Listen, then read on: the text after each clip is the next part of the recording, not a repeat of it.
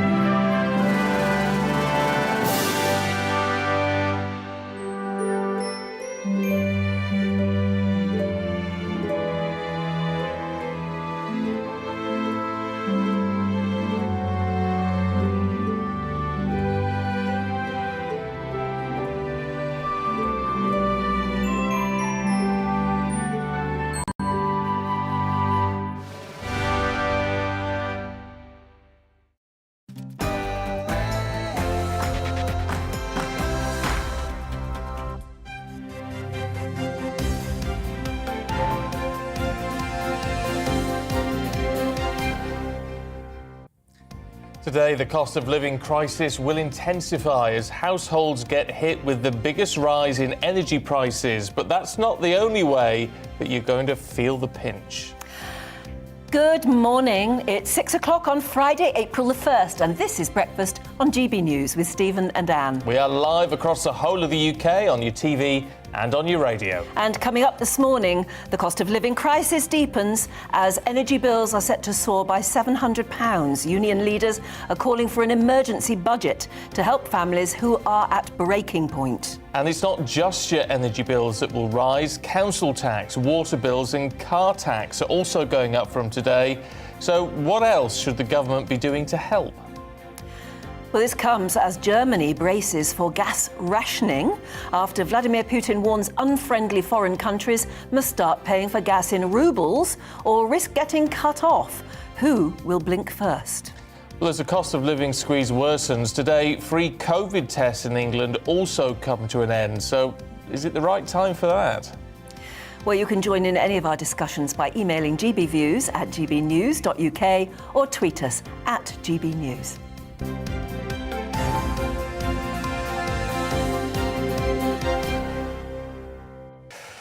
Well, our purse strings will be pulled tighter from today as the cost of living crisis deepens for many of us.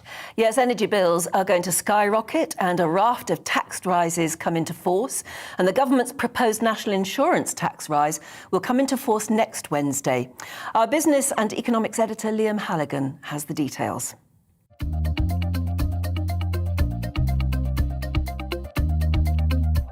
We're heading for the biggest fall in living standards since the 1950s.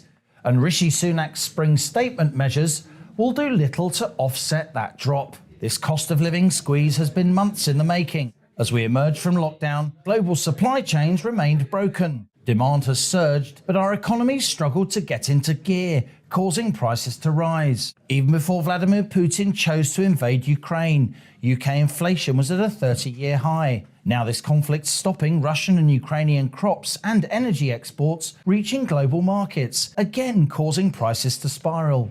From today, April the 1st, household utility bills go up by 54% on average to almost £2,000 a year, with bills set to rise even further in the autumn.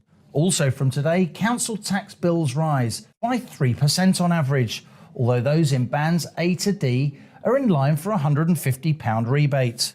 From next week, national insurance contributions increase by 1.25 percentage points for employers and employees. That will cost basic rate taxpayers an extra £178 a year on average, while those on higher rate tax will pay, again on average, £715 more. As these higher bills and tax rises take hold, wheat, barley and fertiliser prices are also soaring, pushing up food and drink prices in the shops, restaurants and pubs. Petrol and diesel costs are also on the up, of course. It's now almost £100 to fill up a family car.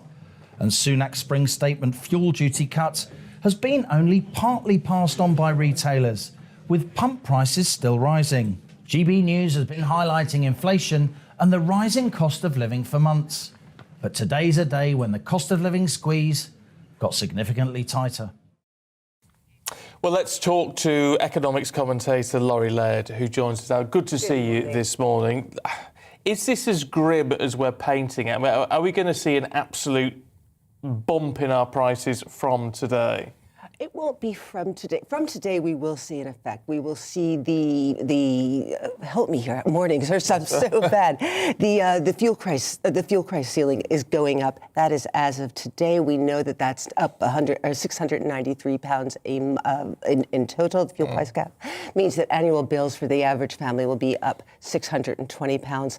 Look, this is just the start. This is going to be reviewed in October again. We're going to see another big rise there in a couple of days. So it's not all today. 5 days from now, we get the increase in national insurance contributions on a salary of $50,000 a year. That means an extra £500 per year. And the rest, interest rates are rising. You have any debt, mortgages, credit cards, that's going up. Yeah, it's as bad as you think it is, and it possibly could get worse. Let me put something in perspective. In February, the Bank of England told us that credit card debt hit a record high, £1.5 billion. Previous 6 months have been about £400 million. So that tells you already that people are starting to borrow. They've exhausted their savings, so to just live their lives, they're having to borrow. That's going to get a whole lot worse. These price rises haven't fully hit yet. So why is it happening? Why does it seem that it's so many things building up all at the same time?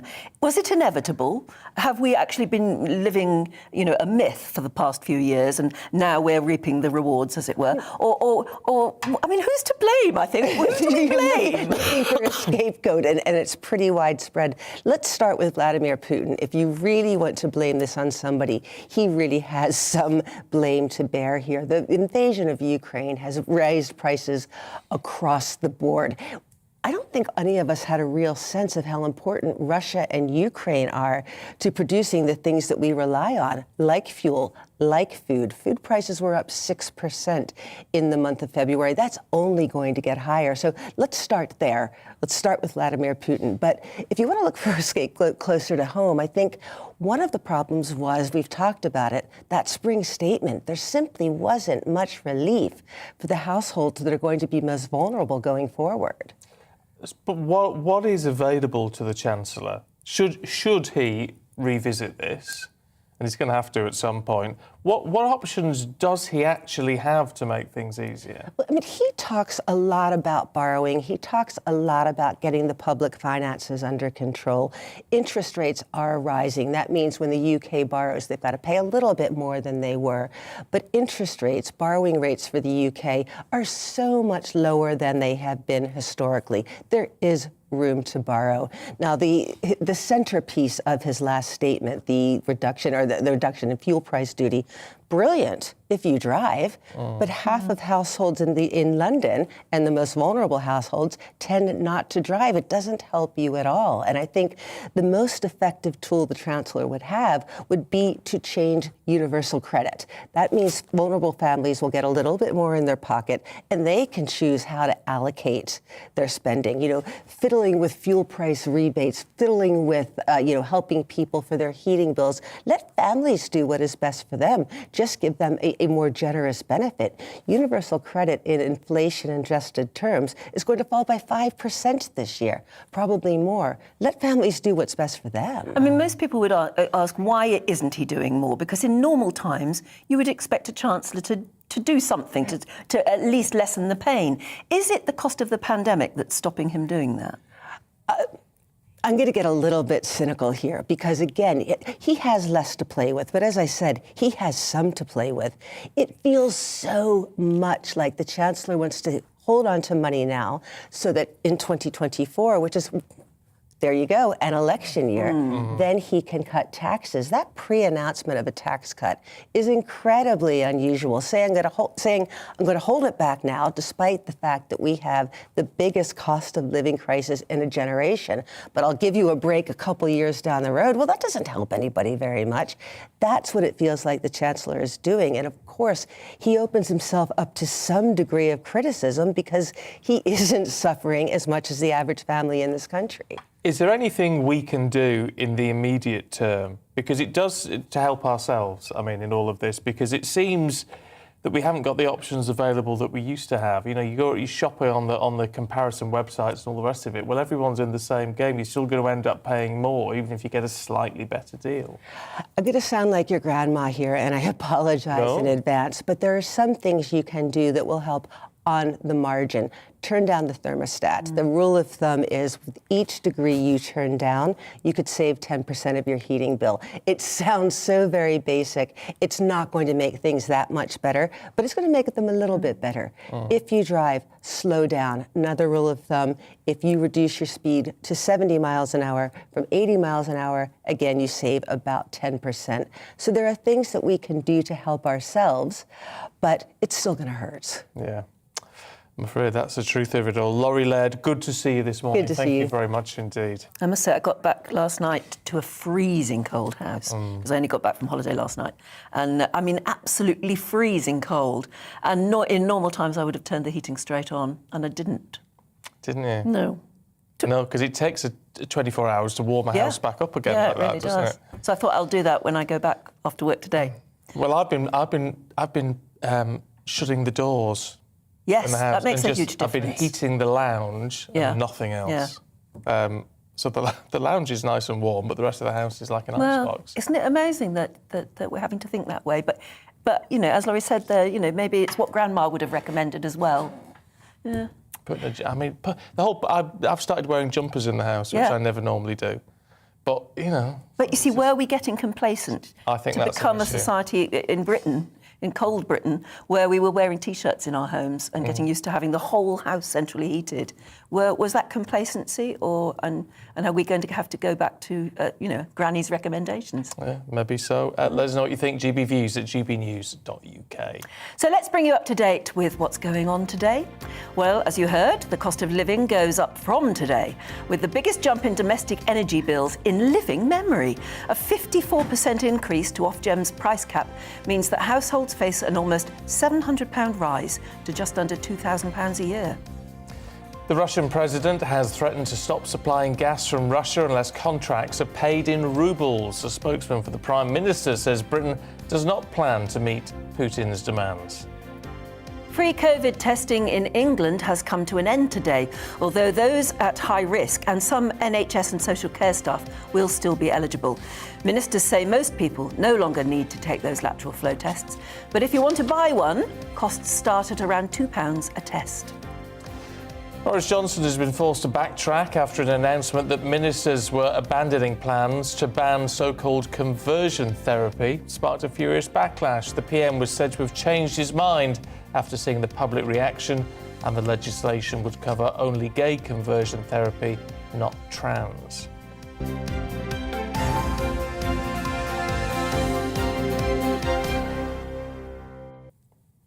The Defence Secretary, Ben Wallace, says Russian President Vladimir Putin is not the force he used to be following his invasion of Ukraine. Well, it comes as Moscow threatened to stop gas supplies to unfriendly countries if they don't deal in Russian currencies. Well, let's talk to Mark Weller, Professor of International Law at the University of Cambridge. Good to see you this morning, Mark. I mean, this affects mainland Europe much more than it affects us, and Germany in particular. The German government's called this blackmail by Vladimir Putin, but I mean, it was to be expected, wasn't it? Yes, when Putin started playing this ploy, the ruble rose. So I think he thought he was onto a winner there. But we'll have to see. Germany, I think, will call the bluff. They have taken preparatory steps to deal with any emergency that would arise if the gas supply is disrupted. And if they are ready to deal with this, then I think the Russians will find that they have scored an own goal, that they lose their major income, as it were, on which they have been relying to fuel their economy and the war at the moment.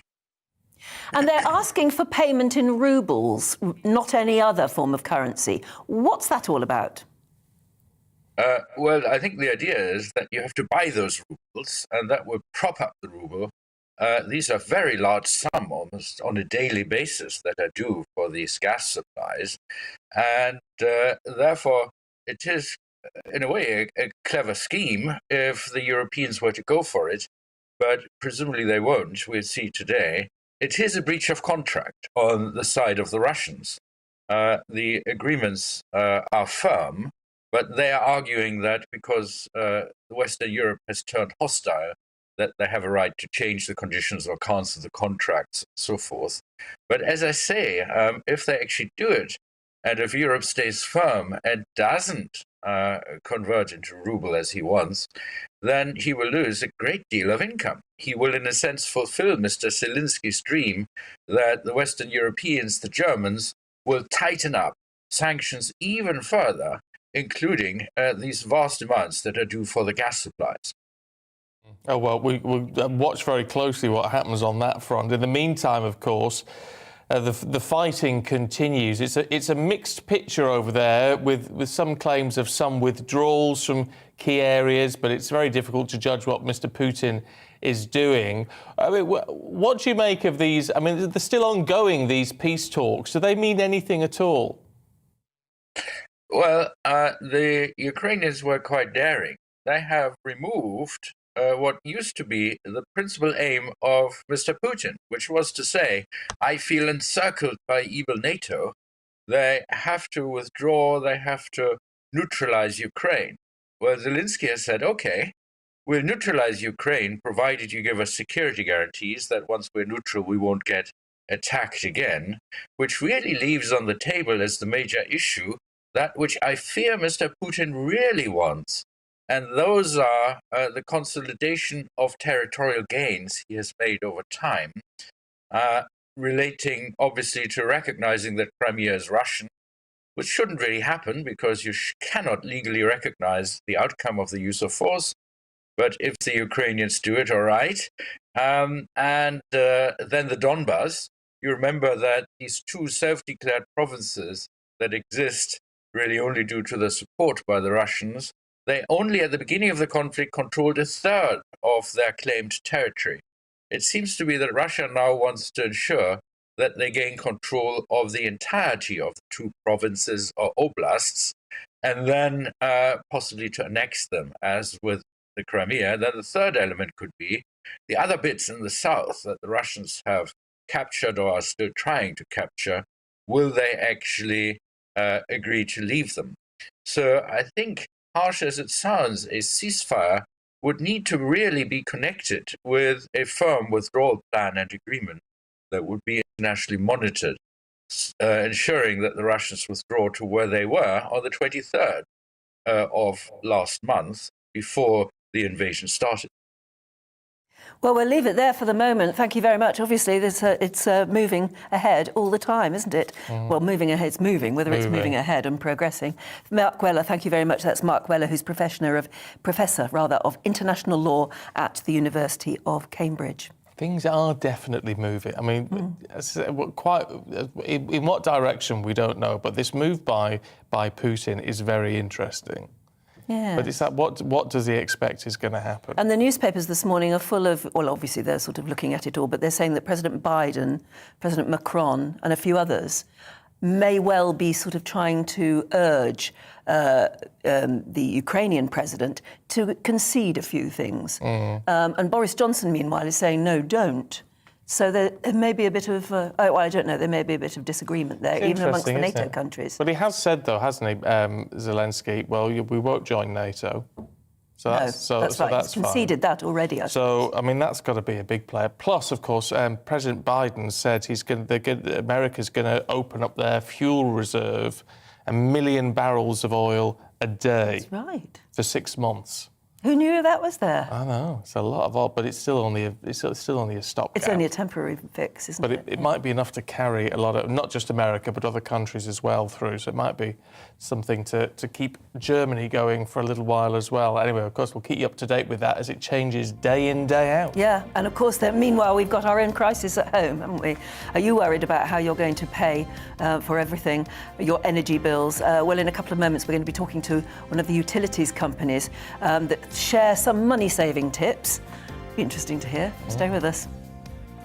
Good morning. Alex Deacon here with your latest weather update this Friday, the 1st of April. But it could be the 1st of February out there because it has definitely turned colder. A wintry start out there with a touch of frost in places. High pressure is nearby and it will bring many of us a fine and sunny day, but around that high the winds are coming in from the north. Not quite as strong, as bitter as the winds were yesterday, but still noticeable across parts of Kent and East Anglia this morning, with a fair few showers in here and showers drifting into parts of northeast England, eastern Scotland, meaning it could be quite icy for the morning commutes. Those showers keeping going across the east through the day. We'll also see some wet weather in the northwest with some snow over the Highlands, but otherwise a lot of dry, fine, sunny weather today. As I said, those winds are not quite as bitter as yesterday, but it is still cold. Temperatures are still well below average for the time of year and feeling colder with the breeze.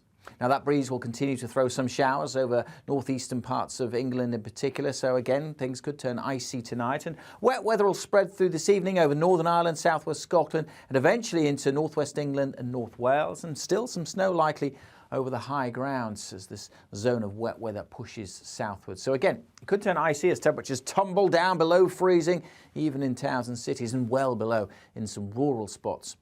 A cold start to what will be a pretty chilly weekend, and parts of South Wales, southwest England having a fairly wet Saturday morning. Showery rain here at low levels, but still some snow over the higher ground. A few scattered showers in the east during Saturday, but otherwise a lot of dry, sunny weather again. But again, don't expect it to be particularly warm. We might scrape up to double digits in the south. The winds will be lighter still during Saturday, so perhaps not feeling quite as cold, but it will still be a chilly weekend, certainly a lot colder than last weekend. It won't be as sunny either.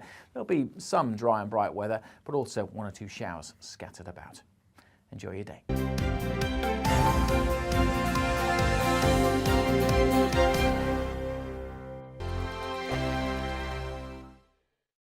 Europe is in the grip of the most devastating humanitarian crisis since World War II. The people of Ukraine are facing unimaginable suffering as their homes are destroyed and their loved ones are killed. Millions of people are being forced to flee for their lives, carrying only their children, their pets, and the clothes on their back. The pain, loss and destruction grows by the day. The people of Ukraine urgently need our help. Already a vast humanitarian operation is underway. Britain's Disasters Emergency Committee, or DEC, brings together 15 leading aid charities to respond to overseas disasters quickly and efficiently. These charities include the British Red Cross, CARE, Oxfam, Save the Children and World Vision. Their teams are working on the ground in Ukraine and neighbouring countries to bring vital aid to those who need it most. If you can spare it, your gift to the DEC's humanitarian appeal will go a really long way. £10 provides essential hygiene supplies for a person for a month. £50 provides blankets for 4 families. £100 provides emergency food for 2 families per month. It's easy to give. You can donate online at dec.org.uk or call the 24-hour donation line on 0370 60 60 900. If you prefer to send a cheque, please post it to the Ukraine Humanitarian Appeal, PO Box 999, London, EC 3A 3AA.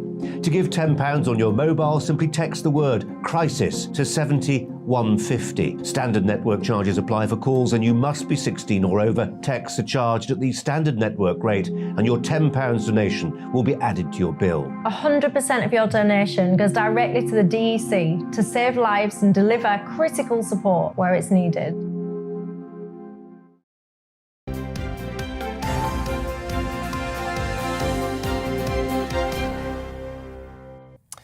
It is 6:22. Very good morning to you. You're watching and listening to Breakfast with Stephen and Anne, live across the UK on your TV and on your radio.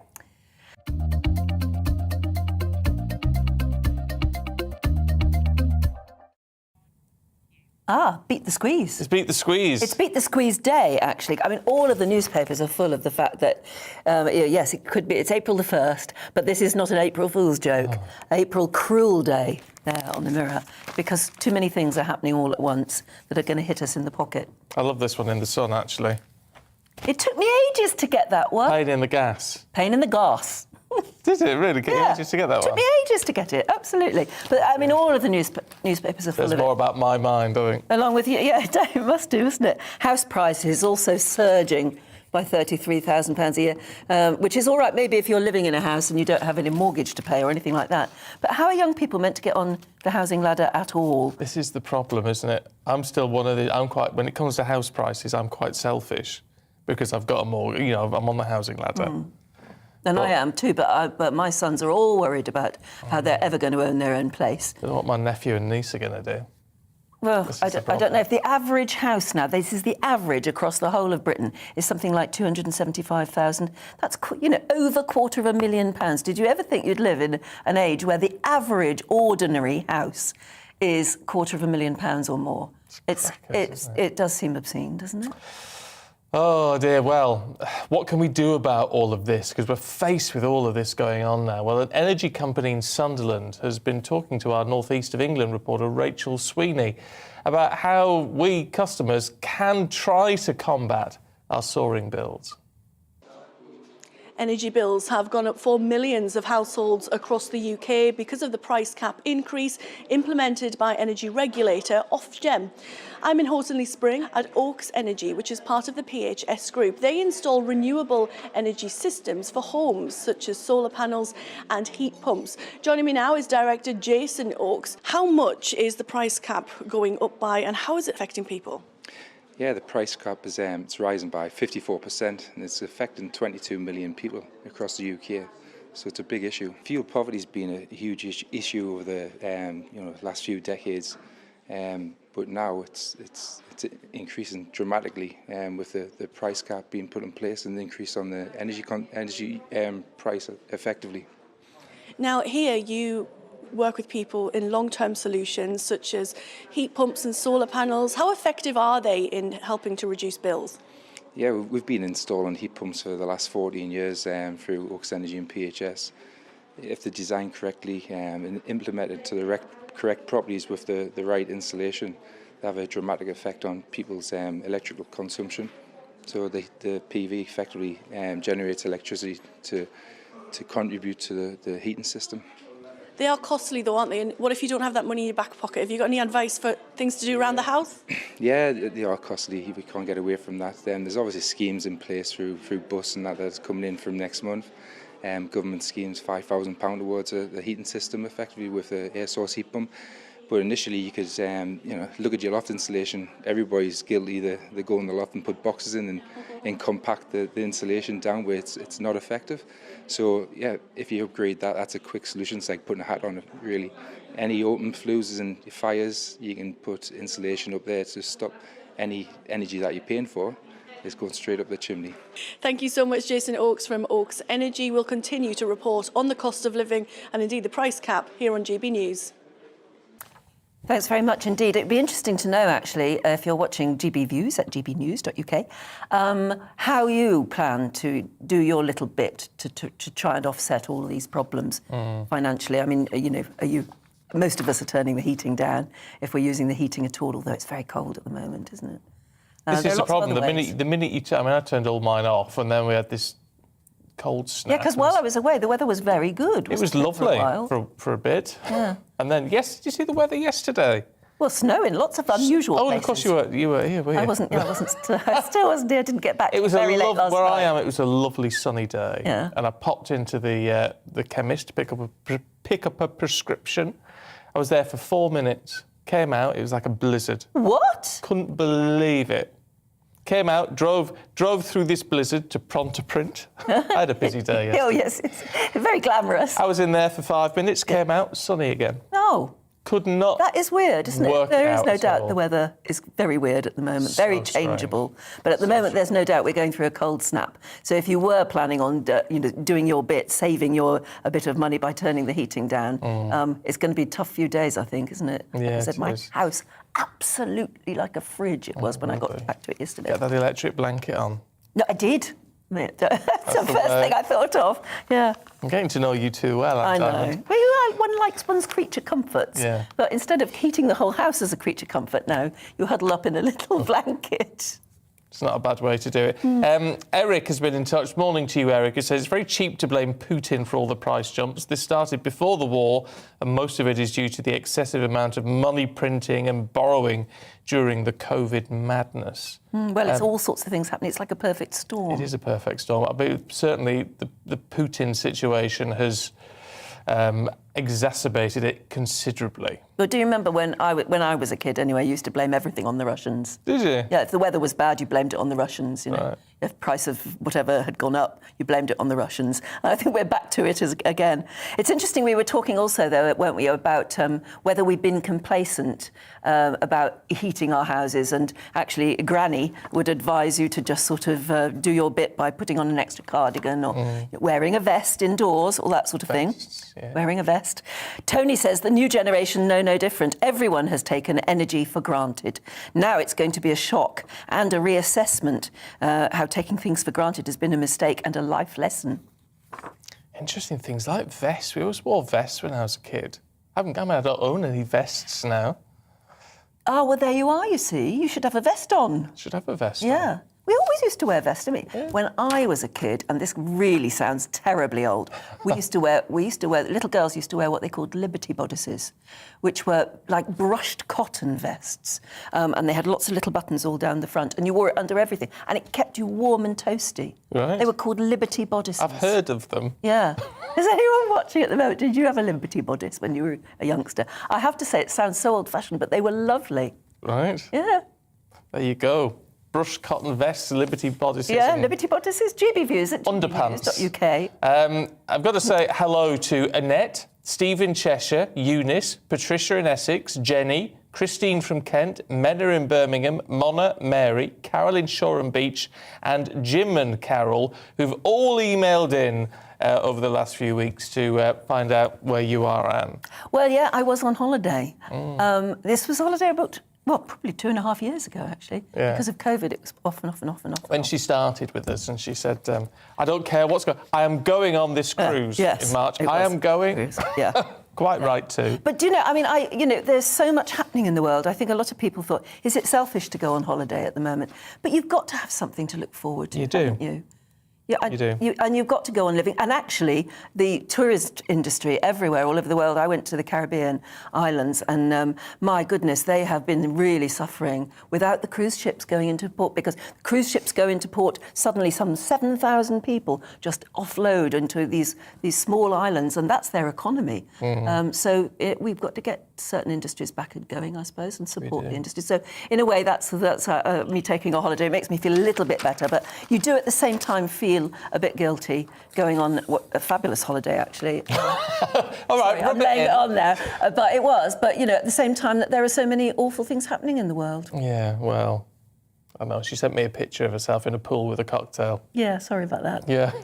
So, not sorry at all, is she? No. Oh, look, do get in touch. We'd love to hear from you this morning, where you are, what you're doing about the energy crisis, or anything you want to talk about. GBViews at GBNews.uk. But stay with us, because we've got much more to come for you, including a look at all the newspapers, so don't go anywhere.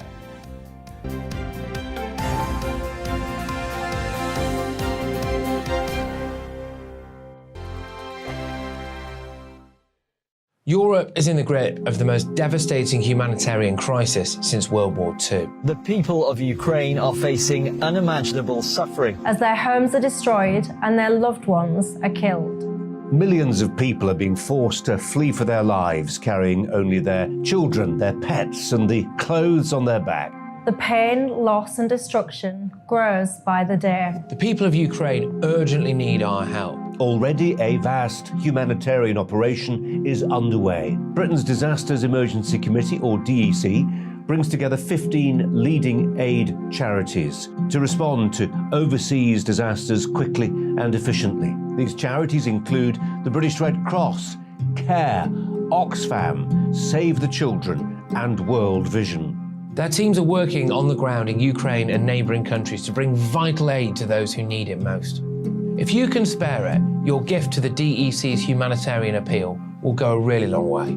£10 provides essential hygiene supplies for a person for a month. £50 provides blankets for 4 families. £100 provides emergency food for 2 families per month.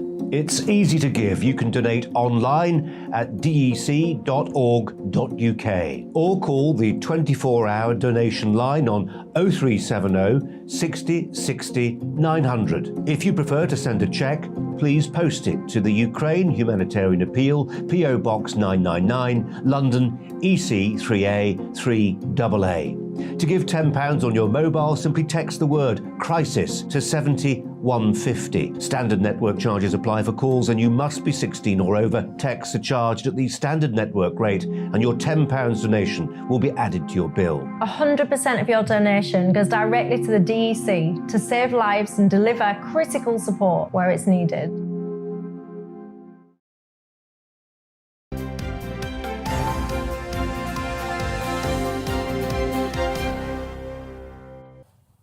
.34, very good morning to you. You're watching and listening to Breakfast with Stephen and Anne, live across the UK on your TV and on your radio. So let's bring you up to date with what's going on at the moment. And of course, we know the cost of living goes up from today, with the biggest jump in domestic energy bills in living memory. A 54% increase to Ofgem's price cap means that households face an almost £700 rise to just under £2,000 a year. The Russian president has threatened to stop supplying gas from Russia unless contracts are paid in rubles. A spokesman for Boris Johnson says Britain does not plan to meet Putin's demands.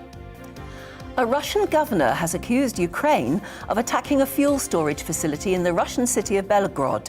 The official claims that 2 military helicopters struck after crossing the border, leading some areas in the city to be evacuated. MPs are launching an inquiry into the detention and release of Nazanin Zaghari-Ratcliffe and Anousheh Ashouri from Iran. The Commons Foreign Committee will take evidence on how their cases were handled by British officials as part of a wider investigation into state-level hostage situations. The Oscars showrunner has said the Los Angeles Police Department were prepared to arrest Will Smith following his assault of Chris Rock at the awards show. Rock dismissed the options given to him by the LAPD as he was told the incident was classed as battery. And England will discover their group stage opponents for the World Cup in Qatar this evening, with Germany or Croatia potentially standing in the three lions way early on. Gareth Southgate's men are in the top pot of seeds for the draw in Doha.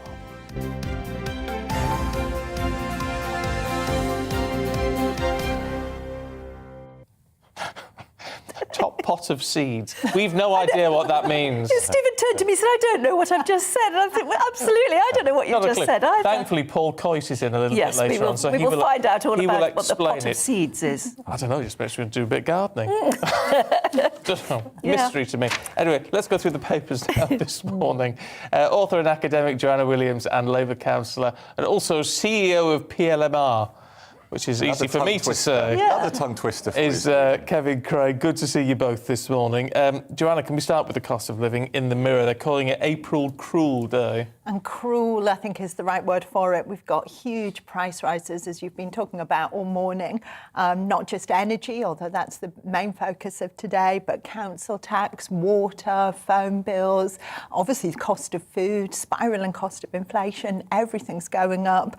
I mean, a couple of things. I think obviously the focus is on today, but I think it's worth remembering that some people have been really struggling already, even before today. And all this advice, you know, it's sensible and very good advice about turn your thermostat down a notch. Well, some people have already had the thermostats turned right down, and there's only so much you can turn it down before you really start, particularly for elderly people, vulnerable people, people who've had strokes or perhaps wheelchair bound. You know, there's only so much turning down you can do before you're really struggling. Unfortunately, I think the budget that we had last week did very little to help when you're in the face of such rising inflation. I think there was probably far more that could have been done there. I think we're really seeing some very long-standing economic problems coming home to roost. It's interesting, the headline, actually, isn't it? April Cruel Day, because, of course, it is April the 1st. And traditionally on April the 1st, you always look for those April Fools type stories in the newspapers. But I don't know whether anyone's got the appetite appetite for that sort of Couldn't thing. find any, Anne. Really, you looked? Look, this morning, I thought it was, we'll look at it later, an egg story, but that's true. I think you're right. I don't think the appetite's there. I think it's just too serious, too miserable. Very unusual. So you've been looking at The Guardian, which is focusing particularly on those energy bills. Well, yes, and you and Stephen have already been talking this morning about this story, of course. And the front page of The Guardian, you know, it's one of those days where the newspapers are dominated by a couple of stories, but this is about chaos yesterday as the websites of the major energy providers crashed after being overwhelmed by customers trying to register meter readings and cheaper bills before the rise in prices. But I think the story in great detail and how, you know, annual energy bills, the average bill rising to almost £2,000 a year. And so what is the option, right? What can we do? And that's what listeners and viewers are going to be asking all day on this story. And Joanna's just alluded to the recent budget political decisions. The fact is, we don't take enough tax from energy companies, and that is the problem, right? And just a shocking statistic for this early in the morning. The UK, 1990 to 2017, we took 181 billion of tax, right, from oil. If we were Norway, we'd have taken 437 billion. And that is ultimately the choice. And the former chief executive of BP, Lord Brown, said a windfall tax would be justifiable.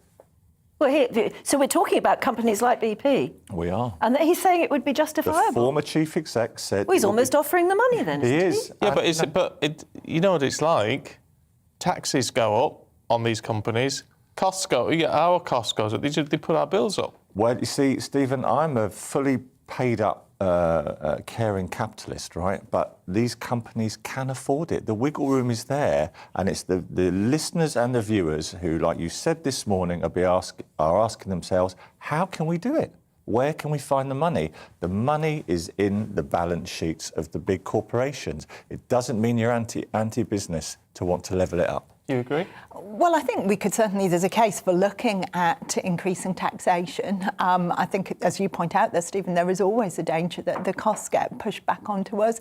I mean, the other side to this equation, and in a way this brings me on to the next story I was going to talk about, is looking at how much energy we actually produce, because that's another way of lowering prices. Yes, you can look at taxation, but I think that should go hand in hand with actually trying to produce more and trying to produce cheaper energy. I think we do some ridiculous things in this country, like actually shipping in logs from the US, for example, chopping down trees in America and shipping them over here. And you just think, you know, that makes no sense whatsoever. We can grow our own trees if we're wanting to. Well, the story you were looking at is in the FT about this amazing stockpile of oil that President Biden is going to release now. I had no idea there were stockpiles of oil, actually. No, well, you know, I think in other times we stockpiled oil ourselves in this country, and more to the point, I'm sure everybody can remember from their childhood, we would actually store gas, town gas. You see the big gas canisters that used to be in every city, but we've taken our eye off the ball on these things over, this is not a recent thing, again, as I said, this is over a number of decades now, where we don't have those big gas canisters storing gas anymore. You know, I think windmills and solar panels, they're really good ideas, obviously. Nobody's going to be against windmills and solar panels, but the problem is if the sun's not shining and the wind's not blowing, you're actually looking to have some energy in reserve. And I guess the US are in a very lucky position in a way that they can do this by releasing 180 million barrels, bringing stocks down to the lowest levels they were in since 1984. They're hoping will have an impact upon fuel. But what are we supposed to do? Are we supposed to be turning to America now and saying, could you ship a bit more over to us? They are shipping it worldwide. But wouldn't it be great if we had our own? And the irony is we actually do in the North Sea. You know, there are some big supplies of oil still in the North Sea, but we refuse to extract it. We pass our environmental problems onto other countries and expect other countries, so we can say, well, we're lovely and green because we've created added expense by shipping fuel in from other countries. I find what you said about those gasometers fascinating. I'd forgotten about gasometers. Yeah. But everywhere they were fascinating to watch, wasn't it? Because they would be, they'd go up and down. Do they really not exist anymore? No, but that was where, I mean, if you have looked near King's Cross Station, for example, it's beautiful what they've done architecturally. They've actually built houses and flats inside and around the old framework that used to contain those gas canisters. So the way we consume gas now is just complete supply and demand. Absolutely, it's in the pipes already, not in the... Fascinating. I wonder if there's a gasometer anywhere near you. Do let us know. I can only think of one that I know in the Oxford area. But other than that, I cannot think of one, and I don't know whether it goes up and down at all. No, it might be out of use. When was the last time you saw one?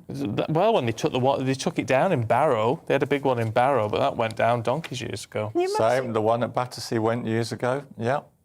Isn't it How funny? interesting. But if we had been storing gas up when it was at a cheaper price, we'd now have those reserves to be able to draw upon. But the fact that we didn't store it when it was cheap means that now for gas on the world stage, the cost has massively gone up. We're at the mercy of these very high prices. Let's just cheer ourselves up with one. We've just got time for one last story, Kevin. Let's look at the Express and house prices, which may cheer you up if you have no mortgage and you're looking to sell and downsize, but for anybody else... Well, we know that you're happy with it, Stephen. Well, I sort of... we've heard this morning. No, come on, you're not a barrister. You're not a barrister. I'm not saying... It's from a selfish perspective, the idea of the property that you own going up is quite gratifying. But that's purely from a selfish perspective. It's not... but it's unreal, though, isn't it? Well...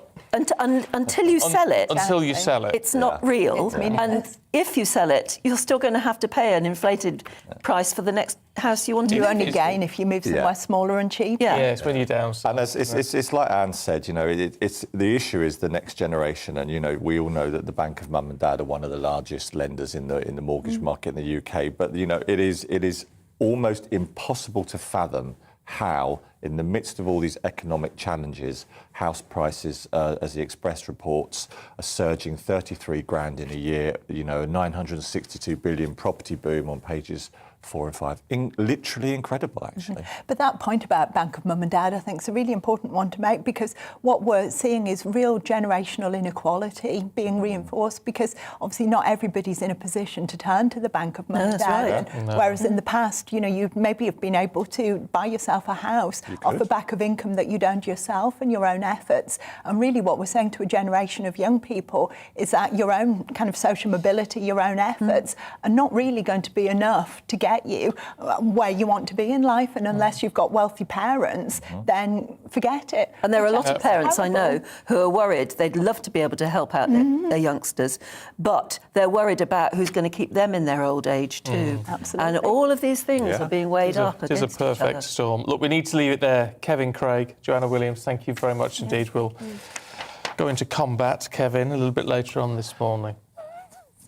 Yeah. It's a troublemaker, that one. Yeah, I can see that. I'll elbow him, don't we? Yes. Now, the cost of living crisis, as we've been saying all morning, is affecting us all. Energy prices increasing significantly. But some of the major oil companies across the globe are already looking at ways to produce energy from different sources here in the UK.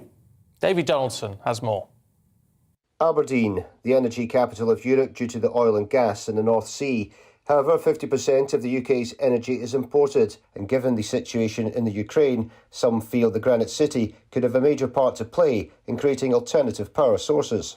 Here's Professor Paul Deleu, Director of the Energy Institute at Robert Gordon's University. We have in Aberdeen and Aberdeenshire and the northeast of Scotland the capability to actually help both the energy transition as well as making sure we maintain the oil and gas production for the nation. We have the supply chain companies, we have the people, we've got the skills, we've got the universities, everything is in place here, the ecosystem works.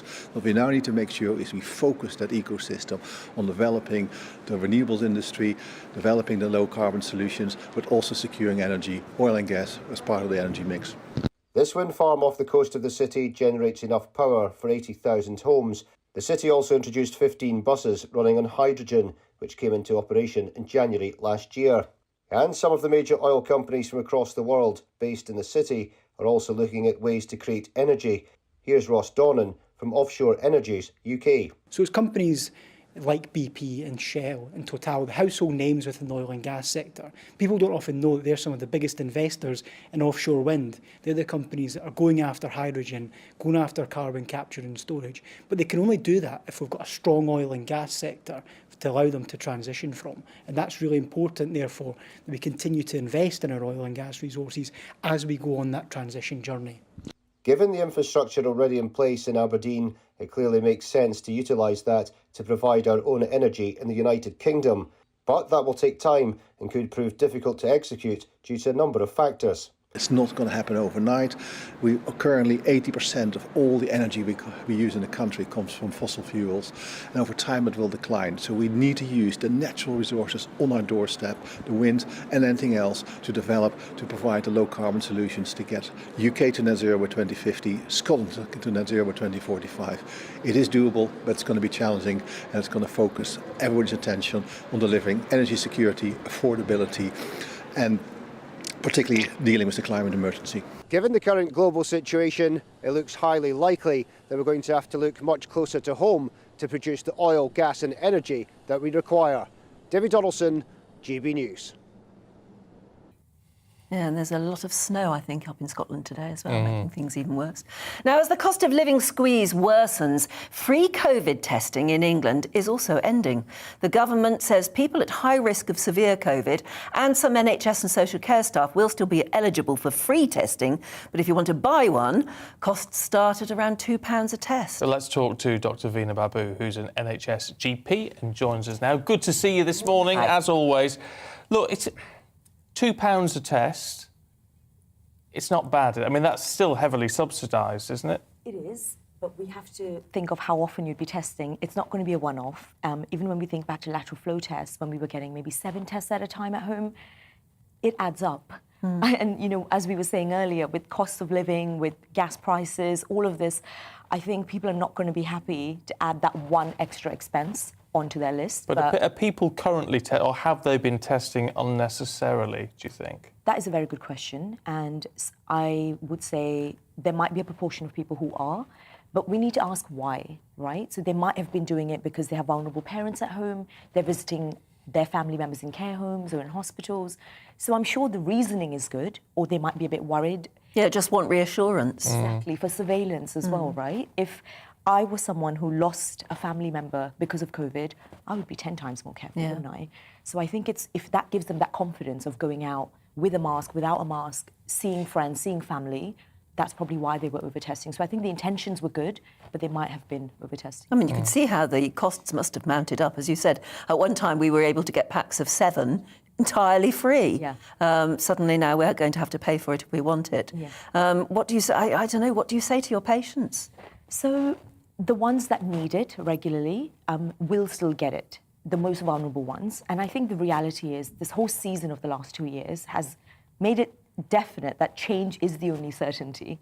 So the fact that the government is still open, that if we need to bring it back, that room's still there. This isn't set in stone. It's not a definitive thing. So in the future, if cases spike or there is a reason to bring it back in, I'm sure it will come back in. So don't lose hope. If you definitely need to test, maybe get a few tests and keep them at home for emergency situations. If you get poorly, we will provide the tests. So I think that's what I would tell patients. Are you worried about this? Do you think it's a bad move? I think it's a brave move in the right direction, because if we look at the variant now, the Omicron variant, presents with symptoms very similar to flu.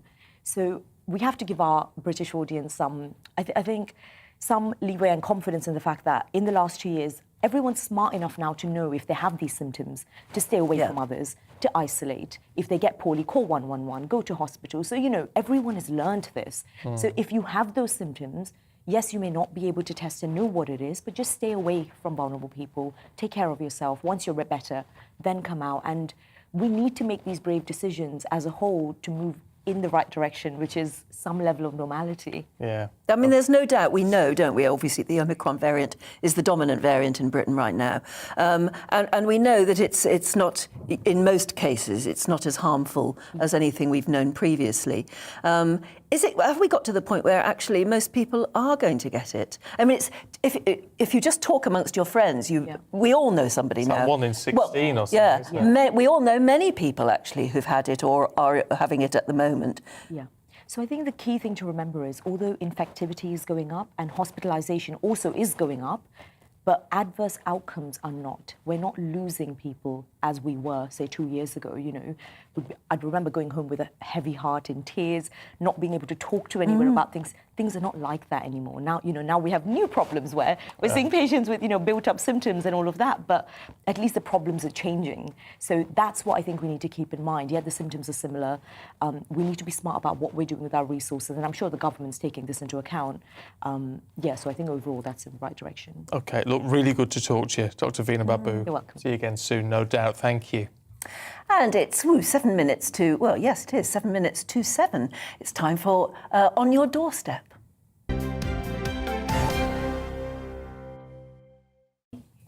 Now let's talk to our East Midlands reporter, Will Hollis, who's out in the cold this morning. Morning, Will. Oh, he looks cold. Good morning. You know, the weather has certainly changed. We were going from, 18, 19, 20 degrees just a few days ago. Now it's below freezing, and you can see there's snow all over the houses here in Grantham, where we are today for On Your Doorstep. Let's take you a little bit of a tour around where we are. It's a fairly nice residential area. We're a little bit outside of the market town. Lots of people don't seem to be awake yet, but we have already done a bit of a recce, done a little bit of a tour, and the lights are on in this house right here. So we're going to see if we can have a bit of a chat. On Your Doorstep, it's about talking to real people about real issues, regular everyday folk, and the things that they get up to, as well as what they think about the main news stories. So I'm really hoping that somebody is going to be here today.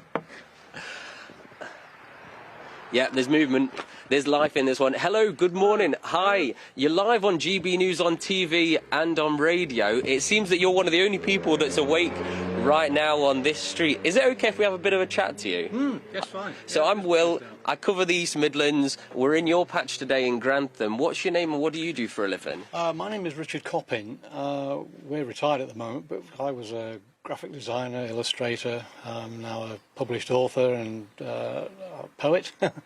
All sorts of things, really. And retired life, how's that going for you right now in terms of, we've got cost of living crisis. You might have a bit of money stocked away, you might be, getting your pension, but I'm sure your bills are going up like most people's. Well, let's face it, it's a 54% increase. For people who are working, they've got the national insurance hike.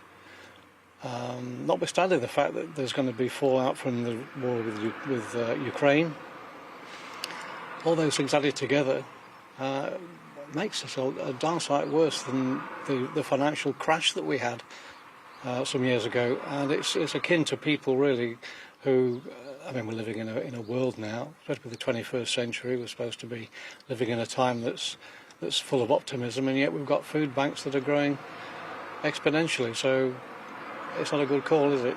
And what about the decisions that you're going to have to make? Are you going to be changing the way that you do certain things in your home or the way that you live your life? Much more of this. Switching the lights off and limiting the amount of gas we use. Thankfully, the spring's around the corner and the summer's going to be here, so that gives you a little bit of breathing space. But, when it comes to next winter, who knows? We've got it's almost like COVID's been forgotten as well, because the war's dominating the news, so we don't get to hear that so much. But it's not gone away. And so you've got this layer upon layer of trouble. Although, having said that, when you look at businesses around the town and how they're coping, it's a wonder they've survived at all. And in terms of Grantham, there's a lot of people from maybe different backgrounds, different maybe jobs and that sort of thing. How do you think people in Grantham are going to feel when this squeeze really does start to hit from today? Well, I think they're going to have to be flexible and inventive. From my son's point of view, he runs a music academy, and when COVID hit, for instance, they had to be quite inventive themselves and go on to like a Zoom way of learning. He teaches drums, so that's really a one-to-one physical thing.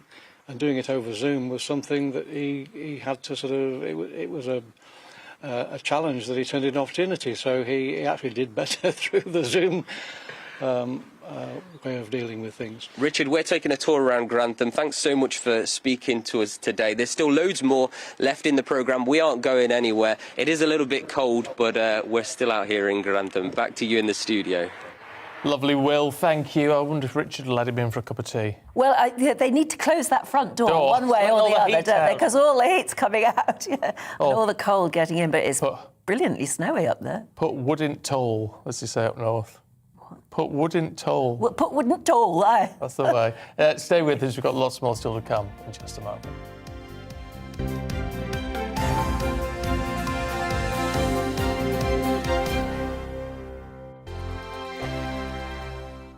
Europe is in the grip of the most devastating humanitarian crisis since World War II. The people of Ukraine are facing unimaginable suffering as their homes are destroyed and their loved ones are killed. Millions of people are being forced to flee for their lives, carrying only their children, their pets, and the clothes on their back. The pain, loss and destruction grows by the day. The people of Ukraine urgently need our help. Already a vast humanitarian operation is underway. Britain's Disasters Emergency Committee, or DEC, brings together 15 leading aid charities to respond to overseas disasters quickly and efficiently. These charities include the British Red Cross, CARE, Oxfam, Save the Children and World Vision. Their teams are working on the ground in Ukraine and neighbouring countries to bring vital aid to those who need it most.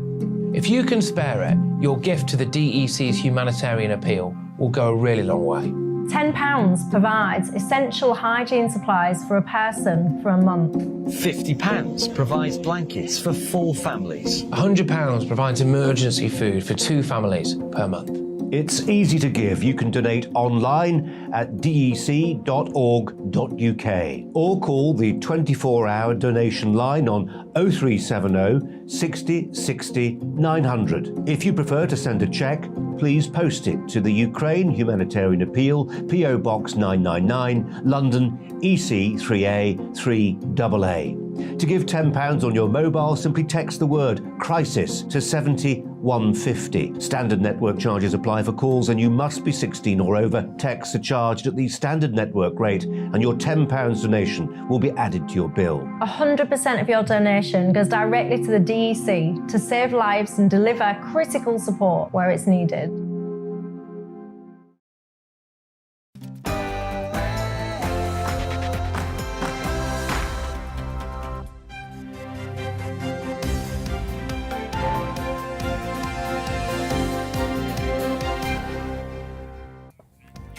Households will feel the biggest rise in energy prices today as the cost of living crisis deepens.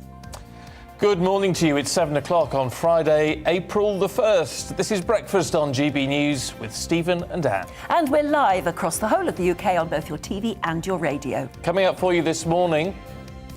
Energy bills are set to soar by £700, with unions calling for an emergency budget to help families who are, they say, at breaking point. If that's not enough, council tax, water bills, car tax also going up from today. So what are you doing to look after the pounds in your pocket?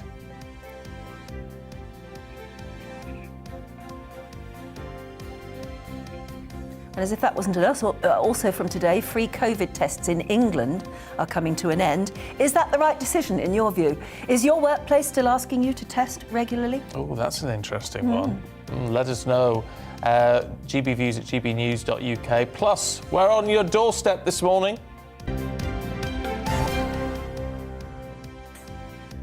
And our reporter Will Hollis is in Grantham in Lincolnshire, which is, by the way, the birthplace and childhood home of Margaret Thatcher. So could he be knocking on your door this morning? Put your dressing gown on immediately. Stay tuned for that. And of course, we would love to hear from you about the cost of living crisis, what you're trying to do to get around that. But actually, if you just want to talk about something a bit lighter, if you want to put a smile on your and everyone else's face this morning, we'd love to hear from you. That would be really nice. Yeah. GBviews at gbnews.uk or tweet us at GBnews.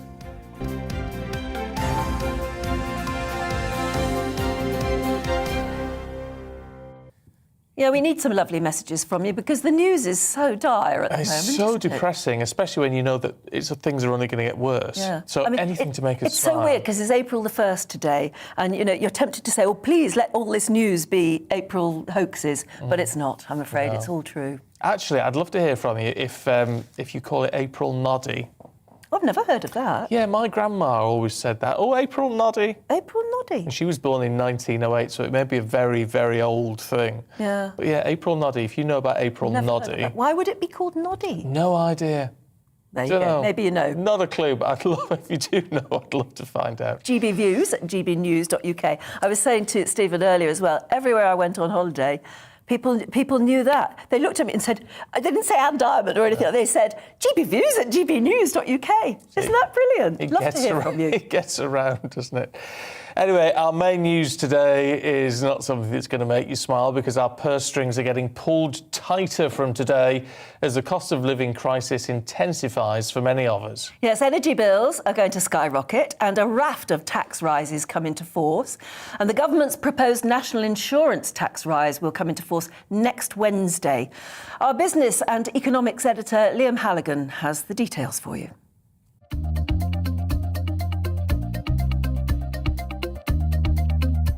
We're heading for the biggest fall in living standards since the 1950s. And Rishi Sunak's spring statement measures will do little to offset that drop. This cost of living squeeze has been months in the making. As we emerge from lockdown, global supply chains remained broken. Demand has surged, but our economy struggled to get into gear, causing prices to rise. Even before Vladimir Putin chose to invade Ukraine, UK inflation was at a 30-year high. Now this conflict's stopping Russian and Ukrainian crops and energy exports reaching global markets, again causing prices to spiral. From today, April the 1st, household utility bills go up by 54% on average to almost £2,000 a year, with bills set to rise even further in the autumn. Also from today, council tax bills rise by 3% on average, although those in bands A to D are in line for a £150 rebate. From next week, national insurance contributions increase by 1.25 percentage points for employers and employees. That will cost basic rate taxpayers an extra £178 a year on average, while those on higher rate tax will pay, again on average, £715 more.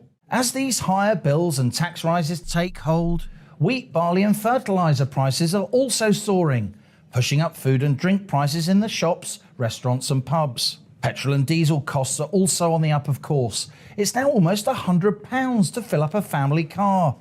And Sunak's spring statement fuel duty cut has been only partly passed on by retailers, with pump prices still rising. GB News has been highlighting inflation and the rising cost of living for months. But today's a day when the cost of living squeeze got significantly tighter.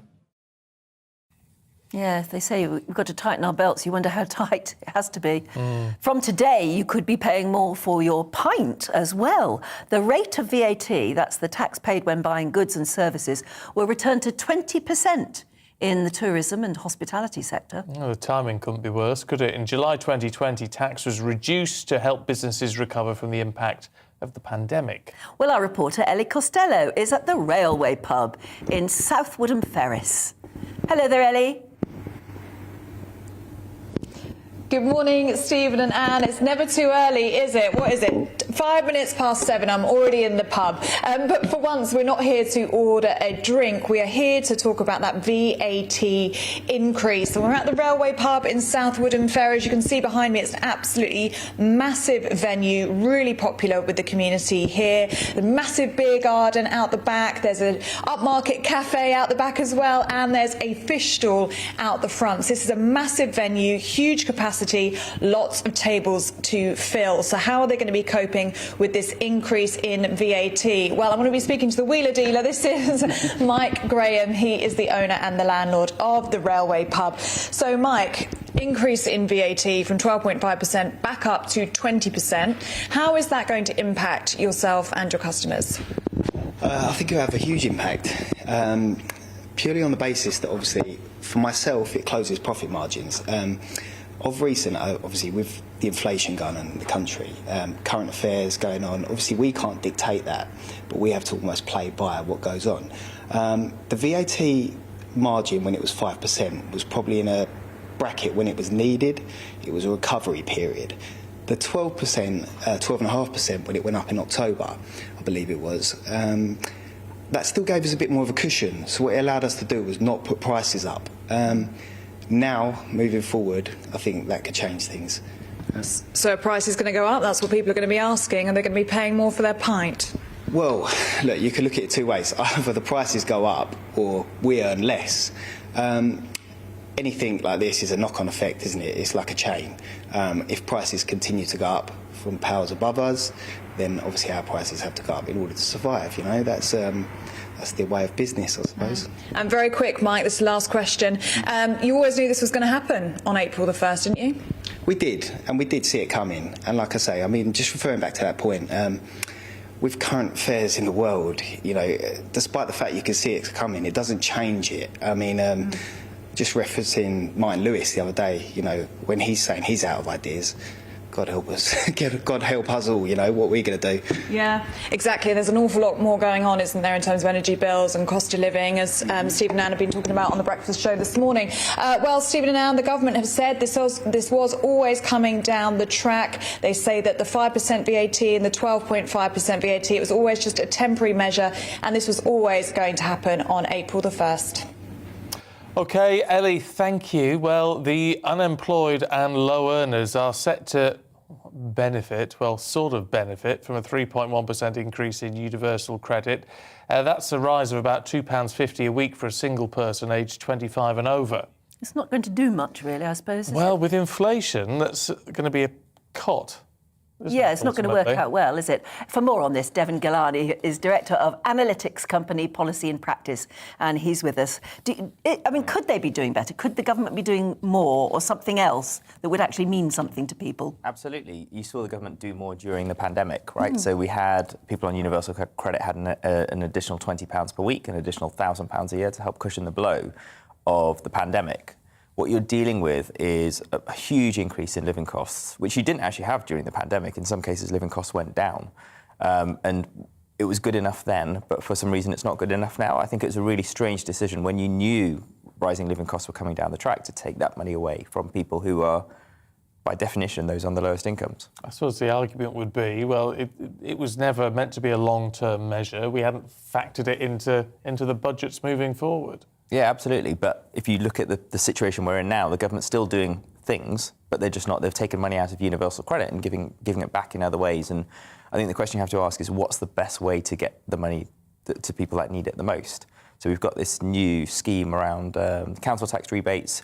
We work a lot with local authorities, and they're having to essentially come up with a new scheme in a very short space of time, when you've got a mechanism that could get the money to people much faster. So it's just about what's the best way of doing things. Yeah, we've had so many people already getting in touch saying they've got better ideas than the government actually at the moment for doing something about it. It's interesting. If you look at one of the front pages that talks about, there's that one that was the Mirror, wasn't it? It's April Cruel Day. It's all very well for Rishi Sunak to say, you know, the changes that we had to make during the pandemic were only ever temporary. But the government also knew that all of these things were going to build up, didn't they? Yeah. And they've allowed it to happen almost on one day. Yeah, it's going to be a huge shock, and it's not just one day. I was doing some numbers, and over the last decade, you've seen for every £1 you get in benefits, it's gone up by 15 pence. But cost of living has gone up by 30 pence. And even wages on average have only gone up by 27, 26, 25 pence in the pound. So you're actually, you know, for every £1 you earn, you're 5 pence worse off, even if you're working on average. And I'd say that affects the lower income households much more. So yeah, it's not just what's happening today. If you look at the last decade, people are on average worse off. And I think what the government has to do is find ways to grow the economy. I know we've had a pandemic, we had a financial crisis. We need to be able to come out of that really, really strongly. So how do we do that? How do we grow the economy? Because is that a case of actually spending more? Yeah, building your way out of a depression. I think you can. Well, I think you have to a little bit, right? Because you're in this situation now where just people aren't going to be able to make ends meet. What's the point in the government if they're not going to be able to protect people from that? we're coming out of a pandemic. The government was spending quite freely during the pandemic. For some reason, it feels like now's the time to draw back. It doesn't feel like it is the right time to me, and it doesn't feel like it's the right time to the people on the doorstep that I think... I mean, you were one of the architects of the universal credit system, and yet it seems that now, with the decisions that are being made, it's actually hitting the universal credit people harder than most. Well, I think the cuts to benefits have always hit universal credit. So I've been working on changing the way the system works, and I think what you saw is universal credit is a really efficient and effective way of getting money to people that need it the most. What you've seen at the same time over the last decade and now is it's not being used as that mechanism because you've had money being taken out of it. You're not seeing it as being the mechanism of choice to get money to people right now. And I think that's a political choice of wanting to get support to perhaps other groups, those on middle incomes rather than those on the lowest incomes. And I think that's, maybe a brave political choice when you've still got a third of the working age population on universal credit. Oh.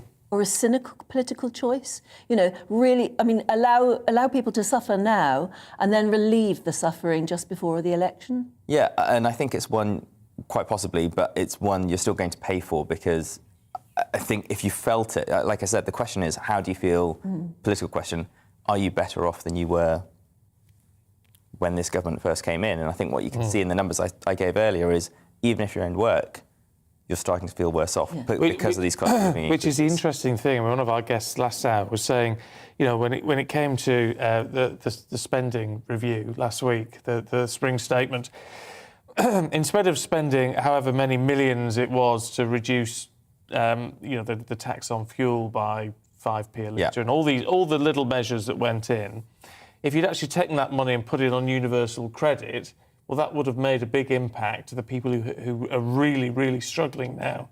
But then you've got the working poor who wouldn't necessarily see any increase at all. Yeah, I mean, I think it's important to remember a lot of the working poor are claiming universal credit. So 2/5 of everyone on universal credit is in work.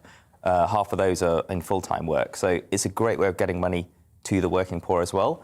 I think, like you said, it's about getting... Some of the choices feel like it's more about getting money to people who are just outside of that range, and that's perfectly valid. You can do those things. Fuel duty cuts, you've got the council tax rebate coming in, government has done some measures, but to ignore those that are on the very lowest incomes there's nothing in the spring statement for them, was there? No, it didn't seem to be. Devon Galani, really good to talk to you this morning. Thank you. Thank you. Yeah, Karen says, I'm paying £800 a month for a tiny 2-up, 2-down terraced house in a Manchester suburb. I can barely afford it, even with some help from the housing benefit. I asked my landlord to do some work to help me with my heating bills. Now the prices are rising. He sorted out loft insulation and he's remodelling the kitchen because it's an ice-cold shed, basically, with a sink and an oven. But that's put the rent up. I'm now having to pay £875. I just can't win. No. It's terrible. I mean, the price of rent and things. I mean, £800 for a terrace house. People would dream of that in London. Actually, I know people who live in a one-bedroom flat here in London who are paying £1,600 a month. Unbelievable. I mean, it's scandalous. It is scandalous, actually, and something has to be done about that. It should never have been allowed to happen. Yeah. Neil says, try and pay off debt so you've got more disposable income for bills. Great if you can do it, Neil. This is the problem. And try to have another form of heating, like a stove or an open fire. Now Alan says, hi Alan, I retired as a heating engineer, but it always made me laugh how the younger generation can't cope without instant hot water and heating. I was brought up with my grandparents for a time. The tin bath was hung on the garden wall. The only hot water was boiled in pots and buckets on the stove. We thought we were beyond that now, though, didn't we? That's the thing. I remember doing that, though, because in the 70s, of course... The tin bath? Well, not the tin bath, but the heating pan and the heating pans on the cooker and then putting it in the sink to try and have a hot wash, because that was when there was all the power cuts and things in the 70s. But we never had a tin bath. One of those sort of tin kettles with a spout on it that whistled when the steam went off. Yeah. And yes, we poured it in the sink and did whatever you were doing. Yeah. And now we are very much used to boilers and instant hot water. But isn't that the way we should be in the 21st century? Well, this is perhaps not. I don't want to go backwards. Are we going backwards? Yeah, maybe. GBNews. Flannel wash. Should have a flannel wash. Flannel wash. Sounds dire, doesn't it? Oh dear, Okay. I don't want to go back to those days. GBNews.uk, do you want to go back to a flannel wash and a tin bath and having to heat things up on the stove just so that you had hot water? It does feel like going backwards, it really does. Yeah, it does. Now, the Defence Secretary Ben Wallace says Russian President Vladimir Putin is not the force he used to be following his invasion of Ukraine. Yeah, and this comes as Moscow has threatened to stop gas supplies to unfriendly countries if they do not deal in Russian currency. Earlier, Germany rejected the demands, calling them blackmail. Well, let's talk to Malcolm Grimston, energy expert and senior research fellow at Imperial College London. Good to see you this morning, Malcolm. Look, in summary, I mean, Putin's turned round and said, hasn't he, that the West has staged an economic war on Russia, and therefore he's wanting to deal in rubles to try and shore up the currency. I mean, that's just to be expected, isn't it? It's very difficult to know exactly what's going on in Mr. Putin's mind, as it so often has been over the last weeks. In some ways, you can see this takes away some of the currency risk for Russia. If the ruble were to recover in value, which it's been doing slowly over the last week or so, then getting paid in rubles is good for the Russian economy, because you get more, as the ruble increases, you would get less foreign currency if it was being paid for in foreign currency. But one commentator has referred to this as a random act of political theatre. Part of it may be to get the Russian banks back into the international system, which is very difficult to tell. And of course, it's against the law against international law to insist on changing a contract midstream. All of these contracts have been signed largely in euros and dollars, a few of them in sterling. And international law doesn't allow you unilaterally to change that. So it's a bit of a confusing situation. Be another standoff, I guess, for a while, won't it? Because those NATO countries will refuse to deal in rubles. Obviously, otherwise it makes sanctions ridiculous, doesn't it? But then ultimately, I suppose, Putin could then just turn off the gas tap, as it were. How badly would that affect us all? One first thing to mention is Russia is gaining something like $800 million per day from exporting oil and gas, even given the current sanction. And we need to recognise countries don't export and trade from charity. This will be an enormous hit on the Russian economy. But from the point of view of the West, we were already, before the Ukrainian crisis, seeing gas prices increasing at an enormous rate. Russia provides something of the order of 40% of the European Union's gas imports and 30% of its oil import. And taking those off the market very rapidly would undoubtedly cause another huge hike in oil and gas prices until we could get alternatives flowing, which could not be done overnight by any means. What are we meant to make of President Biden and his offer of opening up the US oil reserve? I think that's it's very likely. It wouldn't fill the hole in the gap by any means, but we have seen just in the last week America saying it will ratchet up the amount of liquefied natural gas that it exports, for example. And there are other areas of the world where essentially we've been talking to the United Arab Emirates, or governments have been talking to the United Arab Emirates, and of course Saudi Arabia and Iraq, which could potentially increase their oil imports in the shortish to medium term. So some of those alternatives are there. I think to imagine that those could replace the sheer volume of what Russia is exporting in the even in the short to medium term is fanciful. And so we would certainly take a hit if Russia did take this drastic step. But as I say, the Russian economy would also take a massive hit at the same time. So it's a question of who sort of falters first, is it? I think so. This is why I think political theatre is inevitable in these kinds of things. It's in Putin's interest to keep the West guessing about what he would do next. Things clearly haven't been going well compared to the original plans in Ukraine.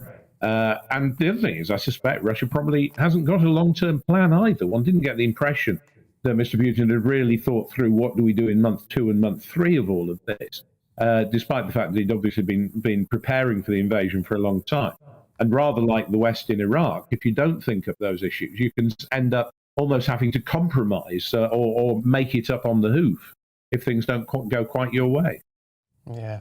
Look, Malcolm Grimston from Imperial College, good to talk to you this morning. Thank you. Seems like it's sort of going to be miserable for everybody for a while, and then who will falter first? Because everything that's going on, we all live much more interconnected lives now, all right across the globe. Oh, we do. So we impose sanctions on Russia. Yes, it makes them suffer, and equally, if they turn off the gas taps, makes others in NATO countries suffer. Worth pointing out that all these problems that we've got though at the minute it is a global issue. Beth says, wonderful to see you back, Anne. Thank you, Beth. Best wishes as you bring in the challenging news of price hikes. It is likewise here in Australia. Oh. In Australia, so morning, afternoon, evening to you, whatever it is. But yeah, so it really is all around the globe, all these problems. Nigel says, not everybody is going to suffer from the huge rise in utilities. Our precious MPs can claim expenses for their utility bills on their second homes and potentially their main home if they flip their residences. I don't know if they can do that anymore. I don't think they can. No. But their salaries are going up. Salaries are going up, yeah, anyway, let us know what you think about that as well. GBViews at GBnews.uk. We're going to take a short break, but stay with us. We've got plenty more to come, including all the weekend sports action with Paul Kite. Good morning. Alex Deacon here with your latest weather update this Friday, the 1st of April. But it could be the 1st of February out there because it has definitely turned colder. A wintry start out there with a touch of frost in places. High pressure is nearby and it will bring many of us a fine and sunny day, but around that high the winds are coming in from the north. Not quite as strong, as bitter as the winds were yesterday, but still noticeable across parts of Kent and East Anglia this morning, with a fair few showers in here and showers drifting into parts of northeast England, eastern Scotland, meaning it could be quite icy for the morning commutes. Those showers keeping going across the east through the day. We'll also see some wet weather in the northwest with some snow over the highlands, but otherwise a lot of dry, fine, sunny weather today. As I said, those winds are not quite as bitter as yesterday, but it is still cold. Temperatures are still well below average for the time of year and feeling colder with the breeze. Now that breeze will continue to throw some showers over northeastern parts of England in particular, so again things could turn icy tonight, and wet weather will spread through this evening over Northern Ireland, southwest Scotland and eventually into northwest England and North Wales, and still some snow likely over the high grounds as this zone of wet weather pushes southwards. So again, it could turn icy as temperatures tumble down below freezing, even in towns and cities, and well below in some rural spots. A cold start to what will be a pretty chilly weekend, and parts of South Wales, southwest England having a fairly wet Saturday morning. Showery rain here at low levels, but still some snow over the higher ground. A few scattered showers in the east during Saturday, but otherwise a lot of dry, sunny weather again. But again, don't expect it to be particularly warm. We might scrape up to double digits in the south. The winds will be lighter still during Saturday, so perhaps not feeling quite as cold, but it will still be a chilly weekend, certainly a lot colder than last weekend. It won't be as sunny either. There'll be some dry and bright weather, but also one or two showers scattered about. Enjoy your day. Goodbye.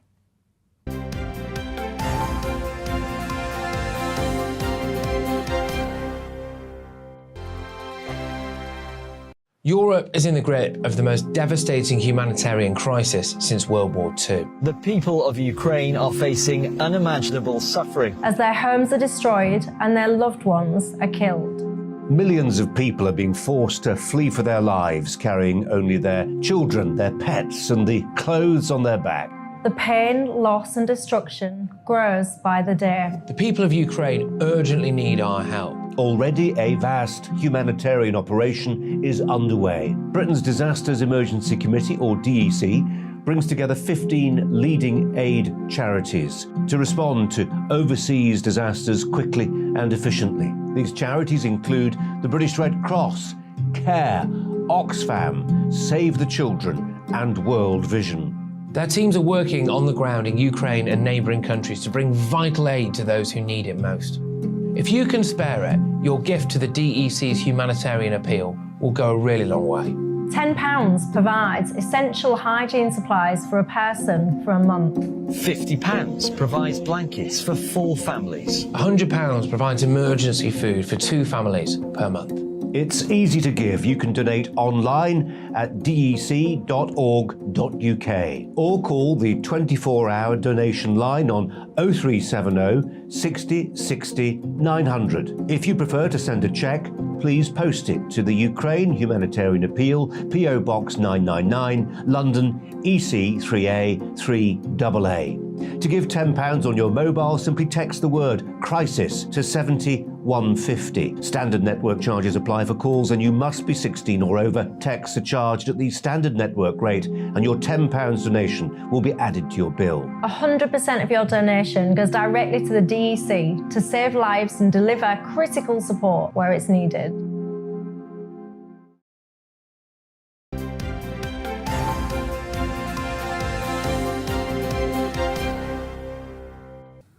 "7:27, good morning to you. This is Breakfast with Stephen and Anne, live across the UK on your TV and on your radio. Yeah, now time for a look at the biggest sporting events taking place this weekend. I'm very pleased to say we're joined in the studio by sports broadcaster Paul Coit, who hopefully can explain to us a mysterious phrase that absolutely mystified me and Stephen earlier, which was something to do with a pot of seeds. A pot of seeds. We're talking about the World Cup draw in Qatar and the pot of seeds from which a World Cup winner will bloom. Thank you very much. You'd think we'd worked on that already, You'd think we had. The pot of seeds, so there's 4 pots. Yeah. Now, stop me at any Literally, point. there are. I've seen it, I think. There are literally pots. With balls in, which usually are little footballs, and then they just unscrew them then with the name inside. So then this is how they work out the different groups for the World Cup, which will then begin in November. Right. So the teams that are there, so in pot 1, which is the pot of seeds, so these all have to be separated. Yes. So they are chosen. So that's England, who are the 5th seed, along with Qatar, because they are the hosts. Oh, there we've got the pots there. There we are. Screen. This is probably so. There we are. Those of you listening on the radio, we'll have to read out what. But pot 1 is Qatar, Brazil, Belgium, France, Argentina, England, Spain, and Portugal. That's right. So they are the main seeds. So they'll be in, and they will draw. So then from each pot, another country will be drawn to go into the group with the other 2 pots. Yeah, it's a bit like I know how it works, and I've even confused myself. I try and get my head around this sort of thing when Wimbledon comes along. Because how do they get it so that Nadal isn't playing Djokovic in the first round? And it's this business. It's the seeding. It's down to the seeding. So basically, it's the FIFA rankings of the seedings for the World Cup. Whereas Brazil,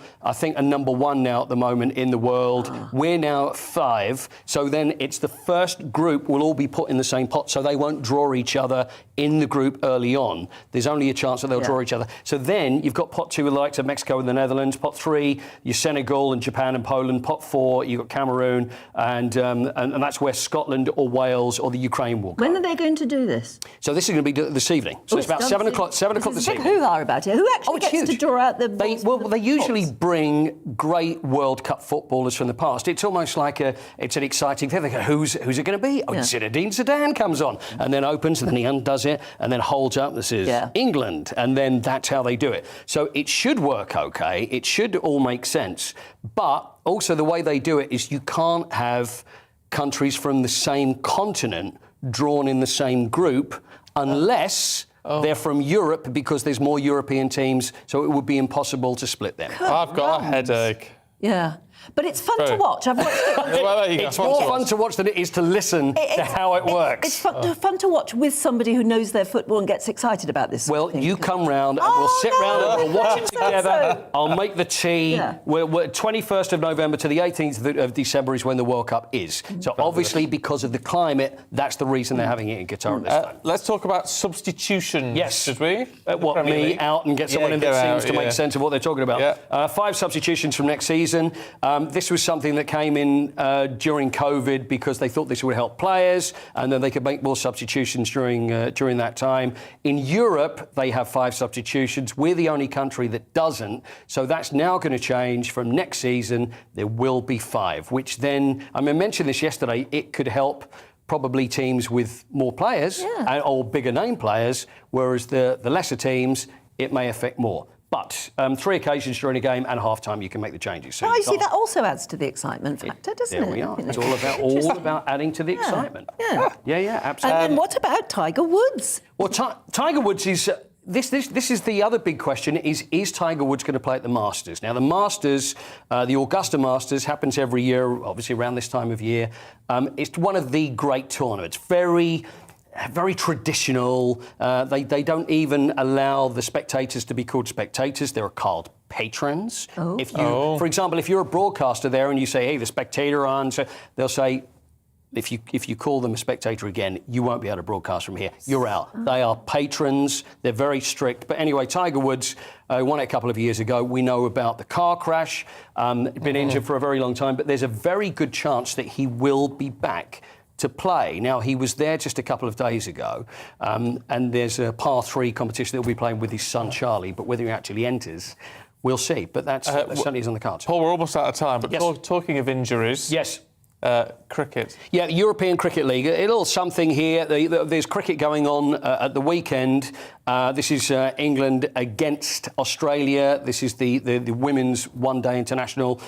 So England already have the title, so that's the final. That's the early hours. But this is something for the European Cricket League I think you might like to see. This is trying to popularise cricket for mainline Europe. So I think we've got a clip of something which is coming up. Here we are. So there we are. Sharket's batting more aggressively now. There we are. The commentary's good. See, this is unfortunate bit of fielding here, but it's more unfortunate the fielding. Now, look, the ball comes in. That's a very nice throw over to the stumps, but you don't want that there. Hits the batsman right where it shouldn't. And really, it's the laughter of the commentary team there that is probably the more hilarious thing. But anyway, it got replayed over and over and over again. Yeah.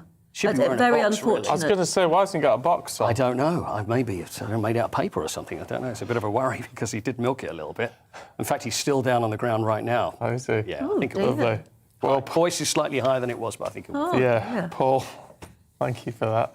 I know we always traditionally laugh at things like that, and of course they're absolutely hooting about it in our ear. There's 50% of our viewers going. But I always think it must be so painful. Yes, You're Trust me, it is painful. Yeah, and you're laughing at somebody else's pain. If you're listening on the radio, you don't want to know. No, you don't. You don't want to see it, fellas. You really don't. Yeah. Paul, thank you very much indeed. Exactly. I was going to make a link to the balls being drawn, but I think no. We won't say anymore. Thank you very much. Talk. Have a lovely weekend. There's enough talk of sphericals.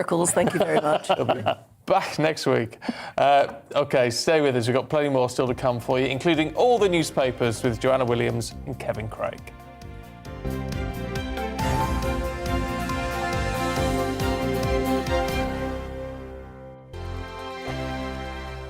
Europe is in the grip of the most devastating humanitarian crisis since World War II. The people of Ukraine are facing unimaginable suffering as their homes are destroyed and their loved ones are killed. Millions of people are being forced to flee for their lives, carrying only their children, their pets, and the clothes on their back.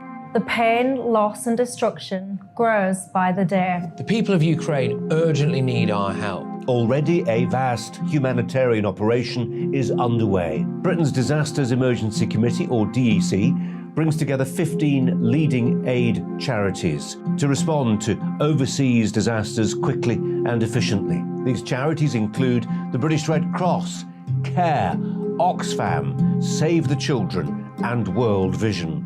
Their teams are working on the ground in Ukraine and neighbouring countries to bring vital aid to those who need it most. If you can spare it, your gift to the DEC's humanitarian appeal will go a really long way. £10 provides essential hygiene supplies for a person for a month. £50 provides blankets for 4 families. £100 provides emergency food for 2 families per month. It's easy to give. You can donate online at dec.org.uk or call the 24-hour donation line on 0370 60 60 900. If you prefer to send a cheque, please post it to the Ukraine Humanitarian Appeal, PO Box 999, London, EC 3A 3AA. To give £10 on your mobile, simply text the word crisis to 70150. Standard network charges apply for calls and you must be 16 or over. Texts are charged at the standard network rate and your £10 donation will be added to your bill. 100% of your donation goes directly to the DEC to save lives and deliver critical support where it's needed.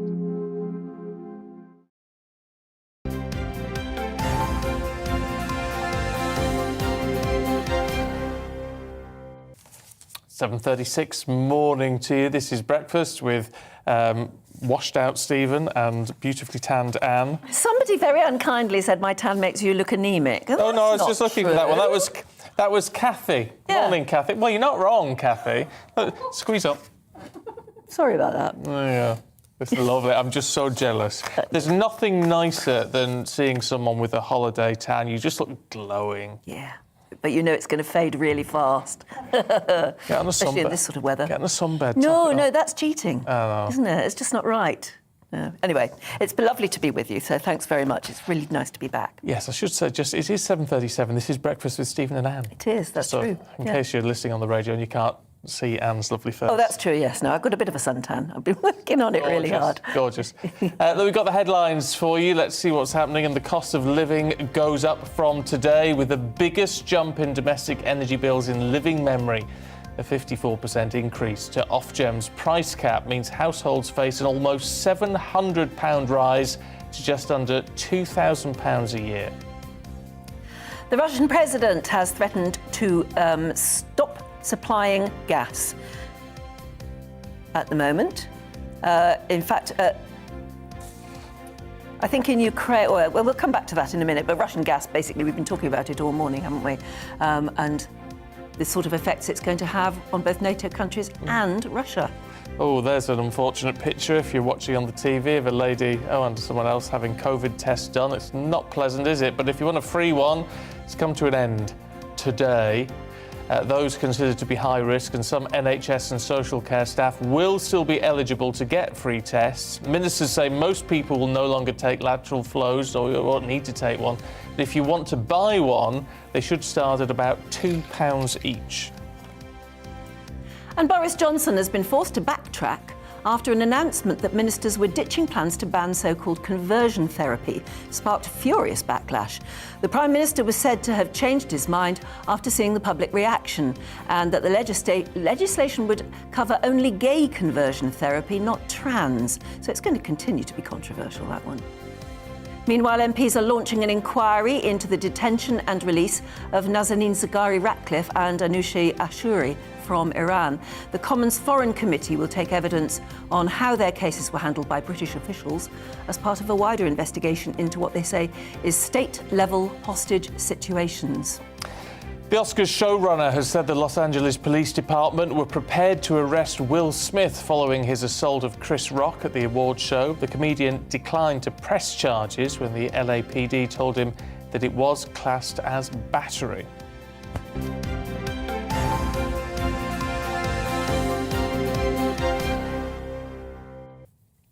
I still haven't seen the footage of that. Oh, it's the Academy Awards. It's not the slap that's the problem. It's the language. It's the language afterwards, which is because you look at the slap and it could almost be staged. You know, you can't tell if it's. You hear it though, which is you do hear it. But it's when Will Smith goes off stage and then starts yelling abuse back at him, which just goes. He's a very angry man. I've always been a huge fan of Will Smith. I know, and it was his first Oscar. First Oscar. I'm afraid my opinion of him has gone down the pan. Should they take the Oscar off? I think they should. I think they should. I think it's a disgrace. That's no way to behave. And his son tweeted afterwards. What? That's how we do it. No. Which is... That's even worse. Which is even worse. No. Because it's just what message is that sending? We're talking about April Noddies earlier on. Oh, yeah. My mum, morning mum, morning. Says in Old English, noddy means a stupid person. Oh. So, well, a noddy, I suppose. Oh, yeah. Yeah, so April Noddy. An April noddy means making a stupid person of you. Yes. Yeah. Oh, isn't that interesting? Well, there you go. Thanks, Mum. So you learn something new every day here on GB News. Let's go through the papers then and learn something else for you this morning with author and academic Joanna Williams and Labour councillor Kevin Craig. Morning to you both. Morning.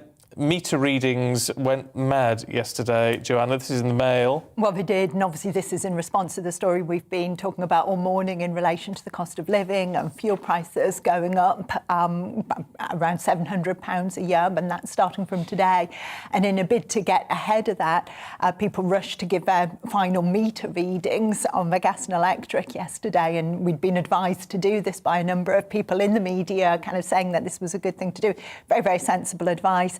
But of course, the websites crashed, and I have to say, I was a victim of this. I was there 9 o'clock yesterday morning, diligently trying to enter our gas and electric meter readings and not able to get through. And it does leave you feeling a bit panicked because you're now worrying about whether you'll be charged at that higher price for all of your fuel that you've used in the past. Surely they couldn't do that, actually. What if you've got a smart meter? Because they're meant to ping your results all the time. No, so this applies only to people who are on the standard meters, don't have the smart meters. But the story, I think, just struck me as a bit interesting because it shows how personalised this is, how, we're not really looking to national solutions. All the emphasis is on individuals and how we should be behaving and what we should be doing. And I actually think, obviously, that is part of it, but really, it should be balanced out. Exactly. We need to be focused on the national picture and how we can reduce costs for everybody across the board rather than just this kind of competition to get in there and get your meter reading in early. But also shows how kind of serious and how worried across the nation people are, how seriously people are taking this. Yeah, a lot of the energy companies are blaming Martin Lewis, particularly, aren't they, of money-saving expert, because he is he's so prominent and he advised everybody to do it. And now they're saying it's all his fault. Well, that's a deflection tactic. It really is a deflection, isn't it? Well, they removed their tweet, didn't they? One energy company. Well, a tweet that they sort of blamed him and then they took it down again. Yeah, no. They don't want anybody to talk about the issue of a windfall levy, do they? No, they clearly don't. I'll have a go at Martin instead. All right. Now, tell us about the genome code, the coding the human genome. Good news story alert, right? Oh, what? Yes, I know. Wow. So, across a number of papers today, but we've initially gone for page 7 of the Times, scientists have completed a 32-year quest to complete the decoding of humanity's DNA, a development that promises to revolutionise our understanding of disease and evolution. And so basically, we all might remember that back in 1990, the billion-dollar quest to decode DNA began. And it was never completed. In 2003, it was 92% complete. And now the findings have been published. And this means that we can expect major developments in tackling child cancer, schizophrenia, lung cancer, muscular dystrophy. And it really is the most incredible piece of, the Times calls it here, the final piece in the jigsaw of human life. So among all the gloom today that you've talked about, a wonderful example of what science and scientists can do for humanity. I mean, that piece is in the Mail, isn't it? And it takes a bit of reading to try and understand why or being able to decode the human genome means that you can target medicines and treatments at particular people. Precisely. And I'm sure it has lots of long words in it. But that's what it basically means. They can target it. And they've been doing that with cancer. There's a cancer research centre in Nottingham which has been looking at cancers specifically in a genetic way to see who will respond to what treatments and who won't. It's very, very clever. It is, and it's so important, and I'm so glad that this is happening now because the other story kind of running in parallel to this that's been rumbling on for a few months now, really, is all the missed cancer diagnoses that weren't found during the period of lockdown. 100,000 missed cancer diagnoses people are talking about, where in other years we would have had these people in the system already getting treatment, and there's a real big problem of people not having been able to see the GP or not having come forward and having had their cancer diagnosed. So I think it's a really important story, this, and hopefully it puts a bit of a promise of some treatments further down the line. Let's have a look at something else which is not related to our big news of the day, which is road crossings. This is in The Sun, Joanna. Apparently there's some trendy road crossings in London, and the police horses don't like them. Well, this is one of those stories that you think is going to be an April Fool, but again, turns out not to be. Is it absolutely not? It's true. It's not. It's perfectly true, I'm afraid to say. And I think it's not just in London, but really all around the country now, where trendy, if you like, or they think it's being trendy. What do they look like then? Well, I'm sure you'll have seen them. So it's your normal zebra crossing is black and white, and councils have been painting rainbow flag zebra crossings crossings on roads. So it's a kind of pride celebration or LGBTQ equality, and you know, it's not a bad gesture. But the question is, why on a road crossing? You know, have a flag if you want to. But what's this about the horses not? Well, the problem is horses actually they don't see the different coloured stripes, and so they think it's an obstacle in their way. And horses are kind of, I'm going to mime it here. I'll try not to mime it. Are kind of rearing up, I guess, or stopping. But horses are very particular. If there's like a little stretch, if you go horse riding and there's a little path of water that's going across the path, they don't. It's a big deal. Some of them just won't cross it. I mean, we're talking about horses now, but actually, you know, this is a really huge problem for people who are blind or partially sighted as well, because on people with guide dogs, because the exact same problem occurs for guide dogs. They are taught when they're trained, I guess, as little puppies, to recognise the black and white stripes of zebra crossings, and they get very confused by these rainbow colours. Maybe something as fundamentally dangerous to fiddle with as a road crossing, maybe they shouldn't rainbow them up. Well, nobody saw it coming. And it was, as Joanna says, it was meant to symbolise solidarity with the LGB community, etc. But I did think it was a joke, and it isn't.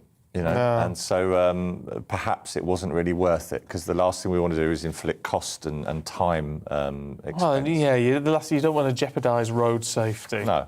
You know, this is unintended consequences, Indeed. isn't it, of all these sort of things. Have we got time for a quick phone call story? Because I like this. This sounds fascinating. Well, this story really resonated with me as the father of 16 and 14-year-old girls, because a survey out today, who knew, it's 49 years since the first mobile phone call, which certainly makes me feel old, and a survey out to mark that anniversary says that 8 in 10 of us now prefer to chat by text or via video, and the art of the old phone call, just you know, the audio is dying out. And I noticed the other day, and I said to one of my daughters, "Did you speak to her friend Ava?" "Yes, I spoke to her." "And did you?" And turns out when she says spoke, she meant I texted. I watched that. I said, "What are you talking about?" What? And you know, lo and behold, a big survey in the Daily Star, who then follow it up in the Leader, the lost art of a chinwag, and just saying, pick up the blower and give someone a call for a natter.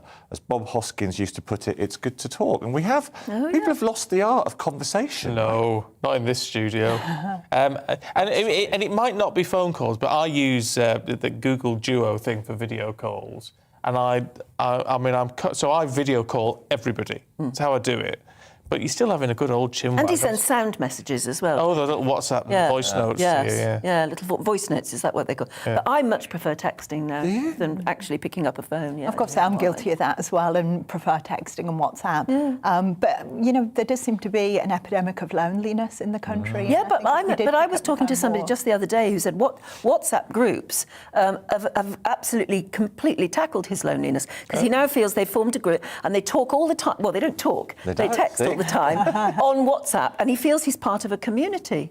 You see, I think for some particularly elderly people, you know, they really appreciate just having a proper conversation. Yes, and I think just actually that's very picking true. up the phone and talking. But when we're elderly, we'll text. If we can still see what we're doing, yes, we will. Oh, yes, there you go. Or we'll voice note, Anne. Yes, we'll voice note. I like voice notes, because I've never done it before, but you voice noted me on holiday, and I voice noted back. Yeah. First time I'd ever used it. I felt really wee. Trouble is, I just chat away, because I am a talker. I chat, and then look at it, and I've been going for 5.5 minutes. Yes, I can understand that. Sorry if you get my voice notes. Look, Joanna, Kevin, we should catch up with you a little bit later on. Thank you very much indeed. Now, thankfully, Will Hollis likes to chat, which is just as well, because he's heading out on your doorstep.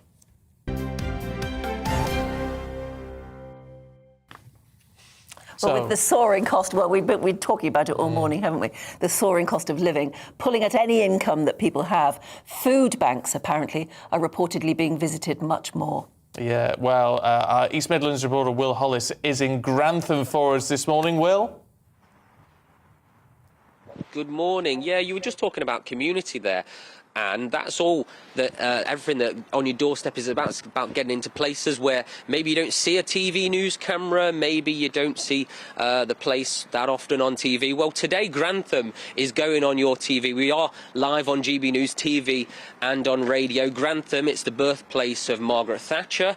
It's also the place where Sir Isaac Newton, you know, the apple on the head, that's where he was schooled. It's also famed for its gingerbread. So we come out to these sorts of places to talk about the everyday issues with everyday people, and we talk on the doorsteps about the main news, and obviously the main news today is about that price cap change. So we thought we'd pop in to the local food bank and see if anybody was able to be here and speak to us, and it does seem that somebody is here. Hiya, sir, how you doing? We're live on GB News on TV and on radio. We've come to Grantham to talk to real people about the everyday news. What's your name and what do you do here? I'm Brian Hanbury, I'm the Grantham Food Bank Coordinator. How is the food bank going at the moment? It's probably quite difficult. It's very, very busy, seeing loads and loads of families being driven towards us. Is it all right if we take a look inside and get a bit of an idea? A lot of people, they might never come into contact with a food bank, but now they might be because of rising prices. Maybe we can have a bit of an understanding about what it is you do here. We understand the shame that it takes to come through the doors. Please come through the doors and have a look. Thank you very much. Thanks, Brian. So, food banks, the use is on the up. It's been going up massively in the last 10 years. The pandemic as well has really pushed a lot of people into that necessity, but obviously the price cap changes and energy is causing a lot of trouble. How is it for people that live in Grantham at the moment? Yes, it's already starting to hit home. I think we've got an image of almost like a perfect storm heading towards us. We're seeing less food coming in.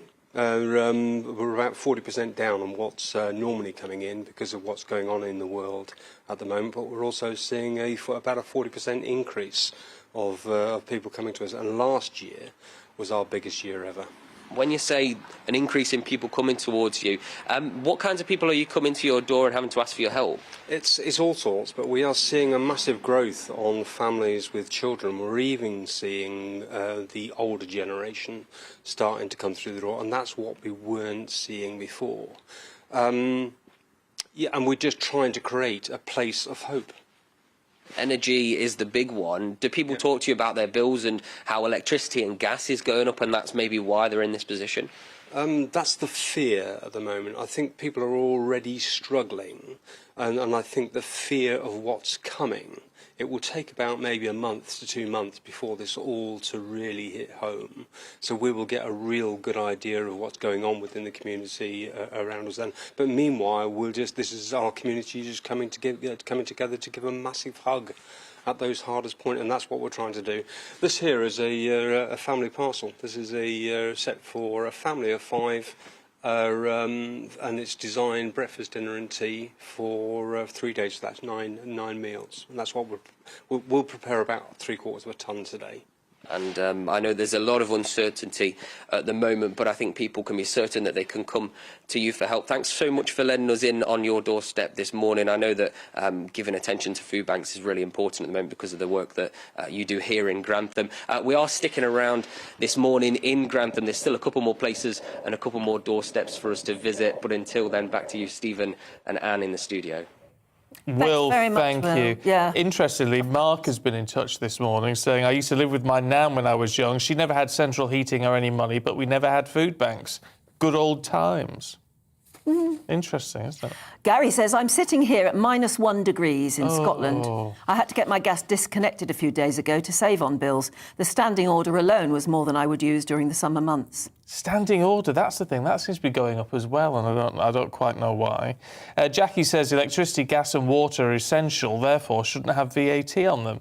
Maybe like the tax systems on earnings, the first few £100 could be free from VAT. Well, they are essential, really, aren't they? They are essential. It's a lower VAT, but even so, it all adds on to the... Philip says, let's have some real tips on energy saving, like turning off appliances not on standby, unplugging chargers when not in use. I think I'm probably guilty of that one. I'm guilty of that one, and I know it does save energy, but it must be minuscule. Well, I don't know, maybe it adds up. Carol says, I've turned the radiator off in my bedroom, not in use in my bungalow. I've also shut the door, thank you for the advice, Stephen, but my cat is horrified because he likes to spend his days on the sheepskin rug there. Oh, of course. I've got a sheepskin rug. The cat likes it. I couldn't shut my door because Ellie wouldn't be able to get in and out, and she likes to sort of want to go around the house. I can't do the bedroom because just in case Timmy goes outside for his business. But there is a litter tray for emergencies. Yeah. So I always just so I don't like to shut the bedroom door in case he should have an emergency now that he's getting very old. Oh.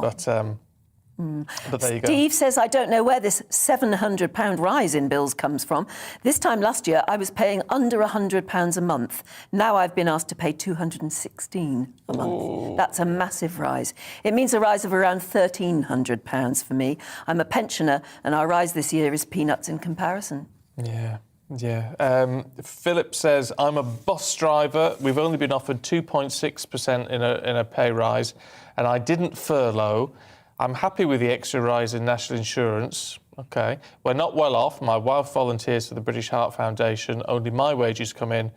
The term cut your cloth where it's needed. We can't borrow our way out of this. Time for those crying for more money to wake up to reality. Money is not free. Nothing's free at the moment. It's a bit of a harsh take on it, Philip, but I mean, you're not wrong. We were talking about those old-fashioned kettles. Claire says, I recently bought a whistle kettle and I've been putting this on my log burner to heat the water rather than using my electric kettle. Also, my husband and I have been thinking this would happen, so we've, over the last few years, bought solar panels and a battery system to help bring the electric bills down. So there you go. Yeah. Oh, well, there you go. I suppose, yeah, if you already got a log burner, that's already burning. So it makes sense to use it to heat up a kettle. Yeah, it does. It does. Look, keep your thoughts coming through. Love to hear from you. gbviews@gbnews.uk. And we've got much more coming up for you in the next hour, so don't go anywhere.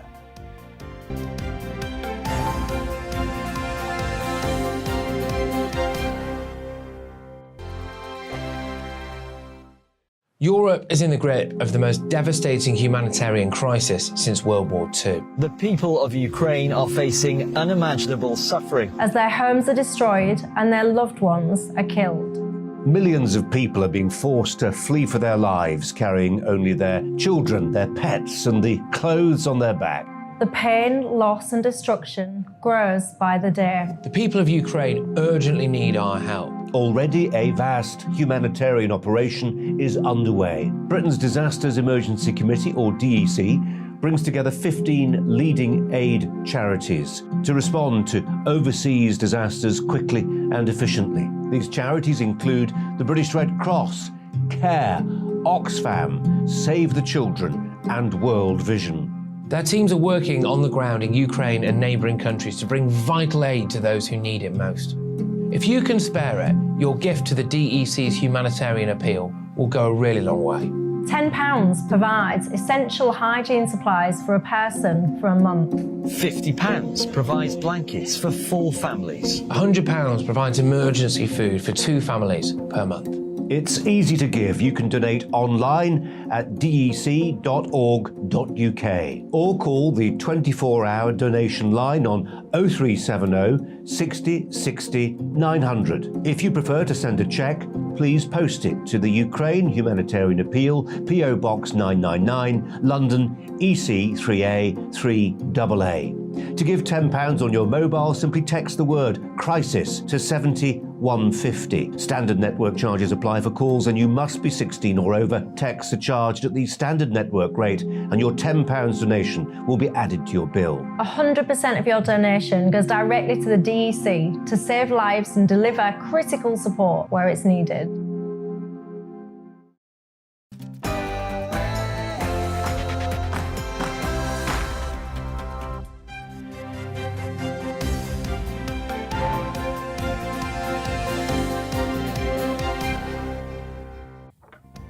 Household bills are set to surge as the cost of living crisis deepens.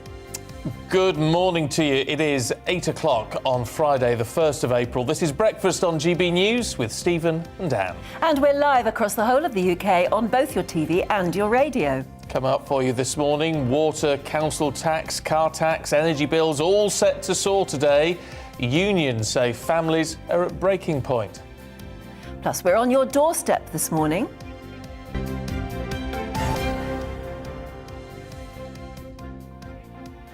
Our reporter Will Hollis is in Grantham in Lincolnshire, which is, by the way, the birthplace and childhood home of one Margaret Thatcher. Could Will be knocking on your door this morning? Stay tuned for that. And of course, we'd love to hear from you about anything that we're talking about or anything that you want to talk about. GBViews at gbnews.uk or send us a tweet at GBNews.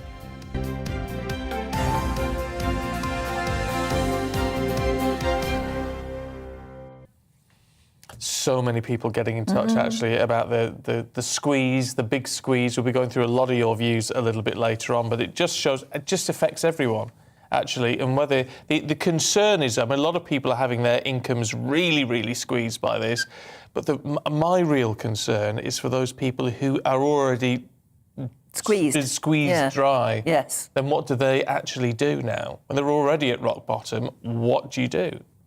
I don't know. And have we brought it upon ourselves? Have we been complacent about things like energy in the past? Are there any lessons to learn from the past? A lot of people getting in touch saying, oh, you know, when I was a kid, we did it this way, we did it that way. Maybe we're not being careful enough. But we do know that energy bills are going to skyrocket more or less from today. And there's a raft of tax rises coming into force. And the government's proposed national insurance tax rise will come into force next Wednesday, apparently. Our business and economics editor, Liam Halligan, has all the grim details for you.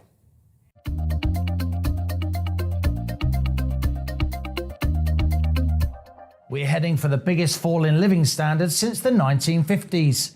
And Rishi Sunak's spring statement measures will do little to offset that drop. This cost of living squeeze has been months in the making. As we emerged from lockdown, global supply chains remained broken. Demand has surged, but our economies struggled to get into gear, causing prices to rise. Even before Vladimir Putin chose to invade Ukraine, UK inflation was at a 30-year high. Now this conflict's stopping Russian and Ukrainian crops and energy exports reaching global markets, again causing prices to spiral.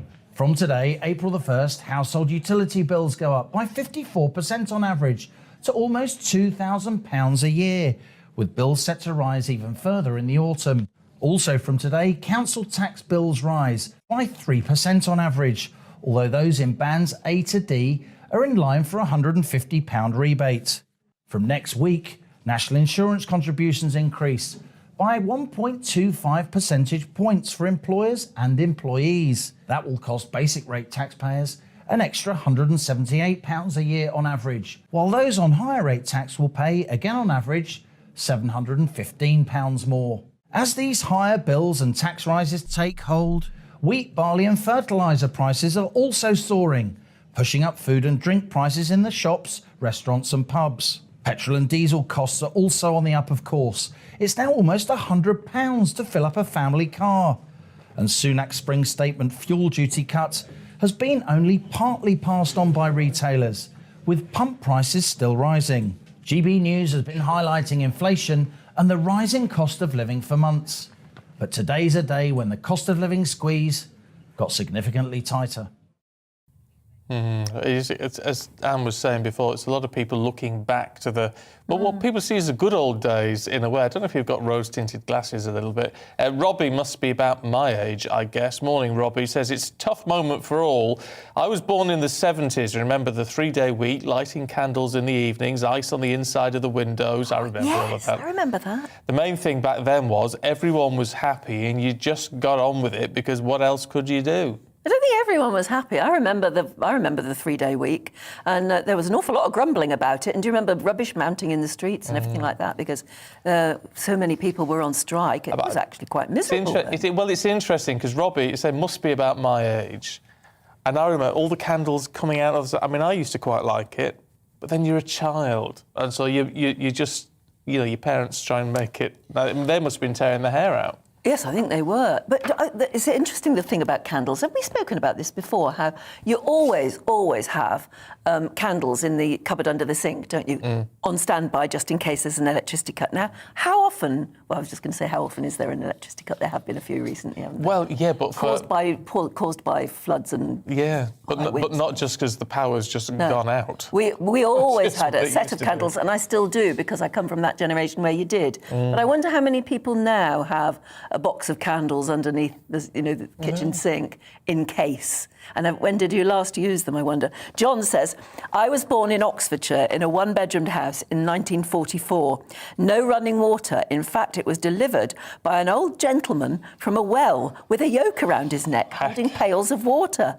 We had a Poe under the bed and it had to be emptied in the garden. Now, you can't tell me those are the good old days, can you? Really? Not if you're on Poe emptying duty. No. Ooh, that's not a lot of fun, is it?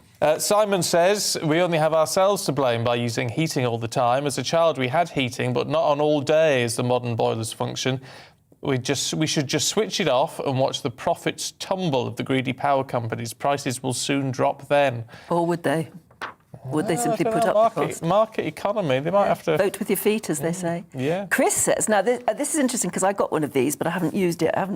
Get one of those modern control packages for your heating. It's got a thermostat that works. You have it, he says, I have mine timed for 30 minutes in the morning at 21, then for 60 minutes at tea time. And utilities, the heat... utilises the heat from the kitchen when cooking by opening adjoining doors, and don't open windows. I get cheap fuel, so I'm using my wood burner. Costs roughly £1 a day. It's not bad. But that's interesting about those modern timing. Well, I've got one of those. I've got one, but I haven't have it installed. See, when I went to bed last night, you can just put it. There's a little button on the top as I walk past. You can do it on your phone. You can do it or whatever, on your phone, yeah. But you just press boost. Yes. And I just boost it for an hour. Yeah. So that it just gives the bedroom a bit of a boost for an hour. It doesn't make sense to have bought one like I have, and I just look at it. No, it's on the shelf, and I think I'll get that installed one day. Oh, what, have you not installed it? No. Because it involves apps and things like that, and that just confuses me. You can talk me through it at some point, please. Once I've sorted how to use your radio in your car. Yeah, that... Oh, yes, exactly. What are your boys Turning doing? into a confused little old lady. No, my boys won't. They have not got the patience. I asked them, can you just explain this to me? Can you just explain that? No, it's all logical, just because no, children don't have any patience. It's always different when it's your mother. Yeah. I'd help you with it. Thank you But very much. I've been on those calls with my mum, the video calls. It's like, just press the red button. Press the red button. Press the red button. Yeah, what red button? Where? You get confused and you get all sort of, I know. No, that's technology. Anyway, perhaps we all need to chill out and have a pint. We certainly to do. relax. The bad news is... Yes? It's going to cost you more, probably. The rate of VAT, that's a tax that paid for buying goods and services, is going to return to 20% in the tourism and hospitality sector. Yeah, in fact, that tax was reduced in July to help businesses recover from the impact of the pandemic, of course, but now it's being stopped. So our reporter Ellie Costello is already at the railway pub in Southwood and Ferris. Hello there, Ellie. Hi. Good morning, Stephen and Anne. No, it's never too early, is it? It's just gone 8 o'clock in the morning and I'm already at the pub. But actually, I'm not here to get a drink today. We are here to talk about that VAT increase. And we're at the railway pub in Southwood and Ferris today. You might be able to see behind me. It's a huge venue, lots of tables here. It's hugely popular with the local community, but a lot of pressure to keep those tables full and to keep that money rolling in. So let's talk to Mike Graham now, who is the owner and the landlord of the railway pub in Southwood and Ferris. Mike, how is this VAT increase going to affect you and your customers? Yes, I think you can look at it two ways. It's obviously going to affect me profit margin wise. Naturally, I feel like there was probably an increase in the cost of living. There's probably an increase with the economy going on at the moment. Things just tend to cost more. From that, I think if you look at the bigger picture with us, that was giving us a little cushion in order to subsidise us maybe having to put prices up. Now we might lose that kind of platform to do that. I mean, now also if you look at from a customer's perspective, again with that increase, it maybe changes the way you view things. Do you eat out as much? Do you drink as much? Do you spend as much money in the hospitality industry as you would have done beforehand? Yeah, it's going to be decisions for people, isn't it? It's going to be, do you have 3 pints? Do you have just the one, which obviously will have an impact on you. Mike, you did know this was coming down the line, though, didn't you? You knew that the 1st of April VAT would be going up. We did. We did know it was coming. But nevertheless, it doesn't make it any easier. I mean, if you look at the first platform with the 5% VAT, I felt like it was a real recovery period, you know, after COVID, after what was going on. Now with the current state of affairs within the world and what's going on, general cost of living, i.e. like even diesel going up, things like that. The increase to 12.5%. Like I say, from that, I just feel like that we'll lose that cushion. Yeah. And very briefly, Mike, before we hand back to the studio, what would you say to Rishi Sunak if he was here in my space now? I think firstly I'd offer him a pint, try and sweeten him up a little bit.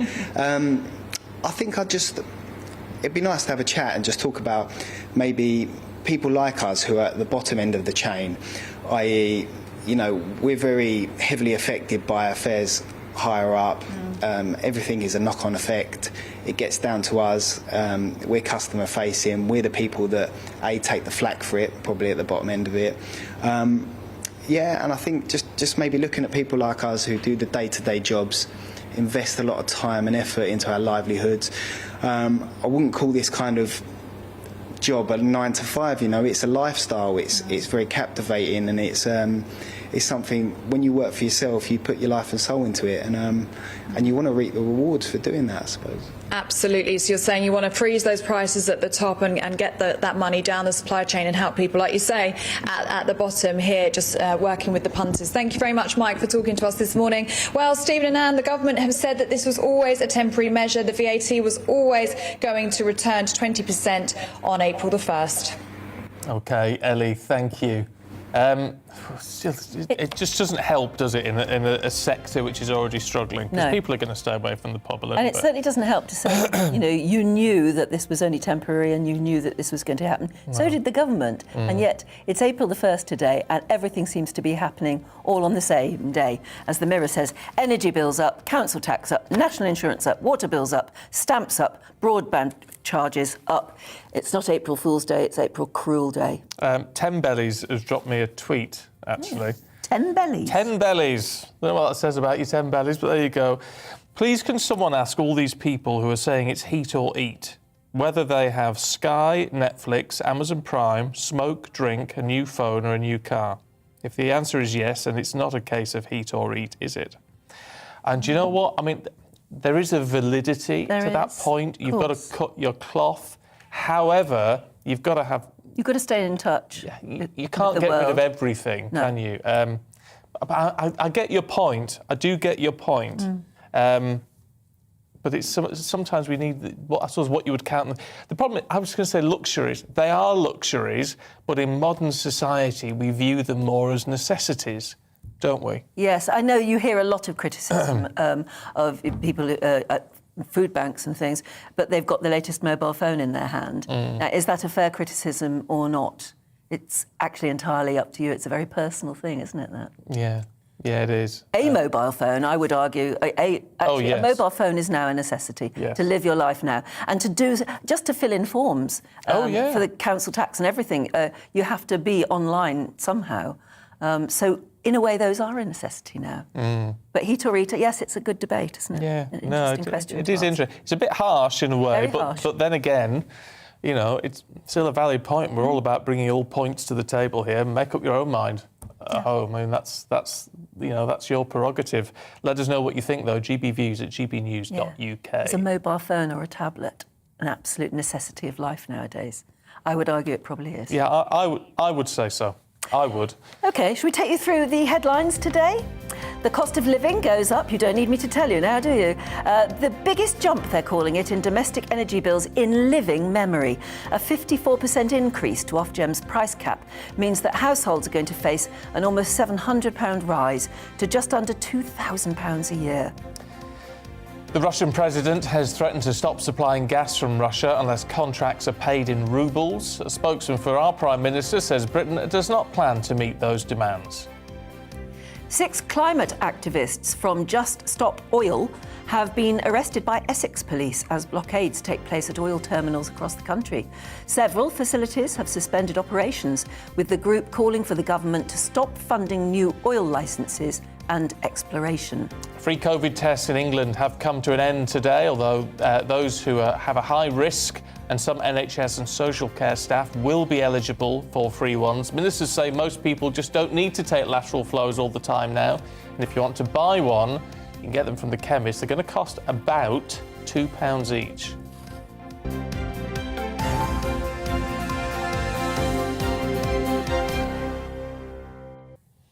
Well, this is all about, everything we do is about you and how everything is affecting you, whatever in life it is. And of course, at the minute, what is affecting everyone is this increase in the cost of living, because it's a pretty stark jump. We love to get your views and your emails and your tweets, but sometimes we just need to speak to someone. So let's talk to one of our viewers in Cheshire, Sue Ashcombe-Hurt, who joins us now. Really good to see you this morning, Sue. Look, morning. The prices jump up from today. They've been creeping up already, of course, as we know. How do you think this is going to affect you? Well, I mean, at the moment, the energy bills aren't going to affect me much until June, when my fixed term runs out. But everything else, you've just got to, draw your horns in, as my dad used to say, and not buy as much, not keep the house. I mean, I haven't put the heating on now most of this year so far. I put it on a couple of times to warm the house to stop it getting damp. But most of the time it doesn't go on at all. So I'm back to 1950s when we had no heating. Oh, and by the way, to your previous person who wrote in, I have none of those things on a list except a second-hand iPhone that is several years old now, with me, let alone whoever had it before. I can see that you're wearing a lovely woolly jumper or cardigan this morning. How cold is it in your room right now? It's quite cold. I've got a thermal vest on, a jumper, and then a cardigan to sit here. It is quite cold. It was quite good last week because we had the warm weather, so it wasn't so bad. But since the Arctic's given us a blast again, it's back to hot water bottles and 2 or 3 jumpers. Yeah, and as you say, a vest. We were talking earlier on the programme about the fact that we've forgotten, or a lot of people have forgotten, that actually we always used to wear a vest. It was a sort of staple, wasn't it? Maybe that's what we've got to do, go back to the old days. Or Liberty bodices we used to have when we were kids. Yes, that's right. I remember the Liberty bodice, and they were really warm, weren't they? They were lovely. Yeah. Well, of course, we didn't have any heating, did we then? There was no central heating. And my parents couldn't afford to use coal in the morning before we went to school because we weren't that well off. Well, I mean, with all this talk about the olden days, we've been chatting about it all morning. Are we looking back with rose-tinted spectacles about all of that? I mean, we really shouldn't in 2022 be putting up with this, should we? Well, there's still a lot of people who, I mean, my mum and dad couldn't have central heating until 1989 because where they lived, there was no gas supply at all. So, there must be lots of places in the country that haven't got central heating still, and they get by. I mean, it doesn't kill me to not have the heating on. You just, it's something you get used to. Yeah, so do you live on your own? Is it just you that you have to think about? Yes, now. Yeah. I did have my nephew and his family living with me till January, and they've left now. So I'm back on my own. Are they worried about how you're coping? In one way, but they know that I'll cope because that's the person I am, Whatever's there. I mean, years ago, I stopped worrying about stuff I have no control over. This is my philosophy in life. Stop worrying about things that you have no control over and concentrate on what you can do to sort yourself out. And that's what I do. I mean, you say you cope and you manage, and I mean, that's admirable. And a lot of people will take comfort from that, Sue. But what about the pleasures in life, the little luxuries, to be able to watch the TV in the warmth or go to bed in a nice warm bedroom? I mean, you should have that, shouldn't you? Well, I mean, I am warm when I watch the telly because I put my fleece over me, my fleece blanket over me. So I'm tucked up in that and watch the TV. And when I go to bed, I mean, my bedroom's never heated. I never heat my bedroom. I don't like hot rooms. But when the heating's on downstairs, obviously it warms upstairs a bit, so it's not actually ice cold up there. But again, if you haven't got the wherewithal to pay what they are demanding, then you don't use it, so they get less anyway. Do you worry about money? No, I don't worry about money. I don't consider myself a poor pensioner. I mean, I get slightly more than the. I mean, the full pension is about just under 9,500. I get about just under 12. So I can live on that. I can eat reasonable meals and stuff. And I don't really drink anything but coffee. So milky coffee is my bag, that keeps me warm and stuff. So I'm reasonably happy. I've got my papers to read and GBNews to watch and stuff. Oh. So I'm quite happy as I am at the moment. Well, look, you just cut your cloth. Well, you do, yeah. It is a case of cutting your cloth. A lot of people aren't wanting to do it, and I can understand why, but maybe we can all take a bit of heart from your attitude to all of this, Sue. Sue at Ashcombe, really good to talk to you. Thanks very much. Thank you. Yeah. You're welcome. Bye-bye. Thank you. Bye-bye. Do you know that? It's interesting, isn't it? I mean, she's not what I expected. In that I thought she'd be saying, well, this just isn't fair, this is awful. She's clearly struggling, can't heat the house, but just saying, well, what do you do? Let's get on with it. Archie says, I've turned off my fridge. It's cold enough in my bedsit to keep milk fresh. Oh, heck, Archie. I've also turned off all my heaters, as they're 30 years old and they're storage heaters, which they're not very efficient nowadays, are they?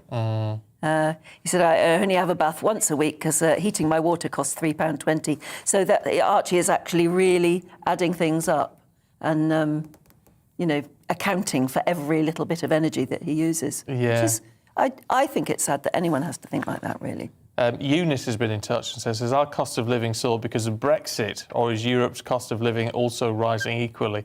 No, I mean, this is global. Yeah. This is global, Eunice. And on talking about the lateral flow test, you can't get free ones from today, or most people can't get free ones from today. They're going to be about £2 each, which isn't a lot for what that's still quite heavily subsidised, I would say. But Stuart says, I'm on my state pension. To visit my mum at a care home, I have to test. Yeah, more expense. Well, that would add up if you're going to see your mum in a care home. I'm hoping every other day. I'm hoping the care home will test me. I don't know. No. Actually, whether you'll be covered by that or not, but that... See, that would really add up. That's going to add up, yeah. And yet, how important is it to visit? Very. Keep your thoughts coming through and stay with us as well, because coming up, we're going to bring you the latest on the situation in Ukraine.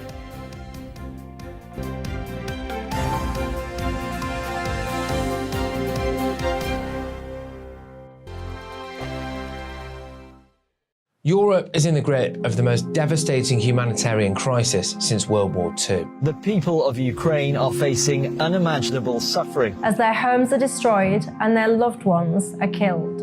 Millions of people are being forced to flee for their lives, carrying only their children, their pets, and the clothes on their back. The pain, loss and destruction grows by the day. The people of Ukraine urgently need our help. Already a vast humanitarian operation is underway. Britain's Disasters Emergency Committee, or DEC, brings together 15 leading aid charities to respond to overseas disasters quickly and efficiently. These charities include the British Red Cross, CARE, Oxfam, Save the Children and World Vision. Their teams are working on the ground in Ukraine and neighbouring countries to bring vital aid to those who need it most. If you can spare it, your gift to the DEC's humanitarian appeal will go a really long way. £10 provides essential hygiene supplies for a person for a month. £50 provides blankets for 4 families. £100 provides emergency food for 2 families per month. It's easy to give. You can donate online at dec.org.uk or call the 24-hour donation line on 0370 60 60 900. If you prefer to send a cheque, please post it to the Ukraine Humanitarian Appeal, PO Box 999, London EC3A 3AA. To give £10 on your mobile, simply text the word crisis to 70150. Standard network charges apply for calls and you must be 16 or over. Texts are charged at the standard network rate and your £10 donation will be added to your bill. 100% of your donation goes directly to the DEC to save lives and deliver critical support where it's needed.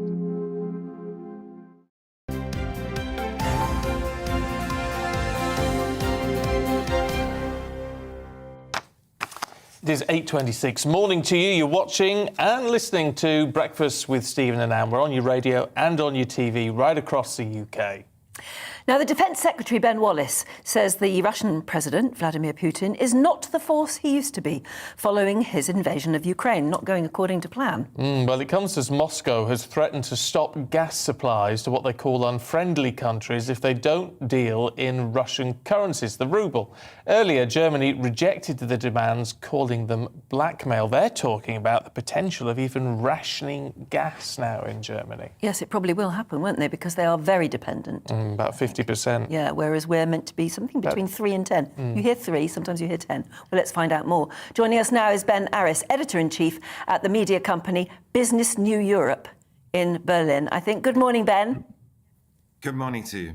Hello. How dependent on Russian gas is Germany? It's around 40%, maybe a bit more. It's one of the most dependent of all the European countries. And they've been trying to increase their dependence because there was a pipeline, the Nord Stream 2, that was being built directly from Russia to Germany because they were looking for more gas and cheaper gas. So they're very exposed and they're very worried about this threat of Putin cutting off the gas if the Europeans don't pay for their gas in rubles. And that comes into effect today, so we're waiting to see what happens. Why is it that Putin wants this in rubles? Because, I mean, it's a breach of contract legally, isn't it? So can he demand it, and why would he want it? Exactly. The contracts have all been written where the payment for the gas bill is supposed to be in currency, euros, dollars. However, the way they've set it up is that they're going to open special so-called K accounts with Gazprom Bank, the bank that belongs to Gazprom, the national gas producer. And the idea is to try and get around this contract clause by the Europeans will pay in euros or dollars into these accounts, and then that money will be in Gazprom Bank converted into rubles. But the idea behind it is to try and weaken the sanctions. Several sanctions have been put on Russia, very painful ones. The most painful was the central bank's reserves, some $300 billion, half of all the money Russia has. And it has this enormous cash pile of $600 billion, far in excess of what it needs. And that $300 billion has been seized. And the second sanction is to ban Russia from this so-called SWIFT system, which allows people to do international money transfers. And that, in effect, has made it impossible for Russia to do business in dollars and euros. It can only do business in rubles. And this whole scheme is to try and force the Europeans to deal in rubles. Because if the money's converted, then that money's converted at the Moscow Exchange and the central bank, both of which are sanctioned. So in effect, you've got Germans paying in rubles and undermining the sanctions. And it also blows a hole in the bank sanctions in so much as this bank, Gazprom Bank, cannot be sanctioned. Part of this deal is that in order to do this business, it has to be excluded from any future sanctions. And Gazprom Bank will then have the ability to pay for things in dollars and rubles. So it's all a political ruse, if you like, to undermine the sanctions, to blow a hole in the banking sanctions, and to force the West to deal in rubles. Because it brings very little economic benefit to Russia at all. It's simply politics. But it's different in Germany. 40%, as you said, of gas comes from Russia, which means that your average German householder is going to feel quite differently, maybe, from the Chancellor. What are the varying opinions you're hearing? It's actually bigger than that. If Russia cuts Europe off from gas, Germany included, it's not just going to affect Germany, it's going to affect the whole of Europe. Because the supplies that Russia sends to Europe every year, some 150 billion cubic meters, is essential. It cannot be replaced. There's no other gas, no other energy forms to replace it. And the heating season just finishes actually today. So what happens now is in the next 6 months, all the storage tanks need to be refilled before the new winter starts on October 1st. If that doesn't happen, there won't be enough fuel in Europe, and there will be a huge energy crisis. I mean, we're talking about blackouts, we're talking about prices going up 20-fold. So you were reporting earlier about the spike in energy prices in the UK, but that's nothing compared to what will happen next winter. So this is a very major threat. And here in Berlin, where I live, our energy bills have already gone up 2 or 3 times. But the crisis to come, if that gas is turned off, is going to be on a wartime level crisis. The energy analysts I talk to say that you'd have to do a sort of Berlin airlift operation to try and get enough energy in to heat Europe. And even then it wouldn't be enough. And it's not just a question of turning down your thermostat. You're talking about blackouts. You're talking about industry not being able to work at full capacity because there's not enough energy. So we're facing a very serious situation. Well, look, we're out of time, really, Ben, but I just wanted to very quickly ask you, who is more likely to blink first on this one? Is it going to be countries like Germany who are dependent on this gas, or is it going to be Russia, who is obviously dependent on the income? I think if you ask me to speculate, I think Germany will blink in so much as the problem it has is it simply cannot replace that gas. And what it's going to have to ask its population to do in terms of the pain of bills and blackouts is unconscionable. They can't go there. They need to buy more time. OK. Ben Harris, Editor-in-Chief at Business New Europe. Good to see you this morning. Yes, thank you. Plenty more to come, of course, including a dive into today's papers. Plus, we'll return to Grantham in Lincolnshire, where our reporter Will Hollis is on your doorstep, maybe. Don't go away.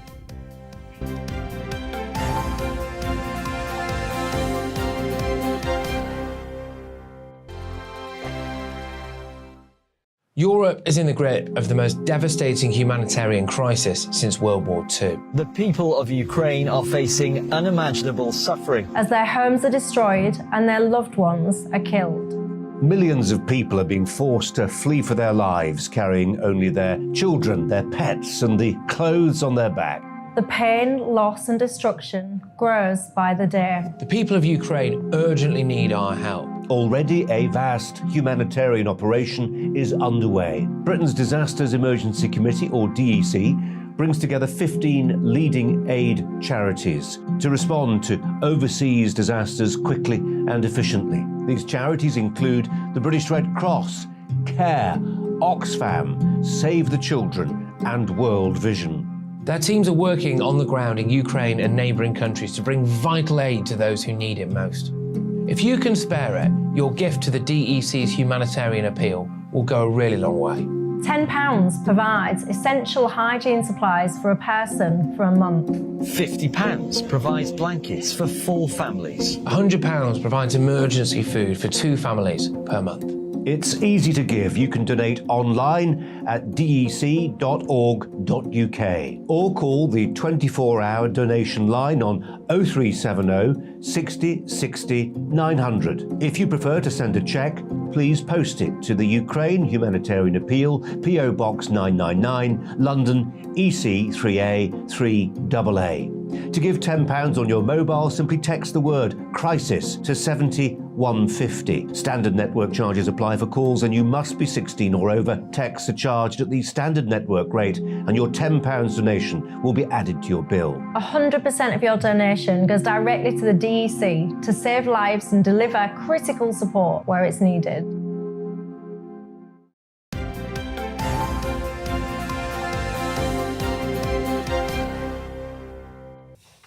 It is 8:34. Morning to you. This is Breakfast with Stephen and Anne on your TV and on your radio. So let's bring you up to date with the news headlines.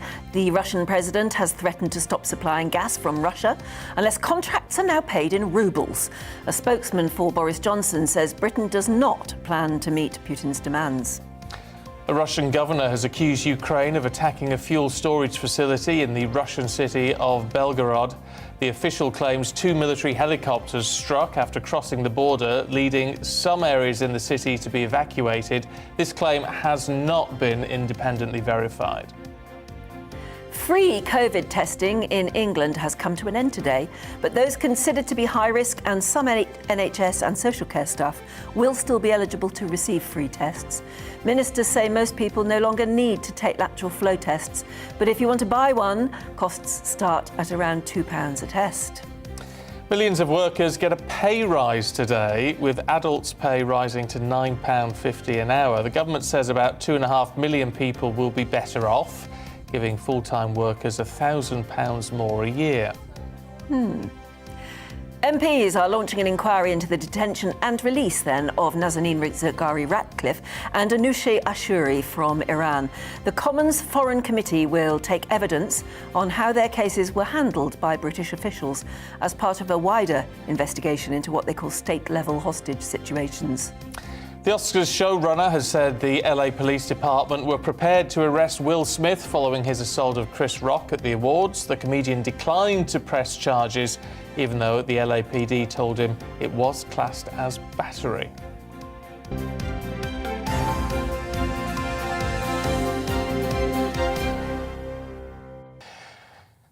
Look, just to bring you a little bit of breaking news this morning, and environmental activists have apparently targeted a number of oil terminals across the country today. The group is called Just Stop Oil, and it claims to have blocked 10 sites across the UK. And they added that more than 30 young people climbed on top of tankers at the Navigator oil terminal in Thurrock. Essex police say they've made 6 arrests so far, but obviously we'll stay across this story and update you on it as there are any developments during the day. Yes, there you go. Just another crisis at the petrol pumps. Yes, I don't quite know what the oil protest is. It's nothing to do with what we've been talking about. No, it'd be environmental, I should imagine. Yeah, it's environmental rather than cost of living. But then, you know... But then it'll all add up together, Last time there were protests at the depots, like old depots like that, is 15 years ago, when then all the petrol ran out at the pumps again. That's something to look forward to, isn't it? Oh, joy, oh, joy. Let's have a look at the papers for you this morning with author and academic Joanna Williams and Labour councillor Kevin Craig. Morning to you both. Good morning. Kevin, should we start with the Financial Times? Looking at, in the current economic situation, businesses teetering on the brink, it says. Yes, and you and Anne have talked a lot this morning, as have the audience, about the cost of living crisis. But this big story on page 3 of the Financial Times really struck a chord with me, because separate from being a Labour councillor, I started a business 16 years ago. We're now almost 100 people, very fortunate, several million turnover. But the forgotten angle really to today is that businesses, there's a load of support measures that came in for the pandemic, and they're about to fall away. And particularly for SMEs, small to medium-sized enterprises, it's so tough. And we've heard about the pandemic reduction in VAT, which is going back to its 20%. We've talked about, you just heard in the headlines about the minimum wage increases. And it's really difficult. And to quote the business leaders here, they're saying that the business is facing a range of challenges and costs which have not been seen in decades, a crisis, say executives and business owners. And I do feel for them. I do see this in business. It's particularly, there's a very moving story here about a lady who runs a catering company in London who's just giving up. And, you think anywhere you've got the costs of paying staff decently, business rates, tax, before you get into anything like making profits. And it's bleak. So not the positive story I'd like to have kicked off with. We're seeing this very much in terms of business, and I think you're absolutely right to do that, Kevin. But I think also what we underestimate sometimes is the social impact of local businesses having to fold. So we know that during lockdown, for example, there clearly were some winners. Amazon, for example, their profits increased enormously when we all sat at home ordering stuff online. And you just have to walk down the high street where I live in Canterbury, and you see so many shops just boarded up and businesses that have folded. And my worry again over the cost of living crisis is that it does end up putting more businesses out, and the devastating impact that actually has on communities when you can't just walk down the street and go shopping, and the social kind of role that that plays in lots of people's lives. I think it's important. But just like you said, though, some businesses failed and are still struggling terribly badly. But others sprang up out of almost nowhere because they addressed the pandemic and the different dynamic, the different way we're living our lives, I guess. Yes, It's very hard on some, though. It is. Let's talk about mothers and midwives, Joanna. Yeah, this is a very, very sad story. It's the head midwife in the UK who has come out and said that it's increasingly difficult for babies to be delivered safely because of a real shortage in midwives. We've been saying this for years now. Absolutely, but year on year there's a fall in recruitment, and we're now at the lowest level of midwives since 2009. And obviously this is coming in the same week as we had that terrible report from Shrewsbury and Telford about babies actually dying because of inappropriate care. And mothers too. And mothers, absolutely. But I think, we really need to start asking, why is there this problem in recruiting midwives? Yes, exactly. What is it? What's going on? Why aren't more people coming forward? Those who do the job and seem to be coping love their job. And when you think about it, if it was properly rewarded and properly scheduled, I don't know, maybe they're overworked or something. I think they probably are. But it must be an incredibly rewarding and very skillful, clearly a skillful job. Why are we having trouble recruiting more midwives? Yeah, no, I agree with you completely. And it does make me wonder, maybe it's not just a question of money. I mean, obviously, more people always like having more money, and I definitely wouldn't say don't give midwives more money, but it makes you wonder if there's something else going on about the nature of the job, the pressure that people are under, or even just a sense of not being sufficiently valued in that role. And yeah, my God, they are valued when you need them. It's interesting. Maybe we should recruit more men. You don't get very many male midwives yet, do you? There's a few. You don't. There are a few, yeah. A few. Not sure how women might feel about that. Oh, I don't think, honestly, I think you just want to deliver your baby safely, don't you? Yeah. Tell us about egg apocalypse. Look, slightly lighter note, but farmers are warning on the front page of the Daily Star, everybody, that, they are well and truly clucked. There's an egg apocalypse now. Armageddon. Please. It's not my words. Hen farmers are sick of shelling out. It's very expensive. And what this all leads to, and apologies for all of those, is that there is it's another warning from the British Poultry Council, the British Egg Industry Council, about the fact that the cost increases are leaving hundreds of chicken farmers on the brink of bankruptcy. And that translates into a knock-on risk, we read in the Star today, of a threat to the egg shortage threatens our biscuits and cakes. So, Well, you need eggs. Well, we do need eggs. Yeah, we do need eggs. And that's not an April Fool's story. It's been in a lot of double-checked and it's even verified. in the Financial Times today. Well, maybe though, there's this whole veganism thing is kicking off. Maybe we actually have somebody else say, we do need eggs. Maybe we don't need eggs. Maybe there are other ways around it now. I profoundly disagree with you there, Stephen, I have to say, because eggs are one of the most wonderful natural foods. They're a great source of protein. Yeah, they are but they're meant to be for baby chickens, aren't they?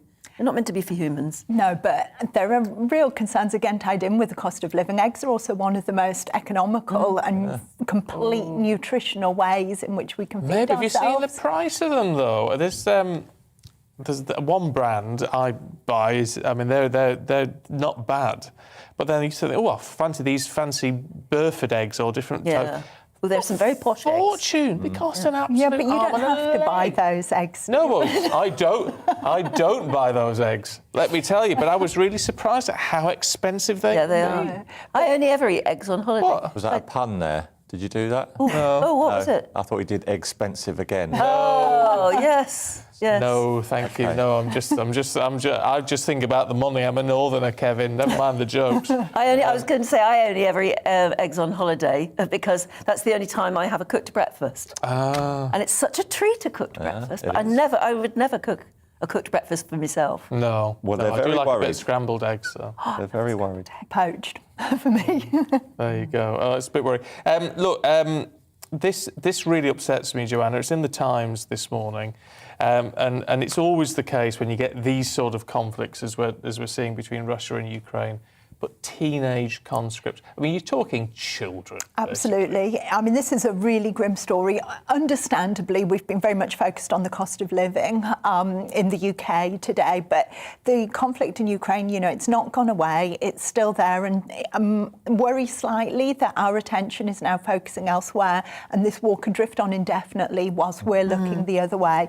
And this is a truly awful story about teenagers being not volunteers, but actually conscripted into the Russian army. So with very little training. Very little training and now dying in Ukraine.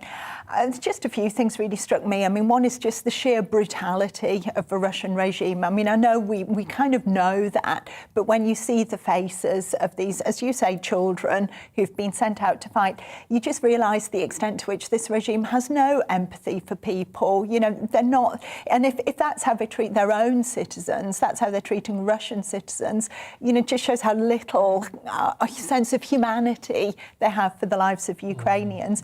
But I think also, you know, it shows us the weakness of the Russian army. This is not a professionally trained military of fully kind of paid up volunteers. The fact that they're having to recruit, conscript these teenagers shows us how weak this army is. But, you know, two questions that come from that. One is, do the Russian people, how much do they know of what's actually happening? Presumably the mothers who are seeing their teenage sons coming back in body bags, you know, that's the harsh reality of it. And sorry to state that so boldly, but they know what's going on. They're dying in enormous numbers. Exactly. If we surely can that's believe got to get through to the average Russian voter sooner or later. Well, let's hope so. But again, you know, it also just makes me worry if they are recruiting, conscripting teenagers, the extent to which this could just drag on indefinitely now, you know, and again, the more our concerns are directed elsewhere, the more this is still just going on. And I think we can't let ourselves forget that this is happening. No, it's an absolute disgrace. Talking of disgraces, Kevin, Prince Andrew's in the Telegraph. Yes. These more allegations. Yes, allegations. It's very important to stress that. But I found this a very notable story on the front page of the Telegraph. The headline is, and again, it's all alleged, very clear about that. Duke took £1 million from Turkish fraudster in speech marks. And the long and the short of it is there's a lot of press coverage today in one of the most pro-royal papers, funnily enough. But there's a court case going on, and if you like, Prince Andrew and his former wife are being brought in classic collateral damage in a way. And it was very notable earlier this week when we saw the Queen and you know, showing support to her son. It was a gentle re-emergence into public life, and immediately the same week he then ends up being mentioned in some more really unhelpful. Yeah, he's not been charged with anything. Absolutely not. And there's no allegation of any improper conduct. Absolutely but nevertheless, he did, and I think that was a fact that's said in court, he did take a certain amount of money, nearly £1 million. Well, indeed. I mean, it's what they call the optics. The optics, yeah. Look, I hate to say it, you two, but we are out of time. Got to cut you a little bit short. Joanna Williams, Kevin Craig, thank you very much indeed. Only because we've got a minister standing by, and so we need to get to him pretty pronto, and this is because the Home Office is promising to spend an additional £64 million on violence reduction units over the next 12 months after research shows they help reduce violent crime. Yeah, for more on this, Minister of State for Crime and Policing, the MP Kit Malthouse, joins us now. Very good morning, Minister.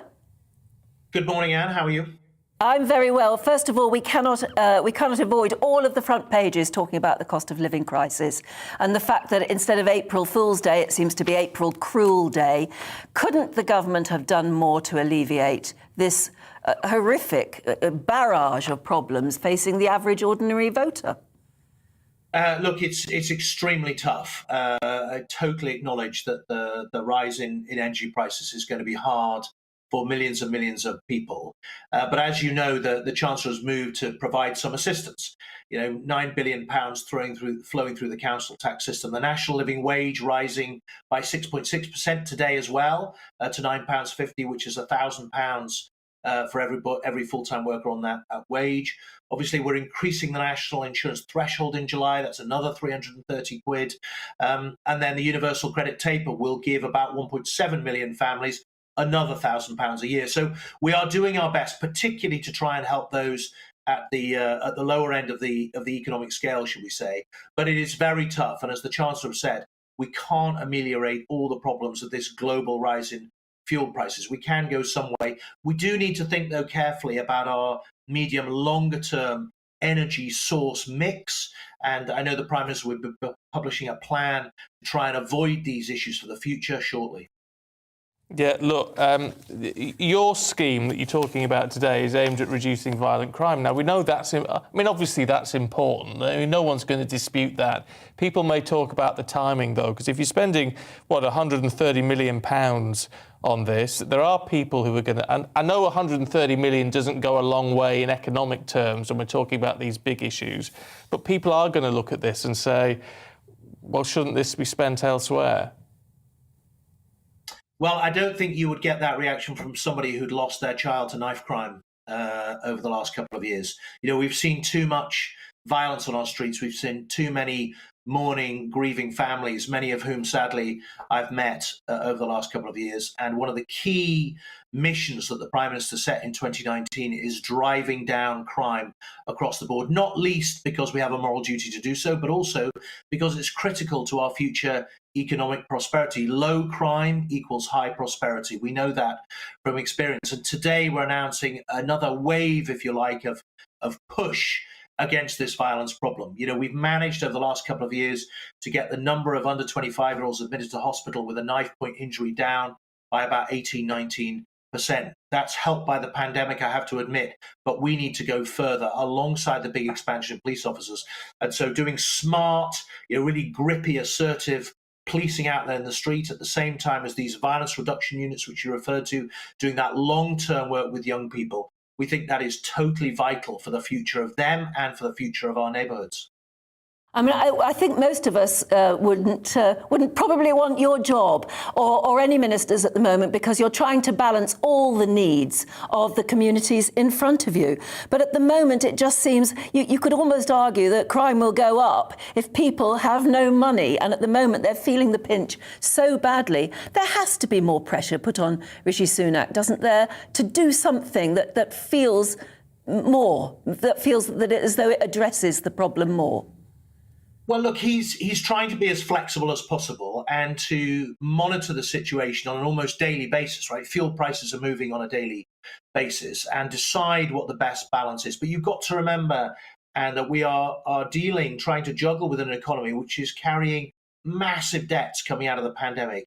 You know, he moved with extraordinary speed to support the economy and people in their homes and livelihoods through 2 years of really, really tough times as we fought that disease. That has left us with a big debt overhang, which we need to manage as well. And a country, like any family, has to think carefully about the income that's coming in, the expenditure that's going out, and the debts that it's trying to manage. And he's juggling with that at the moment.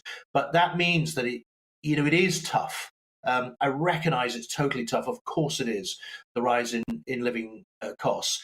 But we all need to work together to make sure that in the medium and long term, we're able to be healthy and prosperous and on top of our debts, while at the short term targeting as much assistance as we can afford to those people, particularly at the bottom end. Look, there needs to be some very quick action on this. What do you make of the whole windfall tax thing? I mean, Labour's been going on about it for ages now, but Lord Brown, former boss of BP, has said a North Sea windfall tax would be justifiable. Now, if he's saying that, someone who's run the business, maybe the government does need to look at that a bit more closely. Well, look, energy companies already pay more tax than anybody else, right? So corporation tax or whatever, 19%, they already pay 40%. And don't forget that much of that money that they generate is paid out in dividends into pension funds. right? It supports lots of people in their lives as it stands. And then if we are really committed to being more fuel resilient for the future, we need them to use some of that money to invest for the future, to make sure that we have more independence from a fuel and energy point of view. And that's the balance that we have to strike. Now, look, the Chancellor, as I say, is looking at all the levers at his disposal on a daily, weekly basis to see what he can do to help and to juggle this equation of prosperity that he has to do over the next few months. But as I say, it might seem like an easy win. Actually, you have to ask yourself whether in the medium or long term, it's not great for the future of our energy needs. There's so much more to talk to you about. I'm afraid we've only got a couple of seconds, but really quickly, is this the right time for MPs to be taking a pay rise? Well, look, MPs' pay is set by an independent body, whether we like it or not. They look at the balance. I think it's looked at the balance of rises across the public sector and then make an award to MPs, and that's the right way. And it should be independent. We shouldn't set our own salaries. That's for IPSA. You'll have to get them on and interview them as to why they've decided that way. Minister, good to talk to you as always. Thanks very much indeed. Do stay with us here on Breakfast. Lots more coming up in just a moment. Good morning, Alex Deakin here with your latest weather update this Friday, the 1st of April. But it could be the 1st of February out there because it has definitely turned colder. A wintry start out there with a touch of frost in places. High pressure is nearby and it will bring many of us a fine and sunny day. But around that high, the winds are coming in from the north. Not quite as strong, as bitter as the winds were yesterday, but still noticeable across parts of Kent and East Anglia this morning, with a fair few showers in here and showers drifting into parts of northeast England, eastern Scotland, meaning it could be quite icy for the morning commutes. Those showers keeping going across the east through the day. We'll also see some wet weather in the northwest with some snow over the Highlands, but otherwise a lot of dry, fine, sunny weather today. As I said, those winds are not quite as bitter as yesterday, but it is still cold. Temperatures are still well below average for the time of year and feeling colder with the breeze. Now, that breeze will continue to throw some showers over northeastern parts of England in particular. So again, things could turn icy tonight, and wet weather will spread through this evening over Northern Ireland, southwest Scotland, and eventually into northwest England and North Wales, and still some snow likely over the high grounds as this zone of wet weather pushes southwards. So again, it could turn icy as temperatures tumble down below freezing, even in towns and cities, and well below in some rural spots. A cold start to what will be a pretty chilly weekend, and parts of South Wales, southwest England having a fairly wet Saturday morning. Showery rain here at low levels, but still some snow over the higher ground. A few scattered showers in the east during Saturday, but otherwise a lot of dry, sunny weather again. But again, don't expect it to be particularly warm. We might scrape up to double digits in the south. The winds will be lighter still during Saturday, so perhaps not feeling quite as cold, but it will still be a chilly weekend, certainly a lot colder than last weekend. It won't be as sunny either. There'll be some dry and bright weather, but also one or two showers scattered about. Enjoy your day. Goodbye.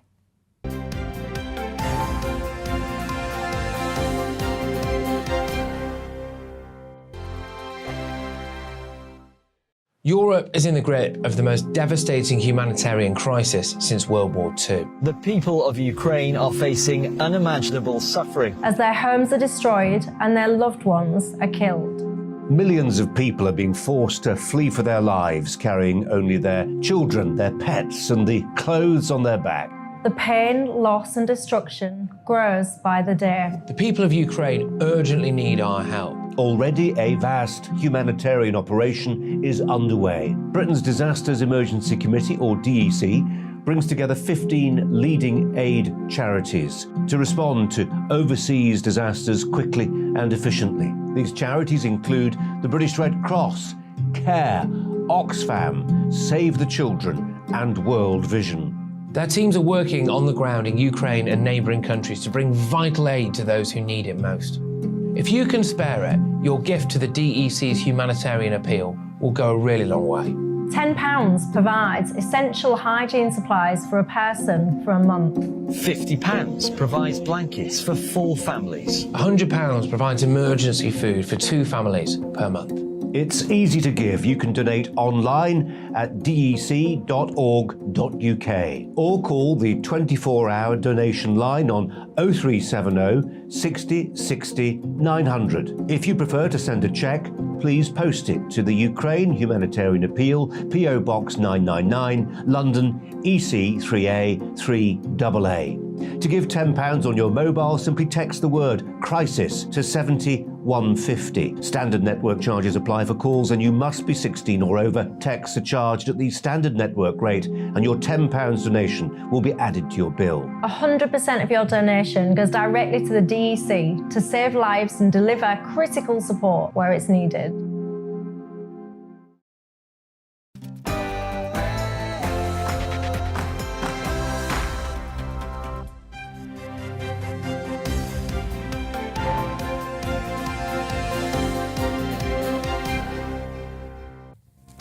Environmental activists target a number of oil terminals across the UK this morning. Good morning to you. It is 9 o'clock on Friday, the 1st of April. This is Breakfast on GB News with Stephen and Anne. Coming up this hour, protesters from a group called Just Stop Oil says it has blocked 10 sites across the UK. Essex police say they've made 6 arrests. We'll bring you the very latest. Household bills are set to surge as the cost of living crisis deepens. Water, council tax, car tax, energy bills all set to rise today. Unions say families are at breaking point.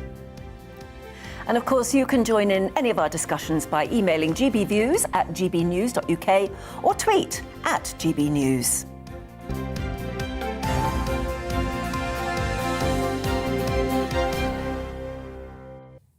So we just start with that developing story this morning and news that environmental activists have targeted a number of oil terminals across the country this morning. They call themselves Just Stop Oil and they say they've blocked about 10 sites across the UK. Yeah, they added that more than 30 young people climbed on top of tankers at the Navigator oil terminal in Thurrock, and Essex police say they've made 6 arrests so far. We, of course, will continue to stay across this story and update you on any developments this morning. It's all about these sort of protests, and people are allowed to protest, and that's all well and good. It's about the timings, because that is going to affect, if they're successful in what they do, they will disrupt oil supplies to petrol stations and all the rest of it. Which affects everybody. Again, doesn't it? It could cause shortages straight away almost, couldn't it? Yes, it could. And you wonder, are people prepared to put up with that at the moment, on top of everything else that is going on? Because our purse strings are getting pulled tighter from today due to the cost of living crisis, which is escalating, of course. And everything seems to be happening on the same day. As I've been saying all morning, it's the Mirror put it so well. April Cruel Day. It's not April Fool's Day. Sadly, it's not an April's joke. All of these things seem to be happening at the same time. Energy bills going up, council tax going up, national insurance going up, water bills going up, stamps up. Didn't know that one. Broadband charges going up. It's going to hit everybody, especially as it mounts and adds up. It certainly is. Look, let's get the very latest from our business and economics editor, Liam Halligan.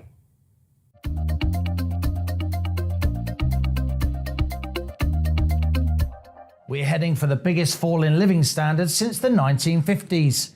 And Rishi Sunak's spring statement measures will do little to offset that drop. This cost of living squeeze has been months in the making. As we emerge from lockdown, global supply chains remained broken. Demand has surged, but our economy struggled to get into gear, causing prices to rise. Even before Vladimir Putin chose to invade Ukraine, UK inflation was at a 30-year high. Now this conflict's stopping Russian and Ukrainian crops and energy exports reaching global markets, again causing prices to spiral.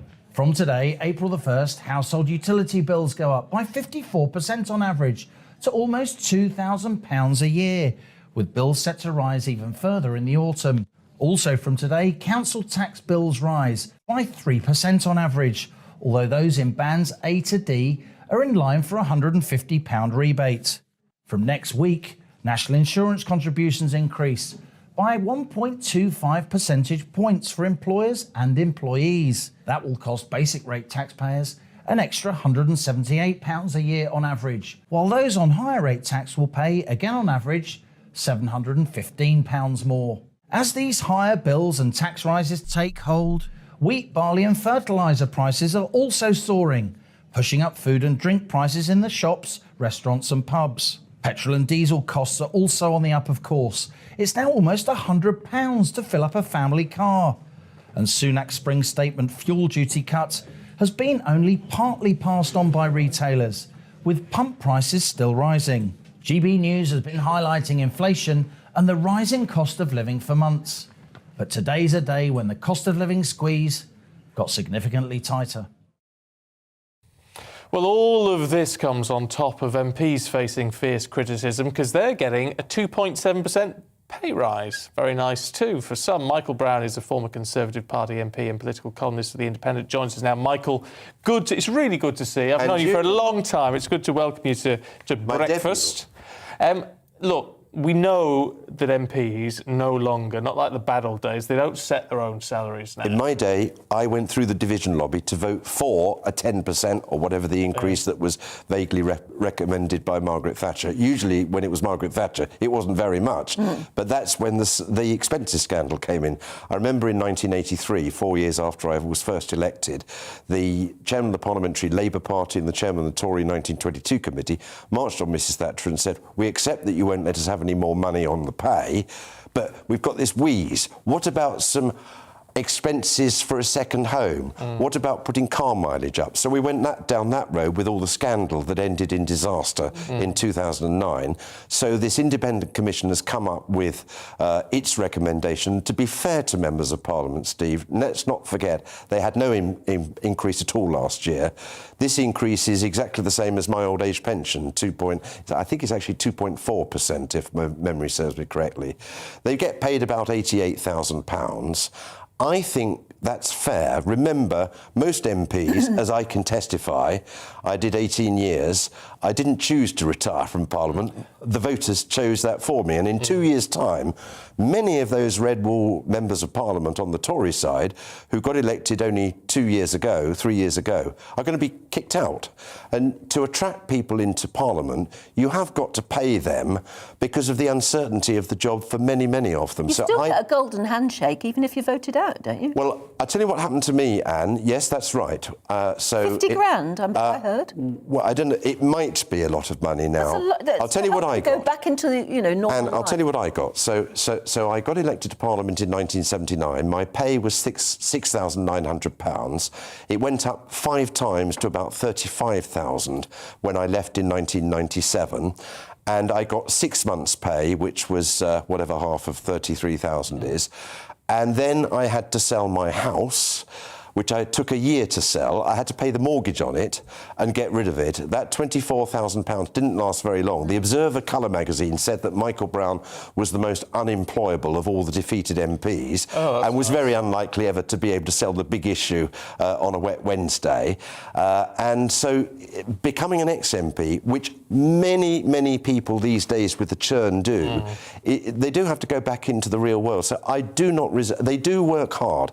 Today, there's the optics, isn't it, though, today? Exactly. But the pay always goes up on the 1st of April. My pension goes up by 2.7% today. And it's if you'd have said every single year from 1979, 43 years ago, should an MP get a pay increase, the voters would have said no, no, no 43 times. So they would still be paid £6,900 today as when I was elected 40 years ago. I don't resent them getting the... It's about the same as a doctor. And I think a member of Parliament, remember, we could go back to the old system of not paying them very much, and all we'll have is Jacob Rees-Mogg times 650. Yeah, that's a fair point. It is an interesting one. I can't imagine it sits very well, though, on April the 1st, when all of these other things are happening. I absolutely agree with you. There has never, ever, ever, ever, in the whole 18 years of my annual pay increase, nobody said every time during those 18 years, you shouldn't get a pay increase. It's terrible. It's a disaster. Everybody said, you don't deserve it. You don't deserve it. So on that basis, when do you do it? And to be fair, it's not done by members of Parliament. It is done by this independent organisation. They have no say in the matter. You've got the joy of being a former member, of which means you can take a much better overview of what is going on in government at the moment. And with this cost of living crisis, should Rishi Sunak, who is obviously trying to step himself up to be the next leader, the next Prime Minister... I don't think that's going to happen. Well, maybe not. Maybe not, but that's not going to happen. He's got ambitions, though. We know that. Is he doing the right thing? I mean, a lot of people saying he could have done a lot more. He could have looked at universal credit. Yes. If I was a Tory MP today, I would be very angry that he's talking about a tax reduction bribe in 2 years' time, jam tomorrow, when he should be dealing. I think there is a serious case. Does that look really simple? Yes, there's a serious case for increasing universal credit. I mean, this is what happens when you have a generation of politicians who don't know what inflation is. I came into politics because of inflation. I came into politics because prices doubled between 1975 and 1979. I can still see my election address. Under this Labour government, inflation has been allowed to roar. And prices have doubled. And it took Margaret Thatcher all of her 11 years to stamp on and sit on inflation. And unfortunately, the collective memory of today's politicians, because there are so few who are as ancient as me still living and active in politics, they don't remember how corrosive inflation can be. Is it fair? The worst, this is a Tory government. Sorry, is it fair to also point out the fact that we have a generation of senior ministers who don't know what it's like to be poor?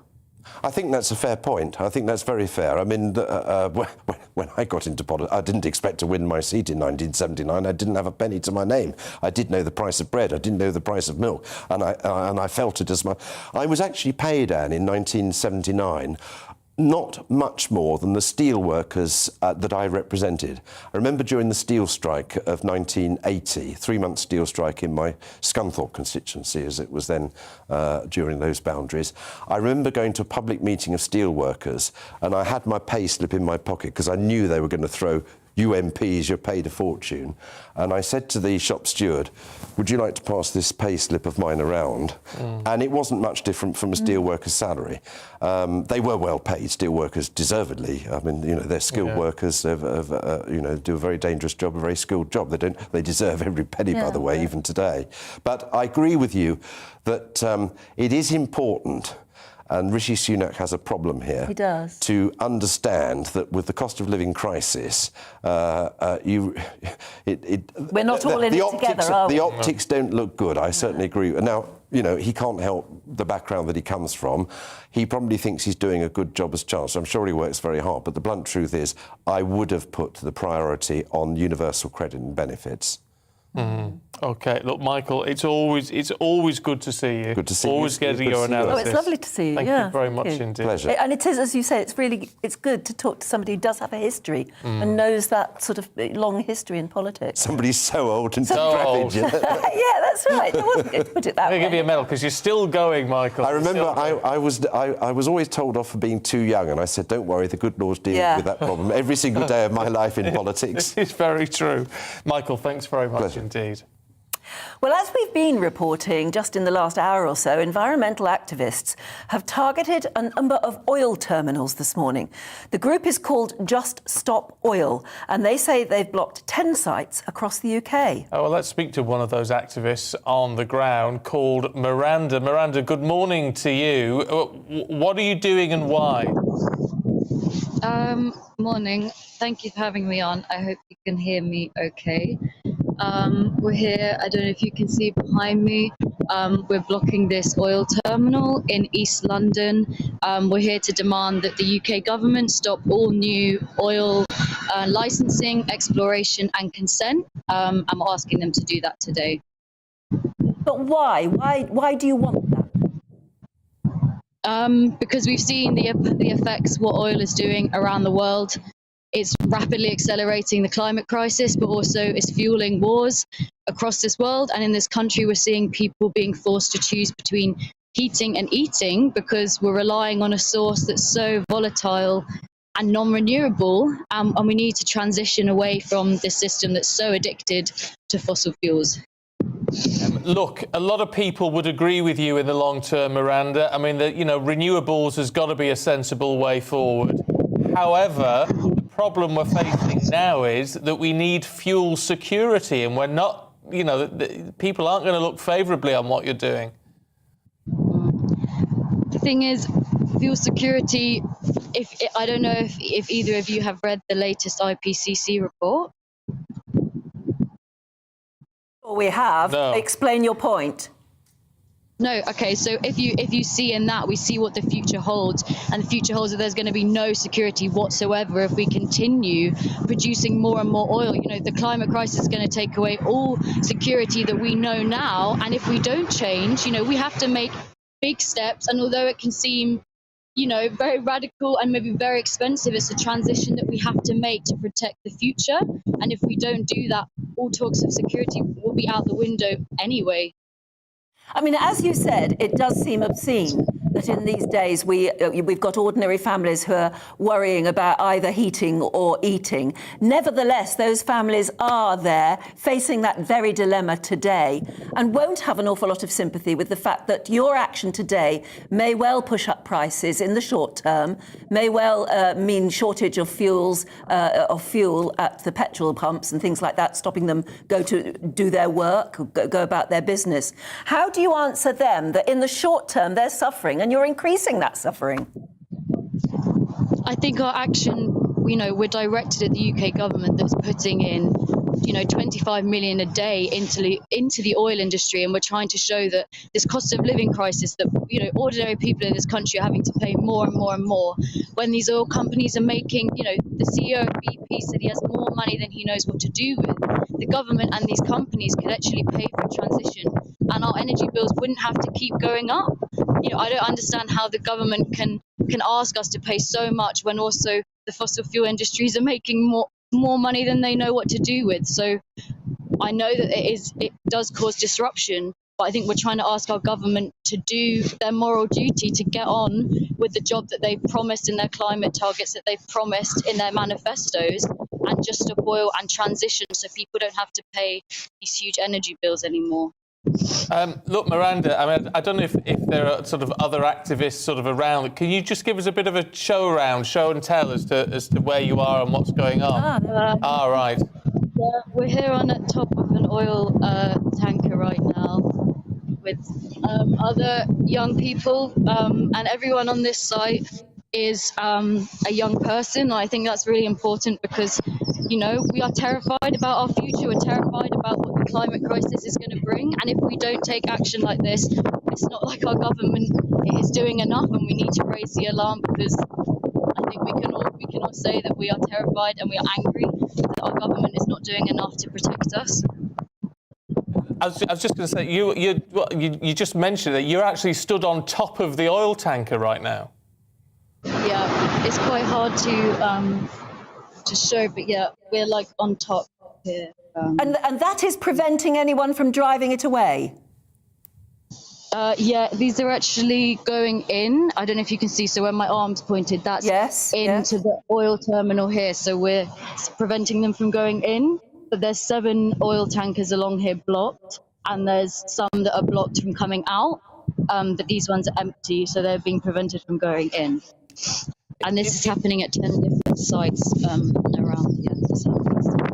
In terms of what you're trying to achieve, again, go back to the point that a lot of people, obviously renewables are ideal. I mean, that's the perfect scenario. But there's got to be, even in the best case scenario, there's got to be a transitional time, hasn't there? Which could be decades, actually. You've got to accept that, haven't you? I don't think we can accept that at all. And, you know, the science is telling us so starkly that if we do not make these transitions now, if we do not make, you know, huge changes, physics is going to take control and we won't have any time left to make these changes. And it is a big ask, but we're asking for no new oil. We understand we can't just stop all oil now. You know, we understand we have to have a transition period. But the UK government's looking at opening 42 new oil fields, and that is just absolutely ridiculous. They're saying they're going to be carbon neutral by 2050, and you know we're tired of seeing our future being burnt away, so that, you know, oil industry and our government can keep making money, and we just want to see change, and we know that their policies are too slow. So yeah, we have to stop oil, and we have to take matters into our own hand if the government will not do that. But you must have got there somehow today. You probably came in a car or on a bus or on a train. I mean, the impracticality of what you're preaching is huge, isn't it? We've all got to live, and we've got to accept, as Stephen said, some sort of a transitional period, especially at the moment whilst people are suffering. Of course, we have to accept a transitional period, but, you know, the IPCC report told us we have a rapidly closing window of opportunity to change, and if we don't take these chances now, these final few years that we have to really make a change, we're going to look back and think, what were we doing? You know, we can't, and trying to blame individuals, we just don't have time for this anymore. The time for that was 30 years ago. The time for action and transitioning and thinking of a way that we can change the way that we consume energy and look after our citizens. The time for that is now. How do we change how we consume energy? Through things like insulation and changes to public transport to make that more accessible, so people no longer have to choose between, you know, heating and eating, or they, you know, maybe people don't have to use as many cars, and we can change that energy consumption, and also, you know, moving away from fossil fuels, moving to renewable energy. Yeah. Miranda, how big is your organisation, and how many people are with you today, and how long are you going to stay there? I think on our site there's I want to say about 50 people. And I mean, I know that there's hundreds and hundreds of people doing this across the country. And I believe that more people will come when they see what's been happening. And I think we'll stay here for as long as it takes. And I think people will keep coming back until the government makes a meaningful statement that they will just stop new oil licensing. I mean, the bottom line is you're going to get arrested today, aren't you? Yeah. And so what happens after that? Then we just have to keep going, and we have to listen to the science and do what the science is telling us, and that is that, you know, we have no more fossil fuels. You know, the International Energy Agency told us that last year. If we are serious about the climate crisis, we produce no more fossil fuels, and all our governments are doing the exact opposite. So I think these young people will just keep going until actually have. We're going to leave you now because we really can't hear you anymore. It's very windy. You're going to get very cold up there. But it's good to talk to you, Miranda. Thank you very much for explaining your point of view. Yeah, thank you very much. Thank you. Well, whoever pulled that off in our newsroom, getting someone who's actually on top of the tanker, I don't know. Well done to you. I know, brilliant. Well, I find it so fascinating because, yes, those are very real concerns. And quite renewable energies, geothermal is the big one they're looking at now, which could be absolutely phenomenal. But it's the timings, it's the reality. She's got it right. The more you give in to the fact that there has to be a transitional period, the more you give in to complacency if you're not careful. Yeah, no, that's fair. And so I find it very heartening that young people are feeling. I was going to ask her how old she was, but really it was so noisy. Isn't it interesting, though? I do find it fascinating that young people feel so strongly about it. It's the idealism of young people compared to the reality of how these things actually happen. Or the complacency in everything. I mean, I've dealt with government before on the Cot Death campaign, and their attitude then was, you know, we'll set up a review, we'll set up a specialist committee, and it'll report in a couple of years' time. You think, no, I want action now. I want it now. And I think sometimes that impatience, as Miranda was showing us, sometimes it gets you heard.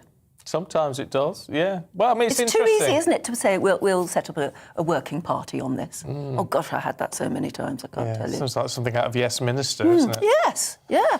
Well, look, I'd love to know your thoughts on Miranda and Stop the Oil and what they're doing. I mean, even if you don't, I don't support what they're doing. However, I think they're still raising a valid point. So I'm almost sort of on the fence with it in a sense. What do you think? GBViews at gbnews.uk. I think now possibly isn't the right time, but then when is the right time? Exactly. This sort of thing. If you wait, then you're giving in, I think, a lot, aren't you? If she's achieved nothing else, she got on GB News and she got her point across. And even if you don't agree with her, you know, it's good to talk about it. It is good. These are discussions that need to be had. So whichever side of the debate you fall on. and let us know what side of that debate you're on. Still to come, though, on your doorstep, we're going to be heading to Grantham and Will Hollis.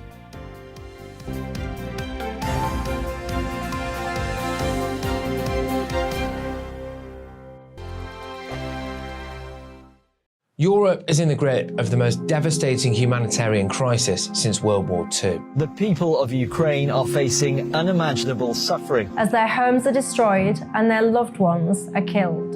Millions of people are being forced to flee for their lives, carrying only their children, their pets, and the clothes on their back. The pain, loss, and destruction grows by the day. The people of Ukraine urgently need our help. Already a vast humanitarian operation is underway. Britain's Disasters Emergency Committee, or DEC, brings together 15 leading aid charities to respond to overseas disasters quickly and efficiently. These charities include the British Red Cross, CARE, Oxfam, Save the Children, and World Vision. Their teams are working on the ground in Ukraine and neighbouring countries to bring vital aid to those who need it most. If you can spare it, your gift to the DEC's humanitarian appeal will go a really long way. £10 provides essential hygiene supplies for a person for a month. £50 provides blankets for 4 families. £100 provides emergency food for 2 families per month. It's easy to give. You can donate online at dec.org.uk or call the 24-hour donation line on 0370 60 60 900. If you prefer to send a cheque, please post it to the Ukraine Humanitarian Appeal, PO Box 999, London, EC 3A 3AA. To give £10 on your mobile, simply text the word crisis to 70150. Standard network charges apply for calls and you must be 16 or over. Texts are charged at the standard network rate and your £10 donation will be added to your bill. 100% of your donation goes directly to the DEC to save lives and deliver critical support where it's needed.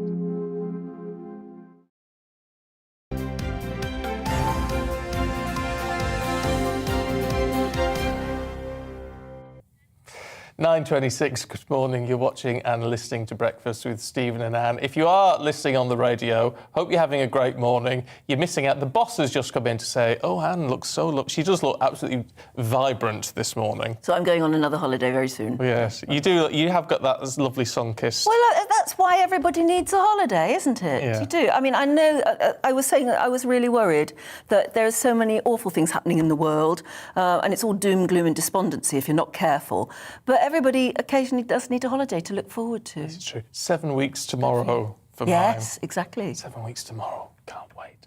Can't wait.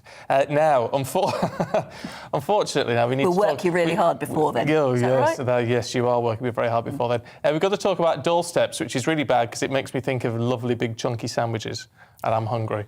But it is time for On Your Doorstep. I love a doorstep.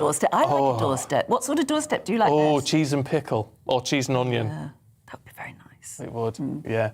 Then we'll get none of that. Well, you never know. I don't know where Will Hollis is. He might be in a cafe this morning. We shall find out. We'll find out his favourite doorstep. He's in Grantham this morning. You look really cold, Will. Oh. Good morning. It is brightening up. It's not quite as cold as it was maybe an hour or two ago. Do you know what? We were actually about to leave. We jumped in the car. We got on the A52 and we were thinking about going home, but we did feel a bit peckish. So we stopped off at one of these local cafes that rule the A road next to a petrol station, and we thought we'd try and see if we could get a bit of a bacon cob. Back that way, that's where we've come from today. That's Grantham. Just a reminder, that's the birthplace of Margaret Thatcher, where Sir Isaac Newton learnt all about physics and that sort of stuff and made up all of those different theories before he had that big apple drop on his head. But it is time to go onto the doorstep. So we stopped off at Route 52 Cafe. Obviously the A52 is where we are. There's all the frost on the floor, so do be careful there, Mr. Cameraman. I wouldn't want you slipping over. And there is somebody inside there, so we'll see if we can get inside. Can we come in? Yes. Oh, look, I think they've just opened because it's just gone 9 o'clock actually. Hiya. Hello. Hiya, we're from the TV, we're from GBNews. Is there any chance we can come in and get a bacon cob and have a bit of a chat about what's going on in the news? Yeah, come in. Fantastic. Just squeeze on through, squeeze on through. Wonderful. Oh, you can smell it. You can smell the delicious full English breakfast that they're already starting cooking. You saw us pulling in, didn't you? Didn't you? Just watch your head there, Mr. Cameraman. Just watch your head. Hiya, how you doing? How you doing? Come over for a chat. I'm Will, so we're in Grantham today talking about the day's news. What's your name and what's the cafe? I'm Sally, and this is Route 52 Cafe. And what kind of things do you do here? Is it just a regular old cafe, or is there something special? Well, we think it's very special. It's a very small business that's just started a couple of years ago, and we have learners in to help out as well. Fantastic. And then who's this in the back? Do you reckon she can get us a bacon cob going? Yeah, this is Charlotte. She's our chef. Fantastic. We're talking about cost of living, the price cap. There's a lot of real big worries for a lot of people. What's it like for somebody that runs a business, that's a manager in a business like this? Well, it's really difficult because there's only 3 of us that work here, and it is a small business, and we've just had to put prices up again to try and make ends meet. And what about at home in regular life? You know, this is a job, you get paid to do it, but the bills are going up at home. What's it like for you, Sally? Well, that's difficult as well, you know. You never know how much you can budget now because of everything's so up in the air, and fuel prices have risen as well. And you're on an A road, so lots of people, lots of truckers that come in between Skegness, which is that way, Grantham and Nottingham that way. Are you noticing a change in people coming in here at all? Oh, yeah, absolutely. There's a lot less because we used to get a lot of the holiday makers calling in either before on the way there or on the way back, and that's certainly decreased recently. Decreased because of COVID, but also decreased because people don't have as much money? I think because people don't have as much money, really, yeah. And then the other story of the news today is that MPs are getting a pay rise when you and businesses like you, small businesses, local people, are already struggling. How does it feel to know that MPs are getting £2,000 extra a year? Well, it feels a bit unfair when we're working really hard to make ends meet and provide a really good quality service, and you know, just seems a bit unfair, really, that we're all suffering. It's a really tricky time for everybody. But thank you so much for chatting us and letting us on your doorstep. Hopefully Charlotte's going to bring us over a bacon cob shortly. Absolutely. I think we're pretty much done for the day. It is a lot warmer in here, and it'll be a lot warmer when we get a coffee and a sandwich inside of us. So thanks so much, Stephen and Anne. Back to you in the studio. Oh, Will, You're making us so hungry. You are desperate for that bacon cob, aren't you? I don't blame you. He's been out in the cold all morning. Yes. It's a nice thing about being a reporter on the roads, isn't it, where you can pop into a cafe like that. Will, thank you very much indeed. I used to spend half my life on the A52. Did you? Used to live in Nottingham and work in Derby, yeah. Yeah, well, of course, I used to start in that area as well. Did you? Central News, East Midlands. Oh, yes, of course. Nottingham, Derby, yeah, very much so. Leicester, that area. Yeah, it's lovely. It's a lovely part. It is a lovely part of the country in good weather, and it occasionally gets some very bad weather, and then it's very difficult to drive. It's get bitterly cold round there. Well, there you go. Look, we've got lots more coming up for you. Real treats, because not only is Anne back from our hollybobs, but so is Stephanie Tetchy. Shasha. So say I. Stephanie's here with all your showbiz news in just a moment.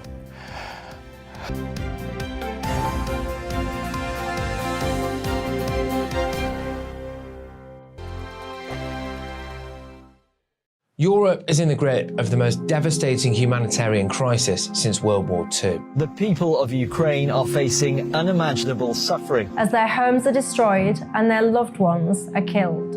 Millions of people are being forced to flee for their lives, carrying only their children, their pets, and the clothes on their back. The pain, loss and destruction grows by the day. The people of Ukraine urgently need our help. Already a vast humanitarian operation is underway. Britain's Disasters Emergency Committee, or DEC, brings together 15 leading aid charities to respond to overseas disasters quickly and efficiently. These charities include the British Red Cross, CARE, Oxfam, Save the Children and World Vision. Their teams are working on the ground in Ukraine and neighbouring countries to bring vital aid to those who need it most. If you can spare it, your gift to the DEC's humanitarian appeal will go a really long way. £10 provides essential hygiene supplies for a person for a month. £50 provides blankets for 4 families. £100 provides emergency food for 2 families per month. It's easy to give. You can donate online at dec.org.uk or call the 24-hour donation line on 0370 60 60 900. If you prefer to send a cheque, please post it to the Ukraine Humanitarian Appeal, PO Box 999, London EC3A 3AA. To give £10 on your mobile, simply text the word crisis to 70150. Standard network charges apply for calls and you must be 16 or over. Texts are charged at the standard network rate and your £10 donation will be added to your bill. 100% of your donation goes directly to the DEC to save lives and deliver critical support where it's needed.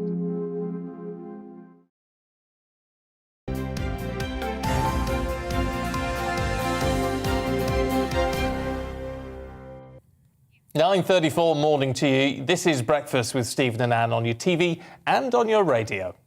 Now, from today, many families are going to feel the impact of the cost of living crisis even more because energy bills are set to go even higher due to that increase in the price cap. Yeah, let's talk to our Midlands reporter Balvinder Sidhu, who's in Dudley with Vicky and her son Jack. Balvinder, I mean, this is going to bite for a lot of people, isn't it? That's right, Stephen. I mean, I am with Vicky and Jack. She's a single mum. She is going to really feel the pinch. She is a real family. I mean, these energy bills going up, the cost of living, the cost of food because of inflation rising is going to affect millions of households to varying degrees. But for Vicky, she's already struggling. She's already having to make a lot of savings. So the rises today will have a severe impact. Vicky, just tell me, how worried are you? Yes, I'm really worried about the gas and electric. I'm just about coping at the moment, you know, paying each month. But now it's going to go up.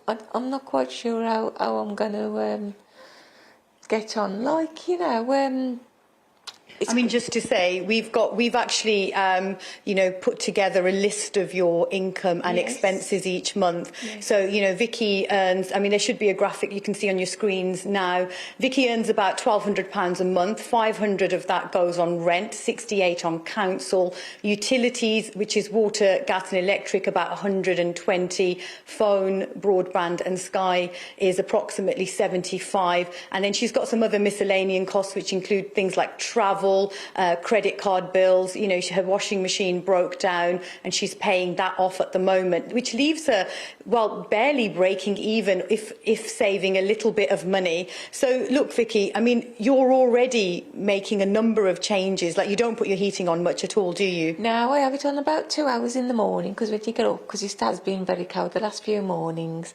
I have it on about 2 hours and then about 2 hours when I get back home from work or through the time, about tea time until for another 2 hours. So after and that... water as well. Yeah. Oh, yeah, like with the water, what I tend to do, I mostly have showers and Jack. Yeah. And what I tend to do with washing, I always wait until I've got one big load and then just do it in one go to just try and save as much energy as I can. And food, you've also mentioned to me earlier that there are occasions where you can only afford to eat one meal per day. I have done in the past, yes. Yes, I do. But I do tend to shop everywhere. I go to the Aldi, the Lidl, Asda, and I always look where they've got the cheapest, you know, and bargains. So I do. And I try to tend to make some meals myself as well, like pasta bakes and like the soups.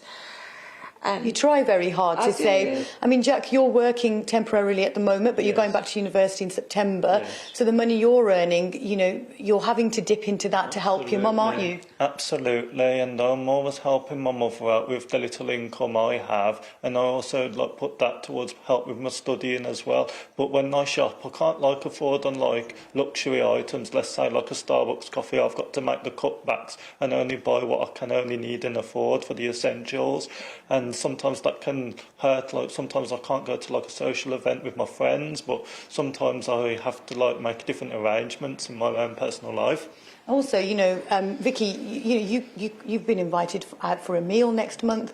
You've said no to that because you can't afford it. You know, these are it's really affecting you, isn't this? The cost of living, but also, you know, what do you are going to be eligible for the council tax rebate? Are the government going far enough to help families like you? No, I don't think they are, because I don't think they realise how normal people live. I think they just, I think they just look at it and just try and work it out. But I don't think they put a lot more effort. I don't care which government gets in. And I don't, you know, they can say, oh, we're helping the poorest to the poorest. But I don't think they realise how normal people do live. I don't think none of them do. What would help you then? What do you need? We could do without this electric and gas going up, can't we? A lot of people. Because You need to work once the summer's here, we're not going to feel it as much, but once the winter comes, between September, October, November, December, the winter months, we're really going to feel it, and mine's going to be the double price. I've worked it out. It's just saying if I put £40 a month on my electric, That's now 80. that's going to be now 80, and that is a lot of money each month. And sometimes you do have to put an extra couple of pounds on to make it last a month. So what is it going to be like? Is it going to be like £85, £90 a month? It's going to be ever such a lot of money. And like my wages is going to go up from £9.50 to £10. That's extra 50 pence. So and you've had to use food banks in the past, and you're worried that you might need to now. Because I feel like now my children are growing up. I used to use food banks now and again when I really needed it, and I feel like I'm going backwards, not forward. With all this keep going up and everything else, it is a lot of money, and I think a lot of people are going to feel it as well. Well, this is the reality for lots of families. I mean, like I said earlier, you know, the cost of living going up is going to affect people in varying degrees. I mean, if you're a little bit well off, you may not be able to afford that luxury holiday. But for families like Vicky and Jax, this is really serious. I mean, they have to think about every single penny they spend. Vicky takes the bus to work, but she walks home just to save £2.40 on the bus fare. And that, you know, we've seen gas and electric go up today. It's going to go up further again in October, and that will have an impact then as well. OK, Balvinda, really good to talk to you, really good to hear from all three, actually. Right. Thanks very much indeed. It's, you know, I thought it was interesting, Vicky saying we feel like we're going backwards, not forwards. It's really interesting. I mean, that's real life, and I hope politicians are watching that. I hope Rishi Sunak was watching that, because he just needs to realise actually what life is like for some people. 80 quid a month would be nothing for Rishi Sunak. If you're a gazillionaire, can you ever understand what it's no, like? and you shouldn't criticise people just because they're well off, actually, but, you know, you do want No, I don't criticise him because he's well off, but I question whether he's the right person to be making financial decisions for the rest of us. Maybe. I mean, he may be very, very good at the sums and everything, but it's not just about sums, isn't it? Sometimes it's about compassion. Yeah. Look, lots of you getting in touch about these protesters, Stop the Oil protests are going. And we talked to one protester. Miranda. Miranda. Loads of you getting in touch. I just want to start off with Mick, who says, I resent you giving these protesters airtime. Their actions have the potential to stop someone getting a critical heating oil delivery. Totally selfish people. But do you know what, Mick? Whether you agree with them or not, this is all. This whole channel is about hearing all views. And you can't condemn somebody for their views unless you've heard them, can you? So, you know, it was interesting to talk to her. It was. Sharon says, Dear GB News, why aren't these protesters at work?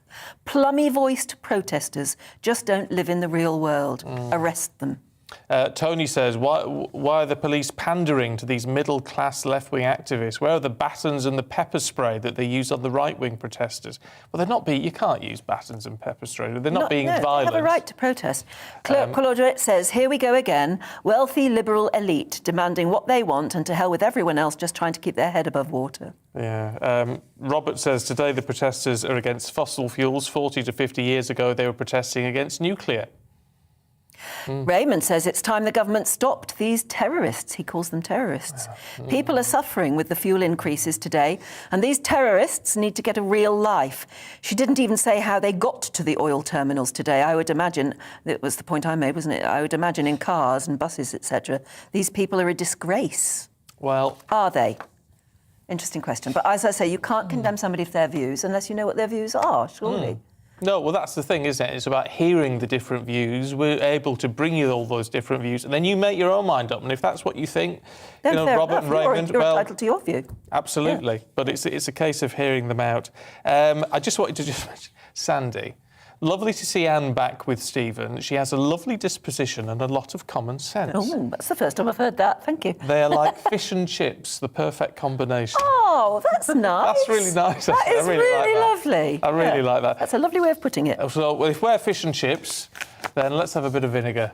Oh, because I love lots of vinegar on my chips. Stephanie Tecci is here with all the show business. Good morning. Morning. Good morning. I missed both of you. You've been on holiday. I've missed you. Actually, you're peeling a bit. I am peeling. You see, you've been out in the sun. It's really bad. I've got like 2 shades. Oh my gosh, look how dark I've become. You look I'm fabulous. loving it, embracing all the vitamin D that was on my skin. Quite right. And you look. Yeah, I've been embracing the vitamin D as well. I'm loving it. Sorry, we're rubbing it in. Oh, thanks very much indeed. Yeah. Look, can we talk Chris Rock? Oh my gosh, And Will Smith. The two most names that have been mentioned this week, obviously, is Will Smith and Chris Rock. And I'm sorry to the viewers at home, this story is going to keep giving for quite a few weeks, yes, it is. maybe months. So sorry if you've had enough of hearing about it. But Chris Rock has broken his silence now. He says that he's still processing what happened. He had a comedy gig in Boston in America on Wednesday night. And he said he's still processing what happened. He said that he will talk about it, but he said he's going to be serious about it. But he said he's actually going to see the funny side of it as well, which has been good. And another person who's going to be processing it is Will Smith, because the Academy are now on a warpath to make sure they look good out of all of this. And they've said they have formally started disciplinary action against Will Smith. He's got 24 hours to write a letter to explain what happened and his side of the story with his lawyers. They will then get on the phone, and they've said April 18th will be the day where they make up their minds whether he will lose his Oscar. So he could lose the Oscar. He could lose the Oscar, and it could affect his career. He has a few productions coming up, and bosses have been quiet whether they're going to still go ahead with those things. So even unless they find some sort of a way out, it will really affect his career, because the studios won't want to use him. He'll be bad news. No, and I think he thought it was all done and dusted. You know, on the night he was partying at the Vanity Fair after party, and people are saying that is not a good look. If you were truly sorry, you wouldn't have been at that party celebrating your win after you've just slapped a man live on national television. But I didn't see the moment, but Stephen was explaining to me, it's not so much the slap, although I think we're going to see it again. I'll have a good look at it. But it's not so much the physical thing. It was the use of foul language. Yeah, he definitely. So he's laughing there. Yeah. And Chris Rock, everybody seems to be enjoying the moment. He looks at his wife, Jada, and that's when I think he went into defence mode. He just walks up. Look at this. Oh. Was that a stage punch? No. It was real. No. It was real. Yeah, everyone's been saying it's staged, but no, you could, as I said earlier, you could question it being a stage until you hear the yelling afterwards. Yeah. Right? I mean, he's clearly furious. He is, but to be honest, he was laughing at the beginning. Yes, it's he not was. until he looked until Jada, and I think he's been feeling quite emasculated for a while because, you know, Jada had an affair with a younger rapper, and he's been the butt of people's Has she said jokes. anything since? She put a statement, an Instagram post the other day, and said, "This is the season for healing, and I'm here for it." I thought she had a face like thunder. Yeah. Well, last night there was some clips of some videos of her laughing, apparently laughing. So we yet to know what side of the coin she. I hope that Oscar goes. Oh my God. I do. I hate to say it. I've always been a huge fan of Will Smith, but that's just for me. That was just like. I don't think the Oscar should go, but I think he should be penalised for it. I think let's separate the work he's done and to him actually his relationship with the Oscars going forward. Maybe him banned for a certain amount of time, him being, sacked from being a part of the membership. But I don't think he should lose the Oscar. OK, look, don't go anywhere, Stephanie, because we want you to hang about till the end of the show today, making the most of you.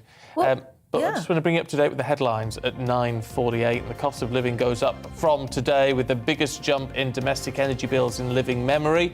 A 54% increase to Ofgem's price cap means households face an almost £700 rise. That's on average. to just under £2,000 a year. A lot of people are seeing that a lot more. Meanwhile, the Russian president has threatened to stop supplying gas from Russia unless contracts are now paid in rubles. A spokesman for Boris Johnson says that Britain does not plan to meet President Putin's demands. And Just Stop oil protesters have blocked 10 oil terminals, so they claim. 6 climate activists have been arrested by Essex police as blockades take place at facilities across the country. Several terminals have suspended operations. The group is calling for the government to stop funding new oil licences and exploration. And free COVID testing in England has come to an end today, although those at high risk and some NHS and social care staff will still be eligible. Ministers say most people no longer need to take lateral flow tests, but if you want to buy one to do it, costs start at around £2 a test.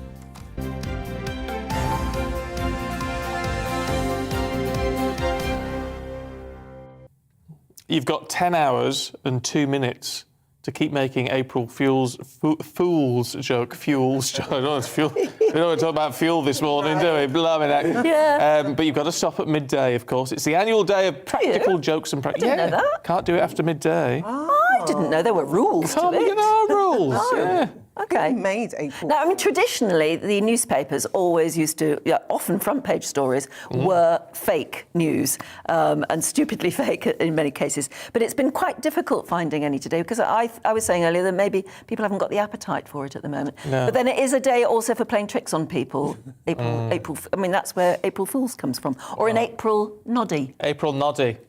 Yes. You heard of an April Noddy? No, I haven't actually. That's an a April very Fool, old, basically. very old way of doing it. Why do we do it though? When did all this start? Let's talk to someone who may know. Otherwise, we're going to send him home again. It's comedian Patrick Monaghan. Good to see you this morning. Good morning. How are you doing, guys? Well, thank you for bringing me on because this is my forte. You know, April. I was actually. I mean, this is breaking news.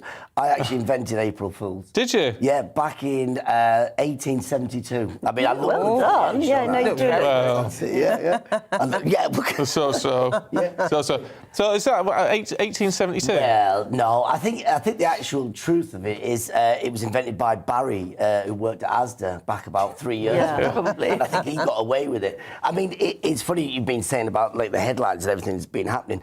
Look, the last 2 years, you can't really do April's Fools on most people, can you? Because no one's going to believe it. Everyone's we're living between a pandemic and World War III. So you can get away with anything now. And I love it because, you know, we've got to that stage where you can say stuff and people don't know if it's true or not. Yeah. Like, for instance, look, I'll throw some out at you. And one of these is actual real. See if you can spot which is the real one. I'll tell you some. OK, Will Smith is going to be hosting the Oscars next year. True or false? False. False, good, OK. Joe Wicks is opening up a chain of gyms which will have a Greg's the Baker's vending machine in them. Oh, look. That's a tricky one, isn't it? Look, That's a tricky one. No, that's false. Is that false? Good. Well done. OK. Greg's have got clothing in Primark. Oh, that is false. What? Really? OK, Steve, Anne? I'm going to go true with that Why one. would Greg's? Greg's? No, I'm going to go with true because it's just too weird. It is too weird. Do you know what? That is, and you were wrong to say false because that is the true one. Greg's have got clothing in Primark. So literally, people could go up, buy clothing that says Greg's. You know, so you'd look like you work at Greg's. No, that's crazy. It's absolutely bonkers. I think that's... I love it. Exactly. I thought that was an April Fool's, but it's actually a true thing. So young people are dressed up, they're in nightclubs dancing, and then you've got... Is Greg's cool? No. Yeah. No, yeah, but it is. Apparently, that's what everyone maybe it's so uncool, it's cool. Yeah. You must be the youngsters trying to make it. But that's what youngsters want, because it's a way for people to chat to you. You're in a club dressed up as Greg's, and people go, "Can I get a steak bake and 2 sausage rolls?" It's a great way to start a conversation. Well, I suppose. Love it. There's a couple of quick ones here. OK, then see if you can spot any other ones. Okay. Local councils are replacing wheelie bins with goats. Oh, no, hang on. I think that might in some way be true. It's something to do with a council somewhere or somebody has decided to keep the grass short. Instead of employing a man with a lawnmower, they're getting goats or something like that. Do you know what? I would vote for Anne Diamond. I'm going to vote for it because because listen, goats, they're helping get rid of garden waste and food waste.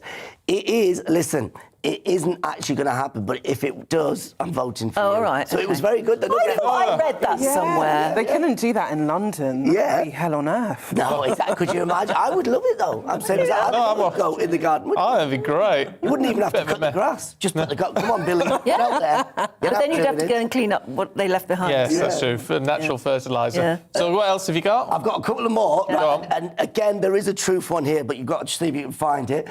Rishi Sunak is donating $500 million of his wife's fortunes to Jeremy Corbyn's jam-making business. Oh, that would be so good if it was true. That'd be amazing. Thank you. That should be good. Here we go. The government are levelling up the UK by moving Newcastle and Sunderland to Cornwall and Devon. If only that were possible. Oh. Okay, last one then. Cadbury's are reducing the size of chocolate bars, but keeping it at the same price. Well, they do that all the time, don't they? No. That would be true. Is that true? That is true. That is Unfortunately, true. that is true. Gut. We all remember. Talking about jam making, though, I don't know if Jeremy Corbyn does make jam. Yeah, he does. Does he? Does he? Yeah, I'll tell you who does. The Home Secretary. Really? Priti Patel makes her own jam. Wow. Yeah. How do you know this? Because a friend of mine gets a jar. Morning, Sybil. Gets a jar. Gets a jar every Christmas off Priti. From Priti Patel. Really? Wow, I would have never guessed it. That's an April Fool. No, I swear no. Honestly, that's true. That's true. I think he's trying. He's got shares in. If you're watching Priti, I'd love to give it a whirl. We'll give it a taste. We'll do a tasting. We'll do a We'll test it against well-known brands. Look, we're out of time. It's been really good to see you, Patrick. Thank you very much. Thank you. Happy April Fool's Day. We've just got to run through a couple of these views. Gina says, good morning, Stephen and Anne. There is one in the Telegraph about replacing the men's cricket team with women. The author's name is an anagram of April Fool. Oh, well done. Oh, but I floor it. Here's another one. A great idea to keep you warm and cosy and help to keep the heating costs down. Oh, yes, look. That's Bert and Ernie. Lovely names. That's perfect. Bert and Ernie snuggled up on bed. Esme says, so pleased to see the lovely Anne back this morning. She's been very much missed. Freddie is thrilled. Oh, he Cup looks of tea thrilled. and GB News. Yeah. Freddie looks utterly thrilled. Which end of Freddie I don't know. It's very difficult to... Love it. It's been really good. It's always really good to hear from you. So get those emails ready for tomorrow morning. Yes, we'll see you at please. 6 o'clock. Bright and early. Good morning. Alex Deakin here with your latest weather update this Friday, the 1st of April. But it could be the 1st of February out there because it has definitely turned colder. A wintry start out there with a touch of frost in places. High pressure is nearby and it will bring many of us a fine and sunny day. But around that high, the winds are coming in from the north. Not quite as strong, as bitter as the winds were yesterday, but still noticeable across parts of Kent and East Anglia this morning with a fair few showers in here and showers drifting into parts of northeast England, eastern Scotland, meaning it could be quite icy for the morning commutes. Those showers keeping going across the east through the day. We'll also see some wet weather in the northwest with some snow over the highlands, but otherwise a lot of dry, fine, sunny weather today. As I said, those winds are not quite as bitter as yesterday, but it is still cold. Temperatures are still well below average for the time of year and feeling colder with the breeze. Now, that breeze will continue to throw some showers over northeastern parts of England in particular. So again, things could turn icy tonight. And wet weather will spread through this evening over Northern Ireland, southwest Scotland, and eventually into northwest England and North Wales. And still some snow likely over the high grounds as this zone of wet weather pushes southwards. So again, it could turn icy as temperatures tumble down below freezing, even in towns and cities, and well below in some rural spots.